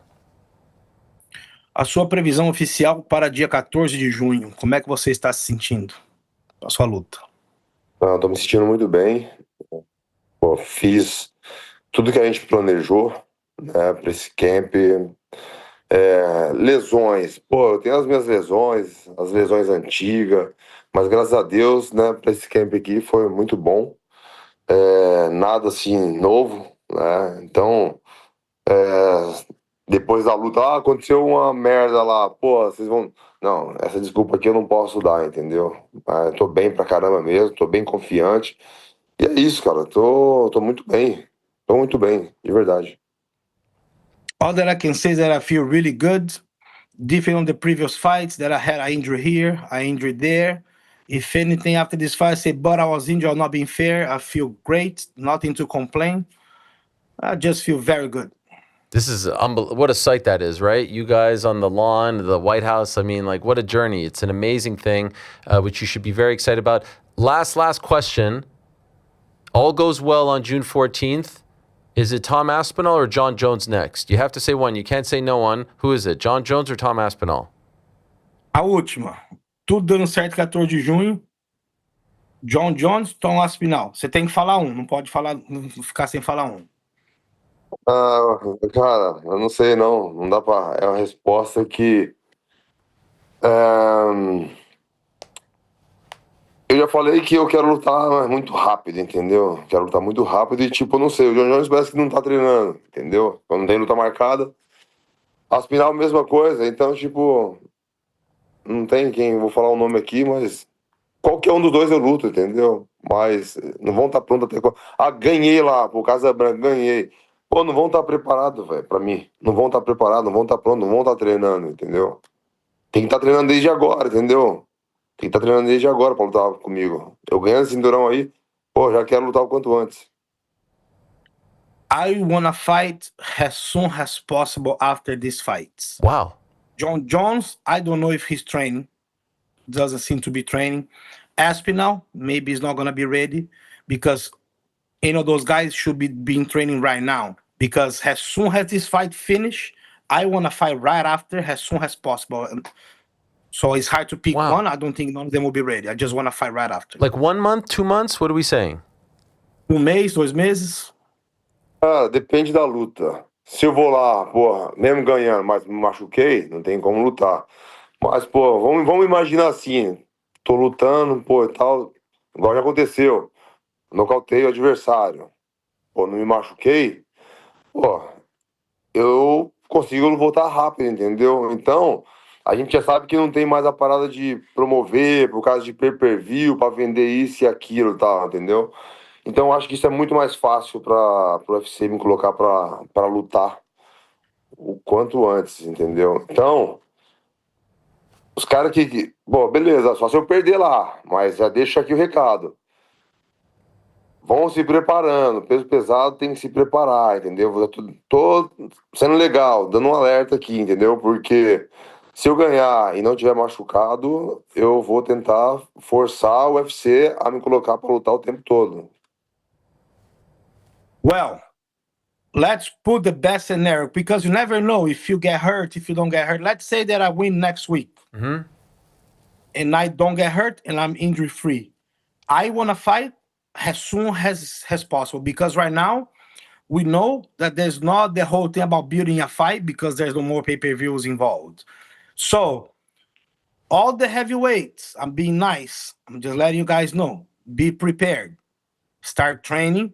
Because as soon as this fight's finish, if I win and I'm healthy, I'm gonna push the UFC to put me to fight right away. Hokit. Maybe Hokit if he wins? Talvez o Hokit se você ganhasse. Esse cara aí, tipo, quando eu falo com ele, quando eu falo dele, é só, tipo, pela cagada que ele fez, entendeu? Mas de luta com esse cara, eu nem vou falar, entendeu? Porque esse cara... Eu geralmente eu ajudo as pessoas e tal, falo ali, mesmo falando, meio que provocando, entendeu? Isso ajuda as pessoas, mas, pô, dele nem compensa, não é que nem compensa. Não compensa ajudar um cara, entendeu? Deixa ele fazer do jeito que ele tá fazendo, entendeu? E ele vai ter o dele, entendeu? Tudo tem consequências. Honestly, after the crap that this guy's done, I'm not even gonna be talking about here because all the guys I give the respect, I help them to boost for they can fight, can build a fight, but I'm gonna let him do his thing, let him do his journey. You know what I mean? Everything has a price. That time will come, but I'm not gonna be here seeing the potential opponent or anything like that. You know what I mean? Let him do his journey, and then we figure it out later. Like time will come. All right. Well, for now, it's Cyril Gane on June 14th. I urge everyone to check out weareshama.com, at weareshama on Instagram, X, and TikTok. Parabéns. Congratulations on this big deal. Não. Agora, fala a verdade, essa latinha aí ficou muito bonita, né, velho? A galera que, mesmo que não vai querer tomar creatina, vai querer comprar essa latinha aí, velho. And I agree. That the label on that can looks beautiful. It's beautiful. The indigenous stuff. He said maybe people, I don't think, even if they don't want to take the supplement, they're gonna buy just because it looks great. It does look great. Não, essa latinha é igual o Ariel tá aí, ele coloca o meu bonequinho ali. Essa latinha tá mais bonita do que o bonequinho, pô. Entendeu? Tem que colocar a latinha dessa aí. He said you gotta put one of those cans on your place. Looks even better than his figure over there that you have on the table for display. No problem. Right here. I'll put it right next to this guy. Right here. E coloca do lado do cara de pedra. Shama, my friends. Thank you so much. Good luck to you. Can't wait to see it. It's amazing to see you guys up there in the Oval Office. It gives us a lot of pride. So well done. Enjoy the week. And congratulations again on the new creatine brand. Falou, boa semana. Adoro ver vocês lá na Casa Branca. Boa sorte com seu suplemento, uma grande coisa. E tudo de bom para vocês. Shama. Thank you, guys. Obrigado. All right, there they are, the boys. That was just a couple days ago. And, sometimes you do these long interviews and then you get the good stuff at the very end. And to me, the good stuff there was him saying he wants a quick turnaround. Now, best laid plans of mice and men often go awry. So let's see how this fight actually goes. What are they saying on Kalshi about this fight, by the way? Have we looked at that? Who's stock up, stock down? I think yesterday it was 50-50. Was it 50-50? Yeah, wasn't it like 51-49 or something? I feel like the 36. Oh, yes. This was the method. Oh, yeah, method. I want to know who Jordan's grabbing the. So if you were going to describe it in odds, it's -117. For? Pereira. I feel like the hipster pick right now is Cyril's going to win. That feels like the hipster pick. What makes it hipster? No, I don't know. Like. The trendy. You know ball if you say Cyril's gonna win. Like, everyone. Oh, is that it? That's what people like to say. That's like people like to say. But him saying he wants the quick turnaround. Ooh, look at that.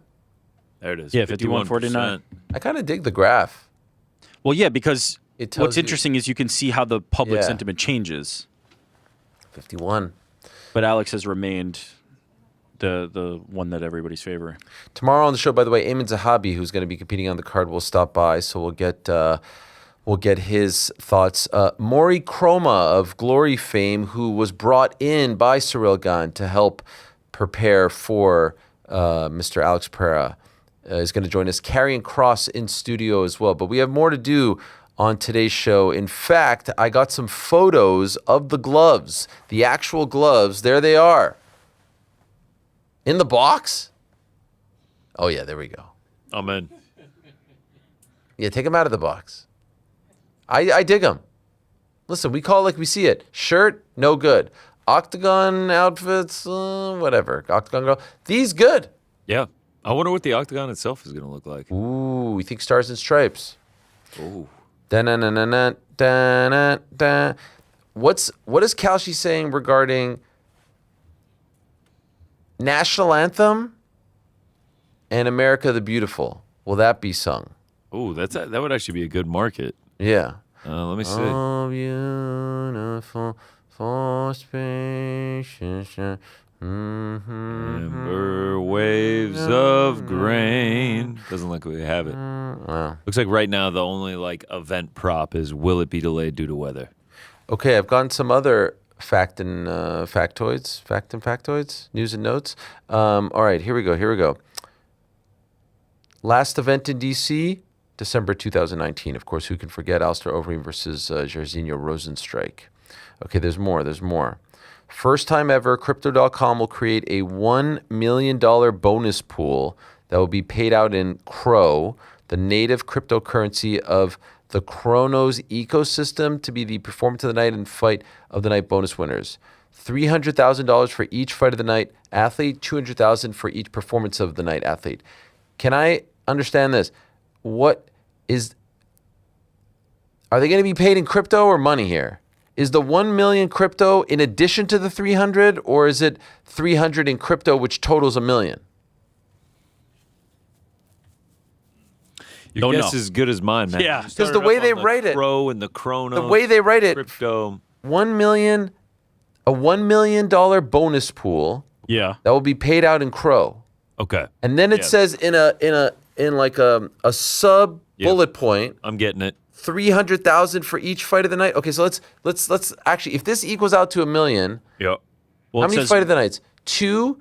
There would be 2 fight of the nights would be 600. Yeah. And then what are the other ones? There's 4. Yeah. And then 100,000 for the other 4. So is it possible that it's actually total BS nonsense and there's no actual dollars being exchanged here? No. But you're getting the Crow. You're getting the Chronos in token. the dollar amount.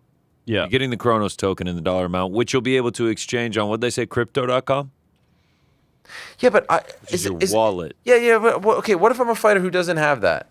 Am I getting... Well, then you're going to download it if you get 300. No, I'm not getting any 100K in my bank account? It's not going to be direct deposit, no. This is nonsense. But you're going to get Chronos into your crypto.com wallet. Chronos is currently trading at 6 cents. I want But money. you're getting $300,000 worth of Chronos. Yeah. So The dudes who fought last week at the Apex, they got actual money. Yes. They will be getting actual money. In addition? Cryptocurrency.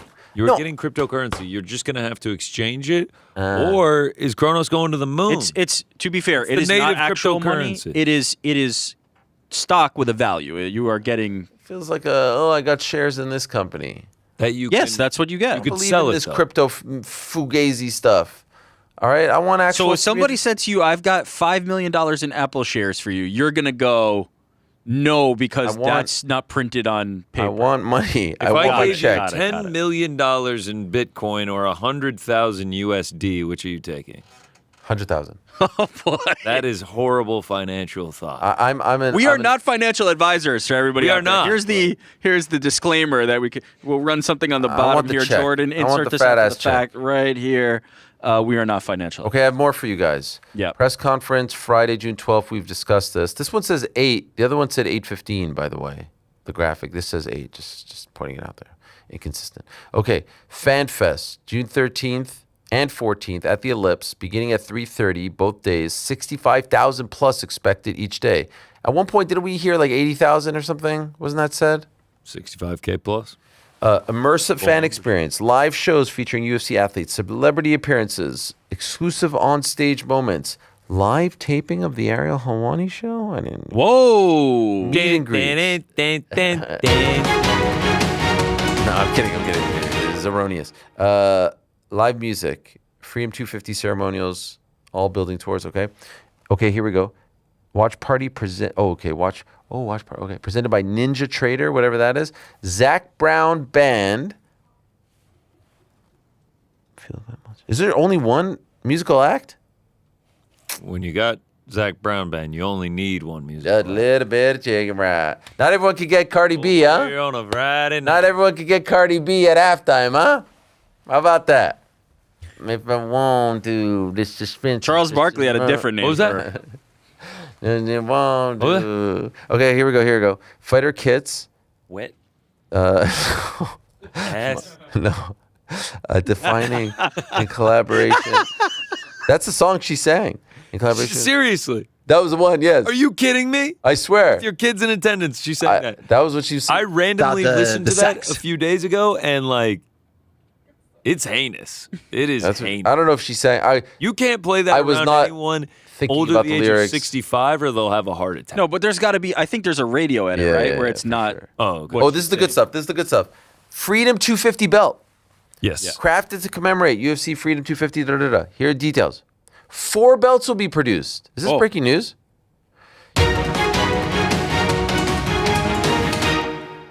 Okay, this is weird. It says 4 belts will be produced. Yeah. 2 for the winning champions. Yeah. So that would be winner of the main and co-main. Yeah. And 1 for President Trump. Perfect. Oh, fucking good. This is what I mean. Okay, and it says 1 for President Trump and UFC. So what? They're like keep as souvenirs. Oh, okay. I was like, okay, where all this right. count? I This is thought, I thought great. they were fucking putting the belt on Trump. No. They will. They are. Ah. I mean, I don't know if they'll wrap it around No, them. but they it seems should. Like one is going to be gifted to him. It's probably going to be in the freaking Wait, bag. is this for President Trump or is it for President Trump and future presidents? So it's like property of the United States. Like we all He's get it. passing it along. Like it just stays in the A Oval transfer Office of or, sorts? or Like the just- library, That's Congress. that's It's how a they do the birthday present. Yeah, it's a birthday present. That's how they do the transfer of power to the now. country. Instead of a handshake and you are inauguration, you get the belt put on. Trump wraps it around the next. So on and greatest- so Yeah, forth. yeah, yeah. 80th birthday of all time. So he's just gonna wrap it around himself when the next time. Oh, Okay, who said that? details regarding the belt. Talking, Jordan. Now we're talking. 60 carats of diamonds and 2+ carats of rubies. Most expensive belt ever produced by UFC. Wow. Belt is double the weight of the standard UFC championship belt. 250 on the star at the top of the main plate as a tribute to 250 years of the USA. USA flag in the background of UFC main plate. Eagle's wings to represent freedom, which reminds me of the old Bret Hart WWF belt that had the eagle wings on top. White House side plate commemorating the event on the White House. Date of the event and the quote-unquote win of the champion on both side plates and a single ruby to indicate the win. Stars integrated into the strap embossing the end cap and on the other side of the main plate.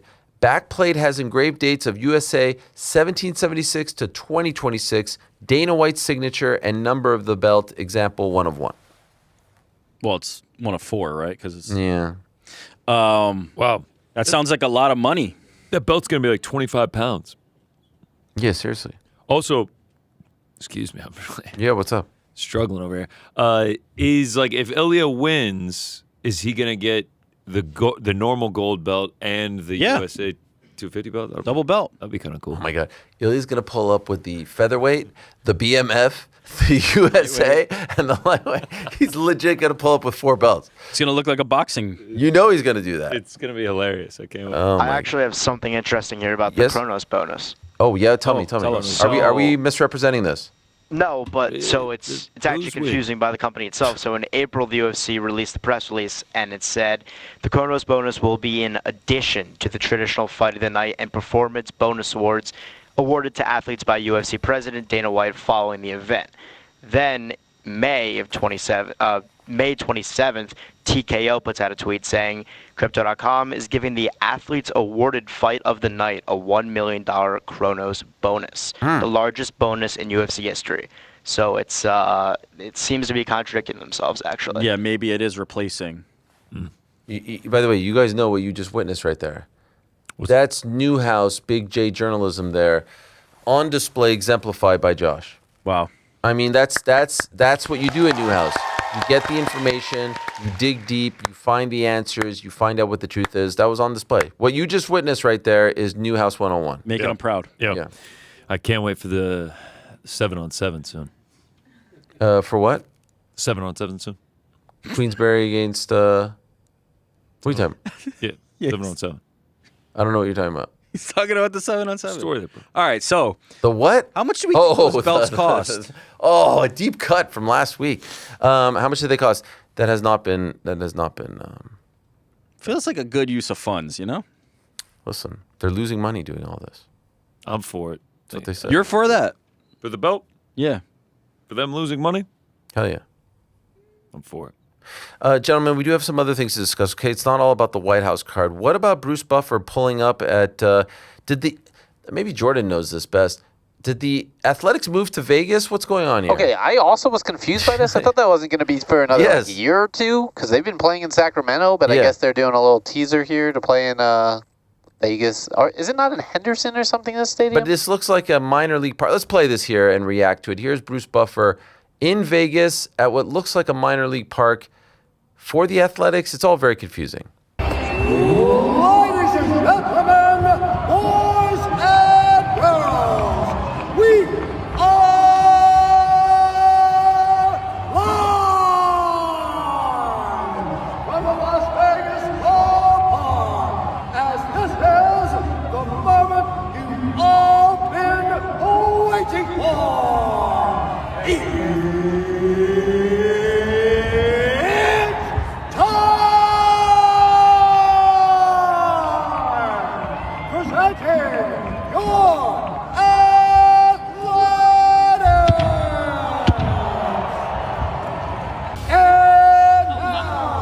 What is that? This can't be. Watching around the world, it's athletics baseball time. Hell yeah. He's got to be boiling in that suit. Can confirm their new ballpark opens in 2 years, but they're playing 6 games in their AAA ballpark in Las Vegas, which is actually next to the Red Rock Casino. This is truly the moment I have been waiting for. Shout out to Bruce. That was exciting, but not as exciting as Merab Dvalishvili driving down the Las Vegas Strip while sitting on a couch that's on, what is that? Scooter? A scooter of some kind? Is he driving or? So what's he doing here? What? This is the most ridiculous thing I've ever seen. Can we play sound up here for a second? Because I love the people honking at him. This is great.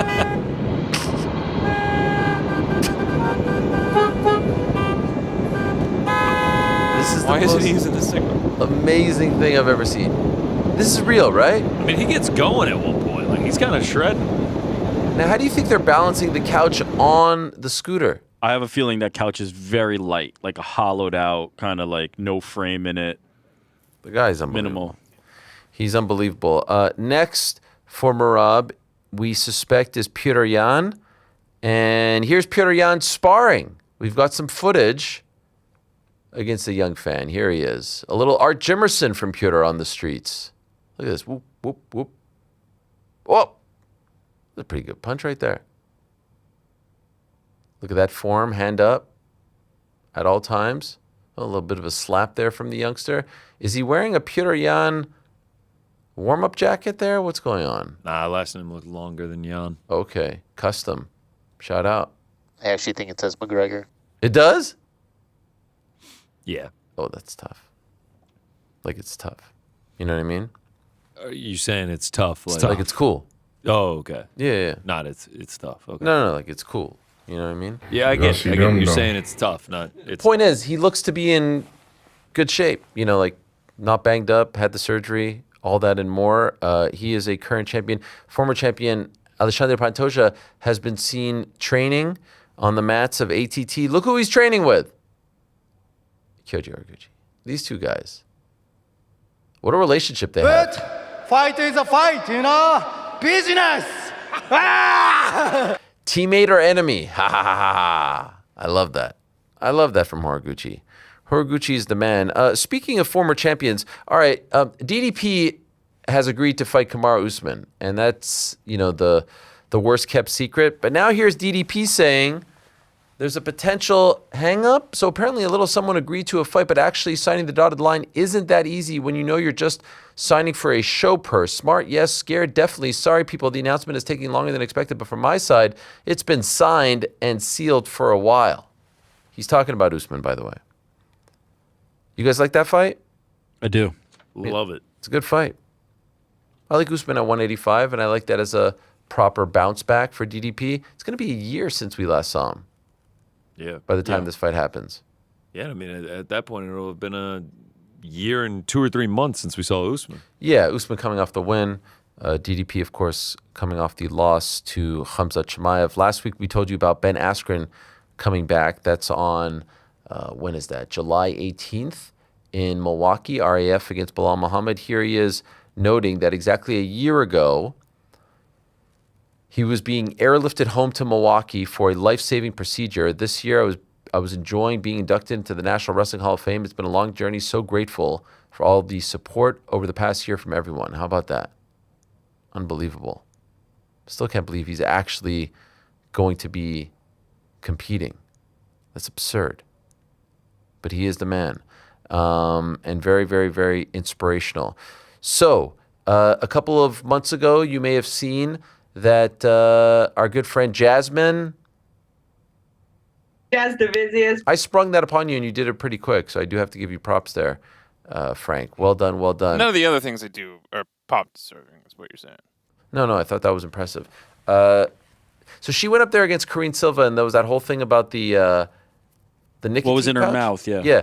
I didn't even... Did anyone know that? I didn't know that Karine Silva and her team actually filed an appeal. Well, I don't think it amounted to anything. Here's the information. Oh, we don't have this. Okay. So what is this? We throwing curveballs my way here or what? Okay, all right. Anyway, I'm going off the dock here. I mean, that's what I'm saying, man. Tough day out on the docks and not getting by the water or anything. Anyway, Karine Silva, she appealed and nothing came of it. I guess they couldn't determine whether or not it was gum or nicotine. I still actually believe it was gum, based on the shape of the foreign substance. You don't feel the same way. Absolutely gum. You're right. That's what I thought. I don't know. Speaking of Canadians, GSP, did we show this yesterday? Or did we talk about it? I don't remember anymore. Anyway, GSP was with the Canadian men's national team. Alfonso Davies and Mr. Astorio on the left over there. Canadian kit, not bad. Can we give it props? I like it a lot. You say you like the black better. I actually like the red. You like the red? More I like classic? the red, man. Yeah, with that leaf on it. Fonzie, looking good. Not going to play in the first game, but high hopes. I mean, very easy. Famous last words. Very easy group. Qatar, Bosnia, Switzerland should finish top 2. And I do want to urge everyone to go on the Yahoo Sports app. And right now you can play. There's an uncrowned group, and you can play against us. And you have to pick your winners, top 2, advance for each group. And then we do it again come the knockout stage, I do believe. So stay tuned for that. Here's some interesting news courtesy of the California State Athletic Commission. They have introduced these combat sports license plates. Actually, Andy Foster has told me about this, that he wanted to do it. Well, it has been announced, as you see right here, the California State Athletic Commission is proud to announce the combat sports license plate. It is now available to reserve. Anyone with a current California registered vehicle, including cars, trucks, SUVs, trailers, motorcycles, and commercial vehicles, is eligible to reserve the plate and show their support for retired boxers and mixed martial arts fighters who fought in California during their career. The plate can be reserved at cafighterplate.dca.ca.gov. Proceeds from sales of the plate will help fund the Mixed Martial Arts Retirement Benefit Fund and the Professional Boxers Pension Plan. CSAC is the first licensing agency in the United States to introduce a pension plan for retired MMA fighters. Love this. Pension plans are funded through event ticket revenue and will be bolstered from sales of the license plates. These plates feature the phrase, support retired fighters across the bottom. At least 7,500 plates must be reserved before orders are processed. Let's go. This is a great gesture. That's pretty damn cool. So you get, what is the slogan now on the California plate? I think it's, is it the Golden State? What do they say there? Is there anything, or is it just, no, it actually just says California in cursive. I think that's it. Yep. Yep. But that would be sweet. I would buy that. I would, if I was living in California, I would 100% buy that. Support retired fighters. Yeah, it's a good effort. They've, as it said, they are the only regulating body that is having that pension plan. So shout out to that. Shout out, yes. Shout out to our good friends over at Boxer. They announced today that they have signed a multi-year deal with DAZN. So now, as you can see, Boxer and DAZN announce a multi-fight, I should say, partnership. And so, Matchroom, Queensberry, Boxer, MF Pro, Top Rank, Golden Boy. I'm probably missing one or two along the way there, but pretty much, unless I'm forgetting one, every major promotion outside of Zuffa Boxing and MVP at this point is on DAZN. Right? Salita's on there as well. All the major ones in the UK. Now, Ben Shalom did say that they're still going to have their deal with the BBC, but it seems like this is one that they're able to really capitalize on and perhaps will make it easier to make some of those fights. This past weekend, I told you that Zuffa Boxing had that show in Bournemouth, an amazing main event between Chris Billum-Smith and Ryan Rozicki. Here they are after the fight. Go and check it out. Like, this is great stuff. You see how beat up they are. Rozicki of Canada actually posted this video on his Instagram. It looks like Rozicki was, it honestly looks like he was in a bare knuckle fight, the amount of damage on his face. Really remarkable stuff. Take a look. Hey guys, so I just wanted to come on here to give a shout out to all my new UK fans. last day here in Bournemouth before we take off. And, I just wanted to say that coming here, I knew that I was going to be, the bad guy, be booed, all that stuff. Obviously, I'm fighting Chris. He's the hometown hero and completely understandable. He deserves that. But something I just want to say is that, after the fight was stopped and, I'm leaving the ring on the stretcher to go to the ambulance, I looked up at the crowd and just gave a little fist, and man, it was deafening, the sound of the cheers. And it was unreal. Like the UK fans, man, honestly, the greatest boxing fans in the world. Like, me and my wife went out to dinner yesterday, and even though I don't drink alcohol, this guy just sent us over a bottle of champagne, and like just that gesture, and then people just kept coming up to the table, congratulating me on such a great fight. And man, the support here is just unbelievable, and that's why I wanted to make this video before I take off. Last day here in Bournemouth. Venue's right up there. It's been probably the greatest experience of my career coming here and fighting. I'll never forget this, and I hope one day that I get to come back again. We didn't get the win, obviously. Congratulations to Chris. He's a hell of a fighter. One tough man, and he deserves it. And but coming here and winning over these fans was honestly a bigger win than a notch on the piece of paper or a win on a record. The coming here and winning that support from the UK was probably the biggest win of my career.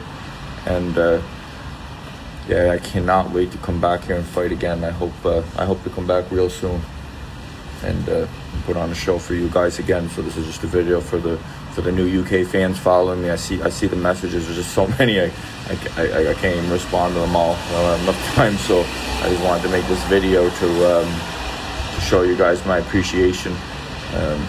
And I feel great. I feel like I could fight tonight. Obviously I gotta wait till these stitches clean up. I got a lot of stitches going on, a lot of swelling and stuff, but I feel actually great. No concussion, nothing. So I'll be back soon, guys. And again, one last time, thank you to the UK. Wasn't gonna play all of that, but I appreciated how sincere he was, and his face is gruesome. I don't know if there's a broken orbital there, but amazing stuff. He took a ton of damage, and honestly, afterwards, they didn't interview CBS, and they actually interviewed Shane McGuigan, who's his head trainer, and it was actually kind of fascinating because McGuigan, I don't know if any of you guys watched it, but like it was almost like he saw a ghost. Like he was rattled by the amount of damage inflicted in that fight. And he said that he was, I think the word that he used off the top of my dome is terrified. And you don't often hear that type of rhetoric from a coach after a fight. So really gruesome fight. Very, very, very, very, very hard to watch at the end. Like the amount of damage that Ruzicki was taking was pretty bad, and I'm glad they stopped it. Could make a case that it could have been stopped a little bit earlier, but hopefully he's okay and will make a full recovery. Shout out to him. We're talking about the promoters now all being under the same roof as far as, DAZN is concerned and whatnot. Dana White was asked about doing a 7v7 or a 5v5 against another one of these promoters. This was on Saturday after the event. Here's what he had to say. We know that Matchroom and Queensbury are going to do a 7v7, hopefully targeted towards the end of the year. Would you be open to doing a 7v7 yourself against either promotion?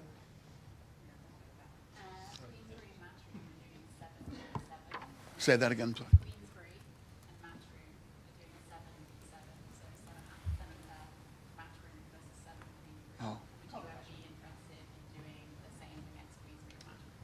No, not really. I think you're going to, these guys that hated each other 6 months ago are all working together now. It's me versus all of them. So I don't think you will see anything like that. No. That was an all-time. I couldn't hear you. Sorry. Okay. You know what's the funny thing about that? The 5v5 or 7v7, that started long before all of this.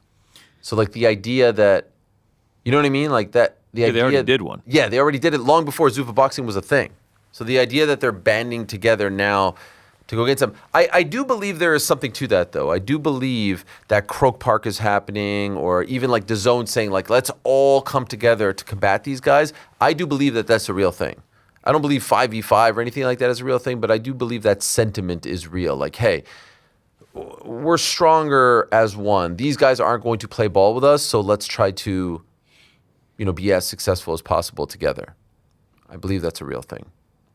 Let us see. Let us see how it all plays out. BKFC had a show this past weekend. Julian Lane of Let Me Bang Bro fame, he got disqualified because in BKFC world, you cannot score takedowns, and he attempted a takedown. Here it is.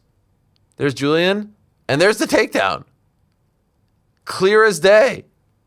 He's like, F you, man. Now, the individual who he took down says he really injured his back. Cap or fact? He's not handling that takedown too well. No. Maybe there's less give on the canvas over there. What do you say? I don't know. Think he's selling it? He's getting punched in the face, bare knuckle, and he's eating it, and he got taken down. And the stats on the fight were not looking too good for him either. Right. Either way, I mean, that's an auto DQ. You can't take someone down in boxing. No. That's fucking illegal. That's right. Shout out to Georgia. BKFC going to Georgia now. So RAF going Atlanta? to Georgia. Oh! And BKFC going to Georgia as well. All of a sudden, Georgia becoming a hotbed of all things combat sports. I love it.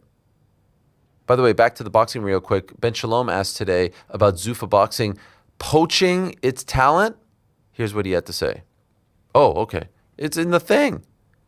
Listen, man, not everything is like, it gets checked off and it's just magically there. No. It's in the document. There's an internet process here that has to happen. Wait, there's a document here and it says, sought, Ben Shalom accuses All right, Zuffa. so next time, we'll just wait until it's in there. Well, how am I supposed to know? No, you're right. You are right. We shouldn't just put it in there. You're right. That's all. Well, Then that's he on forgets Frank to add again. it to the doc later, and then it's What's the best process here? Add it I to the see doc. something in the document. Does it not mean... All right, so there were a couple issues here. Earlier, Connor owned up to it, and then we decided, it's not really Connor's fault. Sure. Frank's fault. It is my fault. No, I did want to go ahead and put my hand up on that one.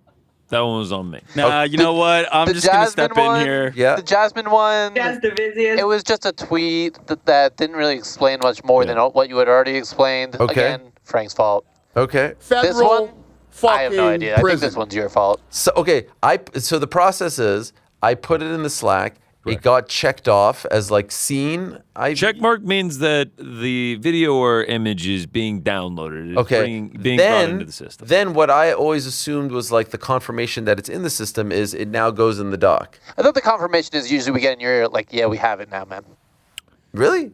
That's what Yeah. Andy does. That is definitely the process. Oh, You're not remembering all the times? We we'd have be the like, clip, yeah, though. we We have have the it clip. now. You wanna see the clip? That's when I say, hey, do we have this? We do have it. Wait, so you guys are trying to tell me that like of the 150 clips in this doc, you tell me in my ear every time they're in there? Ain't that what journalism is? If you dropped it in moments ago, that's kind of... You didn't do that when I put the Bruce Buffer one in. But there it was. We were in the middle of something. There it was. We weren't even... Anyway, here's Mr. Lot on that Shalom doc, man. Lot on that accusing Zuffa boxing of poaching its talent. Do we have it? We have to protect our business because it's dangerous and damages aren't appropriate. We need to stop them being able to take our fighters and stuff. And we can all laugh and joke about it, but it's just not how it's done. Maybe have they been incentivized to break contracts? I don't know. I really don't know. I'm as confused as everyone else. But for that sort of behaviour to be going on from a blue chip broadcaster is pretty scandalous, to be honest. Dana doesn't even know the names of the fighters that we're talking about. He's told what to say, and that's it. I'm gonna let it come out because it will come out in the next 3 weeks. It's fine. Dana's a celebrity. He's gone to watch Chris Bill Smith. It is what it is, But ultimately, Adam is someone that signed a new contract, and so not got a problem with it. What I have a problem with It's the other things and ignoring contracts. Uh-oh. Shalom going after Zuffa now, calling it scandalous? This is going to get interesting. This is fun. This is fun. We need this in MMA. We need this. You know what we need in MMA? We need the World MMA Awards. And guys, they just announced it's back. And not only is it back, it's back on July 8th. My B-Day. We're going to be there. We pulling up, crew. Yes. Yeah, we're gonna be there. July 8th. Yeah, man, we'll be there, bro. We going to the sushi spot after? Yes. That's out of our hands right now, but I hope so. Well, it could be a sushi spot. We need wins first. We need wins before sushi. If it goes the other way, I got a great sushi spot in the food court of the MGM. It's a back alley somewhere off strip. It's $6 a roll. It's phenomenal stuff. Hey, $6 a roll ain't bad. I'll take it. It's phenomenal stuff. I'll pass on that one. I'll meet you guys afterwards. Gas station? Hanging with the boys. No, Frank, we got dinged for that one. Did we did. really? Yeah, we did. No, we didn't. I love all these production meetings we're having in the middle of the show. Get Frank for that one. Frank, This is my fault. I'm sorry. This one is actually your fault. Point is, I'm happy because they haven't done. What I'm curious about is, what are the actual categories now? Because it's been delayed 6 months, but it's great to see. It's great to see. I think Uncrown and this program were nominated. I think. And Ben Folks. And Ben Folks. Well, and me. But I was trying to make it I wasn't trying to be singular. I was trying to be group. You know. Anyway, speaking of groups, what about Time Magazine? They have announced their top 100 list of most influential people in sports. And wouldn't you know it, we've got 3 people in the fight game. Number 1, Dana White. There he is. D-Dub. DF-Dub. He's number 1. Number 2, the pride of Carolina, Puerto Rico. Amanda Serrano, 7-time. Or 7 division, I should say. Champion, first undisputed from Puerto Rico. Of course, pride of Brooklyn as well. And number 3, Mr. Slava Ukraina himself, Alexander Usyk. Not bad. Did they miss anyone? Do you think Conor McGregor should be there? What about who? Probably not Conor McGregor. As influential in 2026 in combat sports, he just hasn't fought in so long. Now, this is going to piss off a lot of people, but can I raise the question? Yeah, please. Jake Paul. Should be. Given MVP, Netflix, this, that, and the other. Yeah, he could be on there. Yeah. Had one of the biggest fights. Right. And the money year. generated? Yeah. No. Yeah. Yeah. Anyone? No, didn't. Also, December was Joshua? When was Joshua? Yeah, December. But I mean, he also has brought many eyes to Amanda Serrano's fights as well. Sure. So are you trying to say if Serrano's on there, he should be on there? Yeah, sort of. Yeah. He's responsible for a lot of that attention that she's gotten. Okay, are we missing someone else? Who has like a gripe? Terrence Crawford? Is this 2026 only? This is 2026. So is it really? It's not like full. It's not like, I guess, June to June.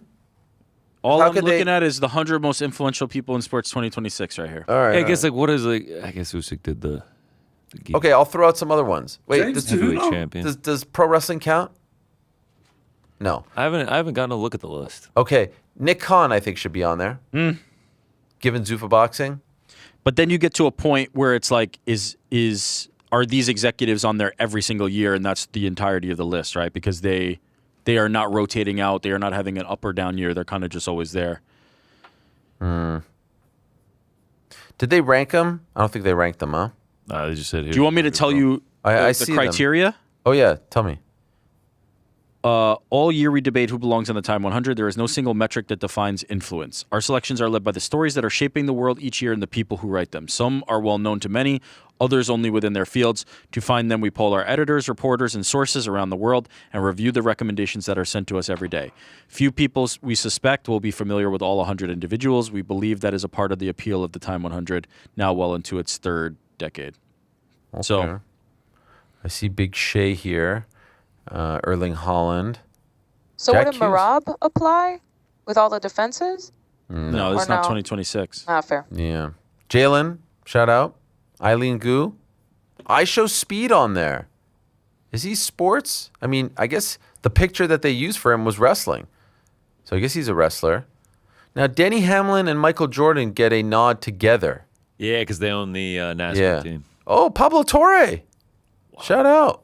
Wow, that's an unbelievable honor. Michael Rubin of Fanatics fame, McAfee. Congratulations to him. Seeing the reports of the deal. That's exciting. Cooper Flagg. Oh, leaders. Okay. Prince Harry. Shout out. Oh, shout out. PH. Steph Curry. Dana White. D-Dub. Shams. Becky Hammon. Interesting. You like that one? Masai? That's okay, so Masai. What did Masai do in 2026? He just got hired by the Mavs, but he left the Raptors, so he was pretty much out of it for the whole year. I don't want to be disrespectful to time, but I don't know what the point of this list is. Bill Simmons. Oh, good. Shout out to BS. But again, right? Did Bill Simmons have a particularly impactful 2026? Or could he be on this list in 2025, 2024? How can we even rank 2026 when we're not even 6 months? That's what I'm saying. It's got to be halfway June through to the year. June. No, I think you're thinking of It's a great point. this as much more of an award than it is. It is not like some strict voting process. As I said, they kind of just decide. Masai is being credited for bringing WNBA basketball to Toronto. Toronto Tempo. All right. Yeah, where's Turk? Yeah, Big Turk's got to be. Yeah, there. Come on. How is he not? That's crazy. Can't have a time top 100 without two. That's crazy. Spencer, clip this off, please. At Turkey Al Sheikh, robbed of the Time 100. An absolute disgrace. Then please edit out when I mention, refer to him as Tutu. Edit over it. His Excellency. Yes. Spencer. Could you dub that? Yeah. Thanks. I'll say it right now. His Excellency. So you can just edit that over it. Appreciate that, big dog. L. Duncan. Yep. Yeah. L. Duncan. L. Duncan, Netflix, killing it. That's a nice one. Atlanta's own. And then probably the biggest titan of them all, your friend and mine, Luke Littler. Legend. And And I was playing some darts this weekend. Yeah. Ending on that double's tough. Oh my gosh. It's tough. Took me a lot of try. Ending on anything is tough. Yeah, it's tough. To me, it's just blind. It's just like hope for the. Remember, we had that period there. We were kind of killing the darts game. Yeah. Who the fuck is we? I thought we had a good Final vote. Time list. thumbs down. Yeah. Is what it is. What's more influential in the year 2026? The Time influential list or the Sports Illustrated swimsuit edition?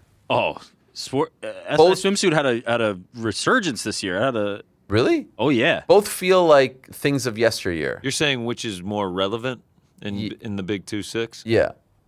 Like swimsuit had a good both year. were major things 15 years ago or 20 years ago. They featured a lot of like influencers, athletes that started popping up. That's a problem. They had Penny Lane walking the runway that everybody went. That viral. means one that went you're viral. trying to get.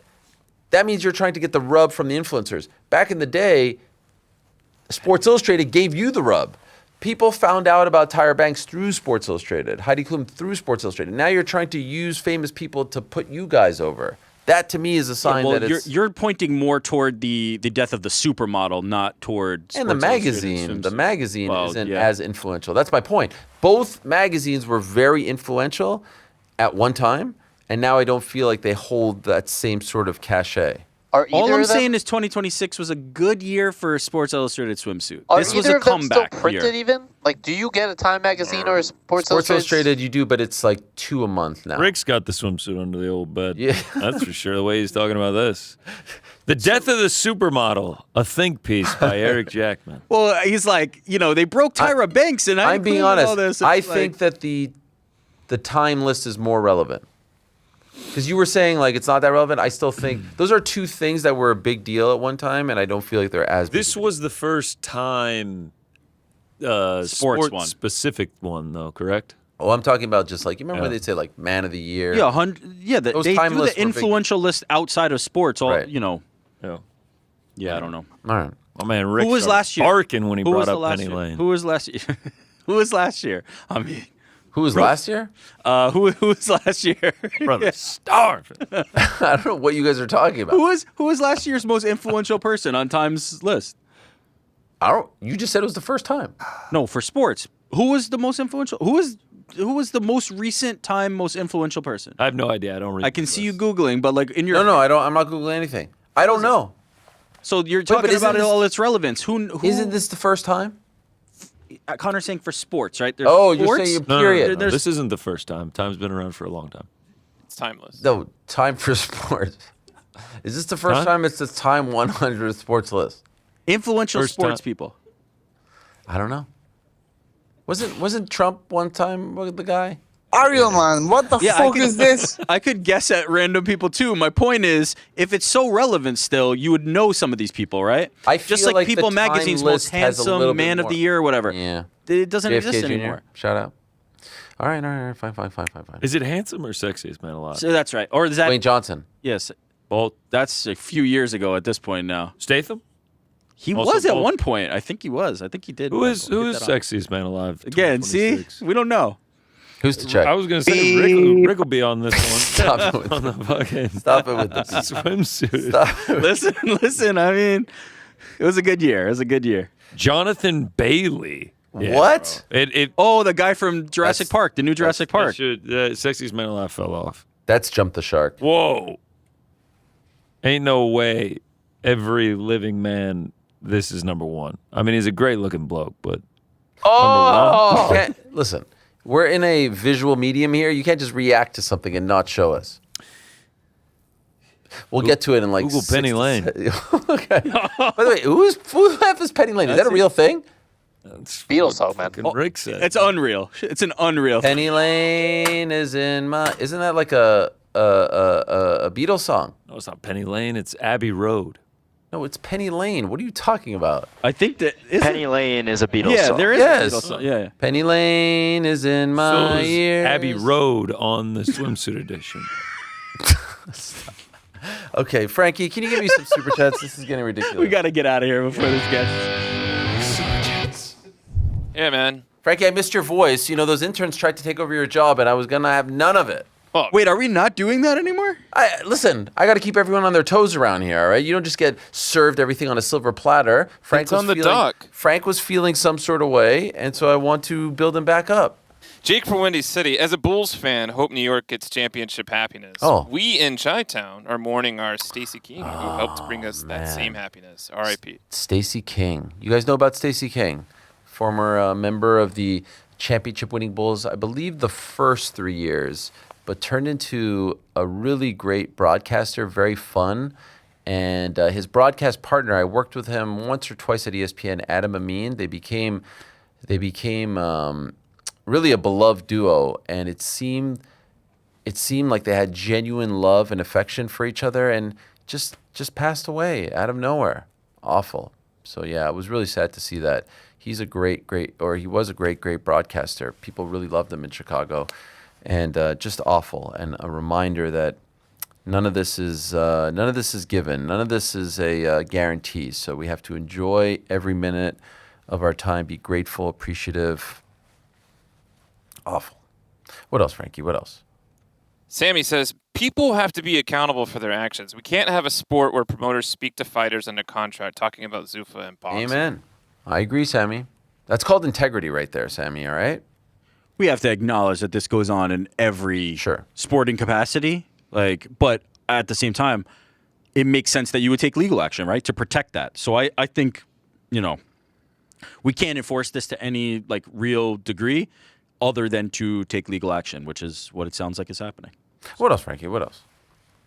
J. Rake, they're ball star. Do you guys think DJT puts the belt on the winners? Have a good Tuesday, fellas. Nixon 6. Oh, I appreciate that. What do you guys think? Yeah, probably. Or is that almost beneath him to I'm going a to say certain no. point? I'm going to say no. Maybe the office of the president. What is Kalshi saying about that? Anything? Nothing, man. What about Barron? Let's get Barron in there. Oh, you actually can, if you're interested, put a couple. Barron, let's get Big Barron in there. Couple Barron's gonna tower over Ilya or Justin. Let's see. He's a real giant, that kid, huh? Will be to attend Barron right now, minus 239. Oh, he's in there. Oh, yep. He's some tall glass of milk, huh? Okay. on old BT. Trading at 59%. That's crazy that it's actually there, by the way. No, to attend, but not. Yeah, I know. Not to wrap the belt around. They got everything on. That crowd cam is going to be crazy. You got Marco Rubio 74%, Cash Patel 77, RFK 81, McGregor 82% to be there. Mike Tyson 85%. Wow. Zuckerberg 91, Jared Kushner 94.9, DT Jr. 94.9. Tucker? TC? Oh, Tucker Carlson. Remember when he was part of the crew? Math in my head there for a second. What were you thinking? Who were you thinking of? What were you talking? I was talking to someone else. What are you guys talking about? Kid Rock 57%. Kid Rock has got to be 98%. Who thinks he's not going to show up? Where the hell is he? He's actually, wow. Kid Rock trading right now is down 31%. What? Oh, they were much more confident. Did he tweet something out that he... Yeah. Are they on the outs? You think we could get them to add... He was as high as this morning at 9:31 a.m. He was trading at 90% to be in attendance. He is all the way down to 57% now. Weird. Somebody knows something. Somebody knows something. I think Kid Rock probably texted someone and was like, hey, man, I'm not going to make it. What else, Frankie? What else? Buckdutter96. In my opinion, it's very obvious they want Dana as the biggest star in the UFC, so people look up to him so he could control the narrative on fighters that are trying to get more money, like Tom, etc. Yeah. BD, you are 100% right. That's always been the game plan.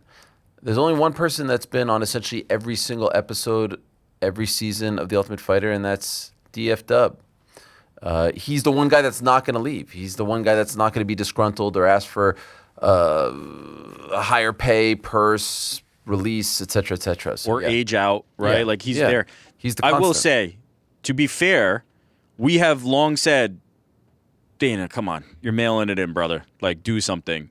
He did something for this one. He promoted it. Like, he was out there. This was not the bare minimum that we have been used to from Dana White, so we must acknowledge that. Because we've been begging for him to do something other than like, yeah, what's up, guys? The fights are happening, so they're good. Tune in. And then he went out and did a full promotional tour. Yeah. What else, Frankie? What else? La Mancha MMA. Is it okay if at Freedom 250 we celebrate America? What is patriotism in America anymore? I love Ilya, but the star is America this summer. We are celebrating 250 years. GC, back me up here. Let's go. I love that I'm the patriot called into action. I also feel like he's trolling, by the way. La Mancha? No, never. Yeah. Not him. So, whatever. By the way, I see a quote here, Justin Gaethje speaking to CBS Sports about his comments. If anything, I was defending his wife. I can understand. This MFer is annoying. I don't think going down this route is the right play if I'm... Were there accusations that he was going after his wife? I think no, but the also way it's not Ilya even was his wife positioning it, though, is like, don't talk about my wife. And his point is like, I'm not saying negative things about your wife. I'm saying I'm aligned with your ex-wife. You're annoying as shit. Like, I don't think, though, that the logic is like the way. I think, if I'm not mistaken, Ilya's tweet was like, what happened between me and my ex-wife? Yeah. Between us. It's not your business. Oh, what else, Frankie? What else? MMA fan from Krypton. Hey guys, my mom tries to compare my love for Ronda Rousey to my dad's love for China back in the WWE days. Can we agree there's a difference in those ladies? I mean, come on now. Shout out boys in the back. My love for Ronda Rousey to my dad's love for China? What a weird... I mean, can we agree there's... What? There's many differences. Yeah. I'm not sure what we're getting at here. I got to be honest. It's a weird one. Here's an article from the Washington Post saying that the White House press corps won't be allowed on the White House grounds Sunday because of a UFC fight being hosted on the South Lawn. So what, they thought they could just pull up? No, you have to be a certain standard of journalist to pull up. Wait, but wouldn't you waltz in there? Wouldn't you think that ain't that what journalism is? The White House media corps would be apparently not part of this event? I agree with Rick. Wait, it feels would or weird wouldn't that be? They're not. Would. Yeah. They would be there. This is from the Washington Post. Scott, golly, I gotta freaking. Oh, start reading. What happened? I don't have a. You got a sub? There's Yeah, free. Frank's got one for sure. Frank, what do you got? I'm sorry, I can't use it at work.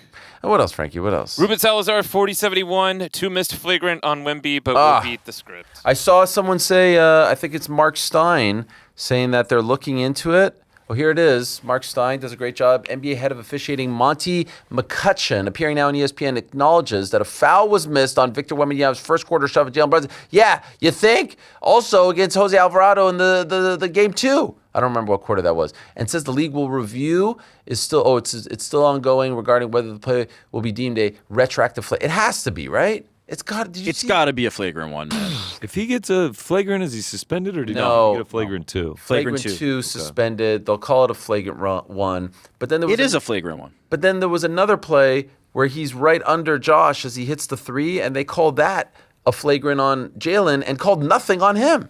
It's been egregious. I'm sorry. I really am not one of those referee rig guys, and this feels weird.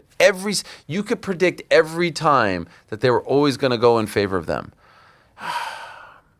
And it doesn't actually make sense because I feel like the NBA would want the Knicks to win. Isn't that like the... It's almost like it's not true. Nah, but this... It's almost like this is Knicks fans trying to cope. No, this is not coping. I'm sorry. You didn't watch the game. Let me tell you something. I watched it and felt like Game 2 was horrific compared to Game 3. I thought There were Game 3 some was very fine. bad calls. I do agree. Egregious. I do agree with that. There were some pretty egregious calls. The leveling out to me was the pulling back the 4-point play. I mean, that was a good call. That's what I'm saying. If they were No, I know. running a script, they would have just, What else, Frankie? What else? Electric Bootsable. Maybe Frank can get some Chama creatine for his mom. Yeah, work on that, Frankie. Yeah. I guess I'll need to. What else, Frankie? What MMA else? fan from Krypton. Can I get a blind rank on the fight movies for New York? Rick, can you take it Yeah. off the screen so I can... Or he's covering I'm his covering eyes. my eyes. Unleashed. Oh, shit. Is this UFC 3. Unleashed? No. 3. Ong Bak. Oh. God damn. I'm putting it 2, but... Undisputed. God, this one's a personal favorite of mine. Shout out Scott Atkins and Michael Jai White. God damn. 4. Rocky. 5. Easy. The Raid. Number 1. I There knew we it. I knew you'd come through with the Much raid. love. Thank you. Thanks I from knew a it. fellow cinephile. Move Undisputed up. Undisputed's up to number 2, though. Rocky getting 5. I'm not a Rocky guy. I actually This is watched an it the Oscar first award-winning time. Best Picture. I didn't love it. Never loved it. I didn't love the OG. Never loved it. That's crazy. What Good else, Frankie? movie, What else? didn't love. The Gator 117. You could just swap the Crow for real money, by the way. Correct. Yeah, but it's... You'd have to. Yeah, it's a. Yeah, but what if, like, it's down, it's up? Just give me... Well, at the time that you have it, you can swap it. But either way, it's an exchange. It's What not. is it? Okay, so here's the question: is it 100,000 or whatever it is, 300,000 in Crow, or is it the equivalent of this that equals 300? Well, that Who's always the check? It is 300,000 USD in Got it. Crow. The equivalent. Got it. Yeah, however many that is. And it was at 6 cents at the moment, so you get a lot of it. But fight is a fight, business. You used that one already like 20 minutes ago. You can't. We've got others. You're the one who requested it. We've got other. Be a No. staple on the show. What else, Frankie? What else? Gaurav Kumar for you. Why no Conor Max presser this week to promote pay-per-view? To the best of my knowledge, until Fight Week, we are not getting any Conor Max pressers. Which, look, And some it's might. not a pay-per-view, right? Well, none of them are pay-per-views anymore, but some might say because it's not a pay-per-view anymore, you don't have to, you don't have to go the extra mile. You don't have to do. They once did a world tour for Conor versus Aldo. You don't have to do that anymore, which is a shame. But it is a quick turnaround. They only announced that fight, mid-May, and it's happening in July, so... And maybe there's a thought that they don't want to overshadow White House. I don't know, but they ain't doing it. Bit of a bummer, but I guess it'll make Fight Week all that much more interesting. What else, Frankie? What And else? lastly, Dynamo Hum 1984. GC's Dana impersonation from yesterday fucking killed me. Ariel, keep your head up. 47 brought you the bad juju. Shout out Chloe. B-Day 613. Love you. Shout out. What was the impersonation? I think it was the. Why don't you call Eddie? Why don't you call Eddie? But he was screaming it into the microphone. Dude, and then the guy tried to ask the question. He's just like, "Why don't you call Eddie? Why don't you call him up?" He just started jumping down his throat. Yeah. One earlier, the mouth noises. All joking aside. Okay. Then at the very end, he just turns. He's like, nah, we're not going to do that. Like an 8-minute translation for an English question. Yeah. The press conference earlier that we played where they had to relay the entire question to Dana. I haven't been to one of these press conferences. Is there not a loudspeaker for him to hear? Like, what is that? Because they all have microphones. Yeah, they do have. I don't know. It's weird. I don't know, man. You know, maybe it's we one shouldn't of my be. favorite fucking Maybe bits we shouldn't in all mock him. of Maybe he's got sports. hearing problems. Maybe someone should Get him an suggest earpiece or something. He does have a hearing problem. does have it. Yes. I think it's What? clear he has You know, a hearing problem. guys? No, I'm not mocking someone. This is like beating up babies. Maybe I just feel bad for Dana, you know? He really, you know what? He's turned the corner from being sort of like this apathetic figure to actually, like, Give me a fucking break. he's a quote machine. Dude, He's actually hilarious. the most droppable figure in all of MMA. It's not even He's close. HK Who and gives a shit? LK. He is. He has me rolling very often, even when it's by accident. The can't hear shit is one of my favorite things going. The longer, the better. It's a person with like some sort of like, I don't know, English accent from England, like not even like a Scouse accent. And Dude, there's people speaking English who are American that he's asking Lene for a translation off to the I want to side. see Lene's face when he does. Huh? She's just like, they were asking about the 7v7, Dana. the best is the Russian translator has to translate it for him in English. That guy, what's our friend's name over there? Sergey, yeah. And he's like, Dana, what do you think about Ilya Toporia's chances of moving up to 170 if he wins this fight? Ilya Toporia's chances, 170. What do you think about that? Yeah, let's see what happens. You know, let's see how this all plays out. He That's always exactly. has to do the look. Yeah. Let's see how it all plays out. All right, friends, that's it for us. I'm going to a Tribeca movie premiere now. Oh, yeah. You didn't mention this. Boy, way to bring it All down. right, Like we're like high and then we go low real quick. Starts Like, making fart noises. I'm very excited about it. What are you can saying? you talk about it or? I don't like to make these things public because I like to keep a low profile, LK profile. Didn't work. I get it though. I just saw a quote here from is it Stefan Castle or Stefan? Either way, it's a weird sort of pineapple haircut that he's got. Right? What's up with that? What's the quote? He said we're gonna win our next 3 games in a row. He would say that as a Spurs basketball player. That seems a little too confident. He has to win 3 in a row or 3 of the next 4. Like No, he says we're winning the next 3.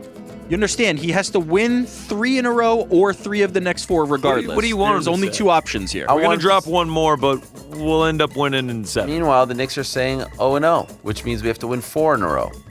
That's the difference. No, but you don't. That's not actually true. Mentality. No, you only have to win 2. It's a How mentality. would you feel if Cat was just 2 of like, the next 4. we'll probably win the next one, but then we'll drop it in San Antonio, and then hopefully we get it done at the Garden. So hold out for that one, Knicks fans. I was holding out hope that this was going to end on Wednesday. Now I'm thinking we still have until Saturday, probably until next Tuesday. The heart palpitations, will they last? Who's to check? Tomorrow's program, I told you, Eamon Zahabi going to join us. I'm looking forward to that. Karen Crossmore Chroma as well. Thank you to all the guests today. Thanks to all of them. Thanks to all of you. Oh, by the way, On the Nose on Substack. Go check it out. Back tomorrow. Peace out here. This is so great.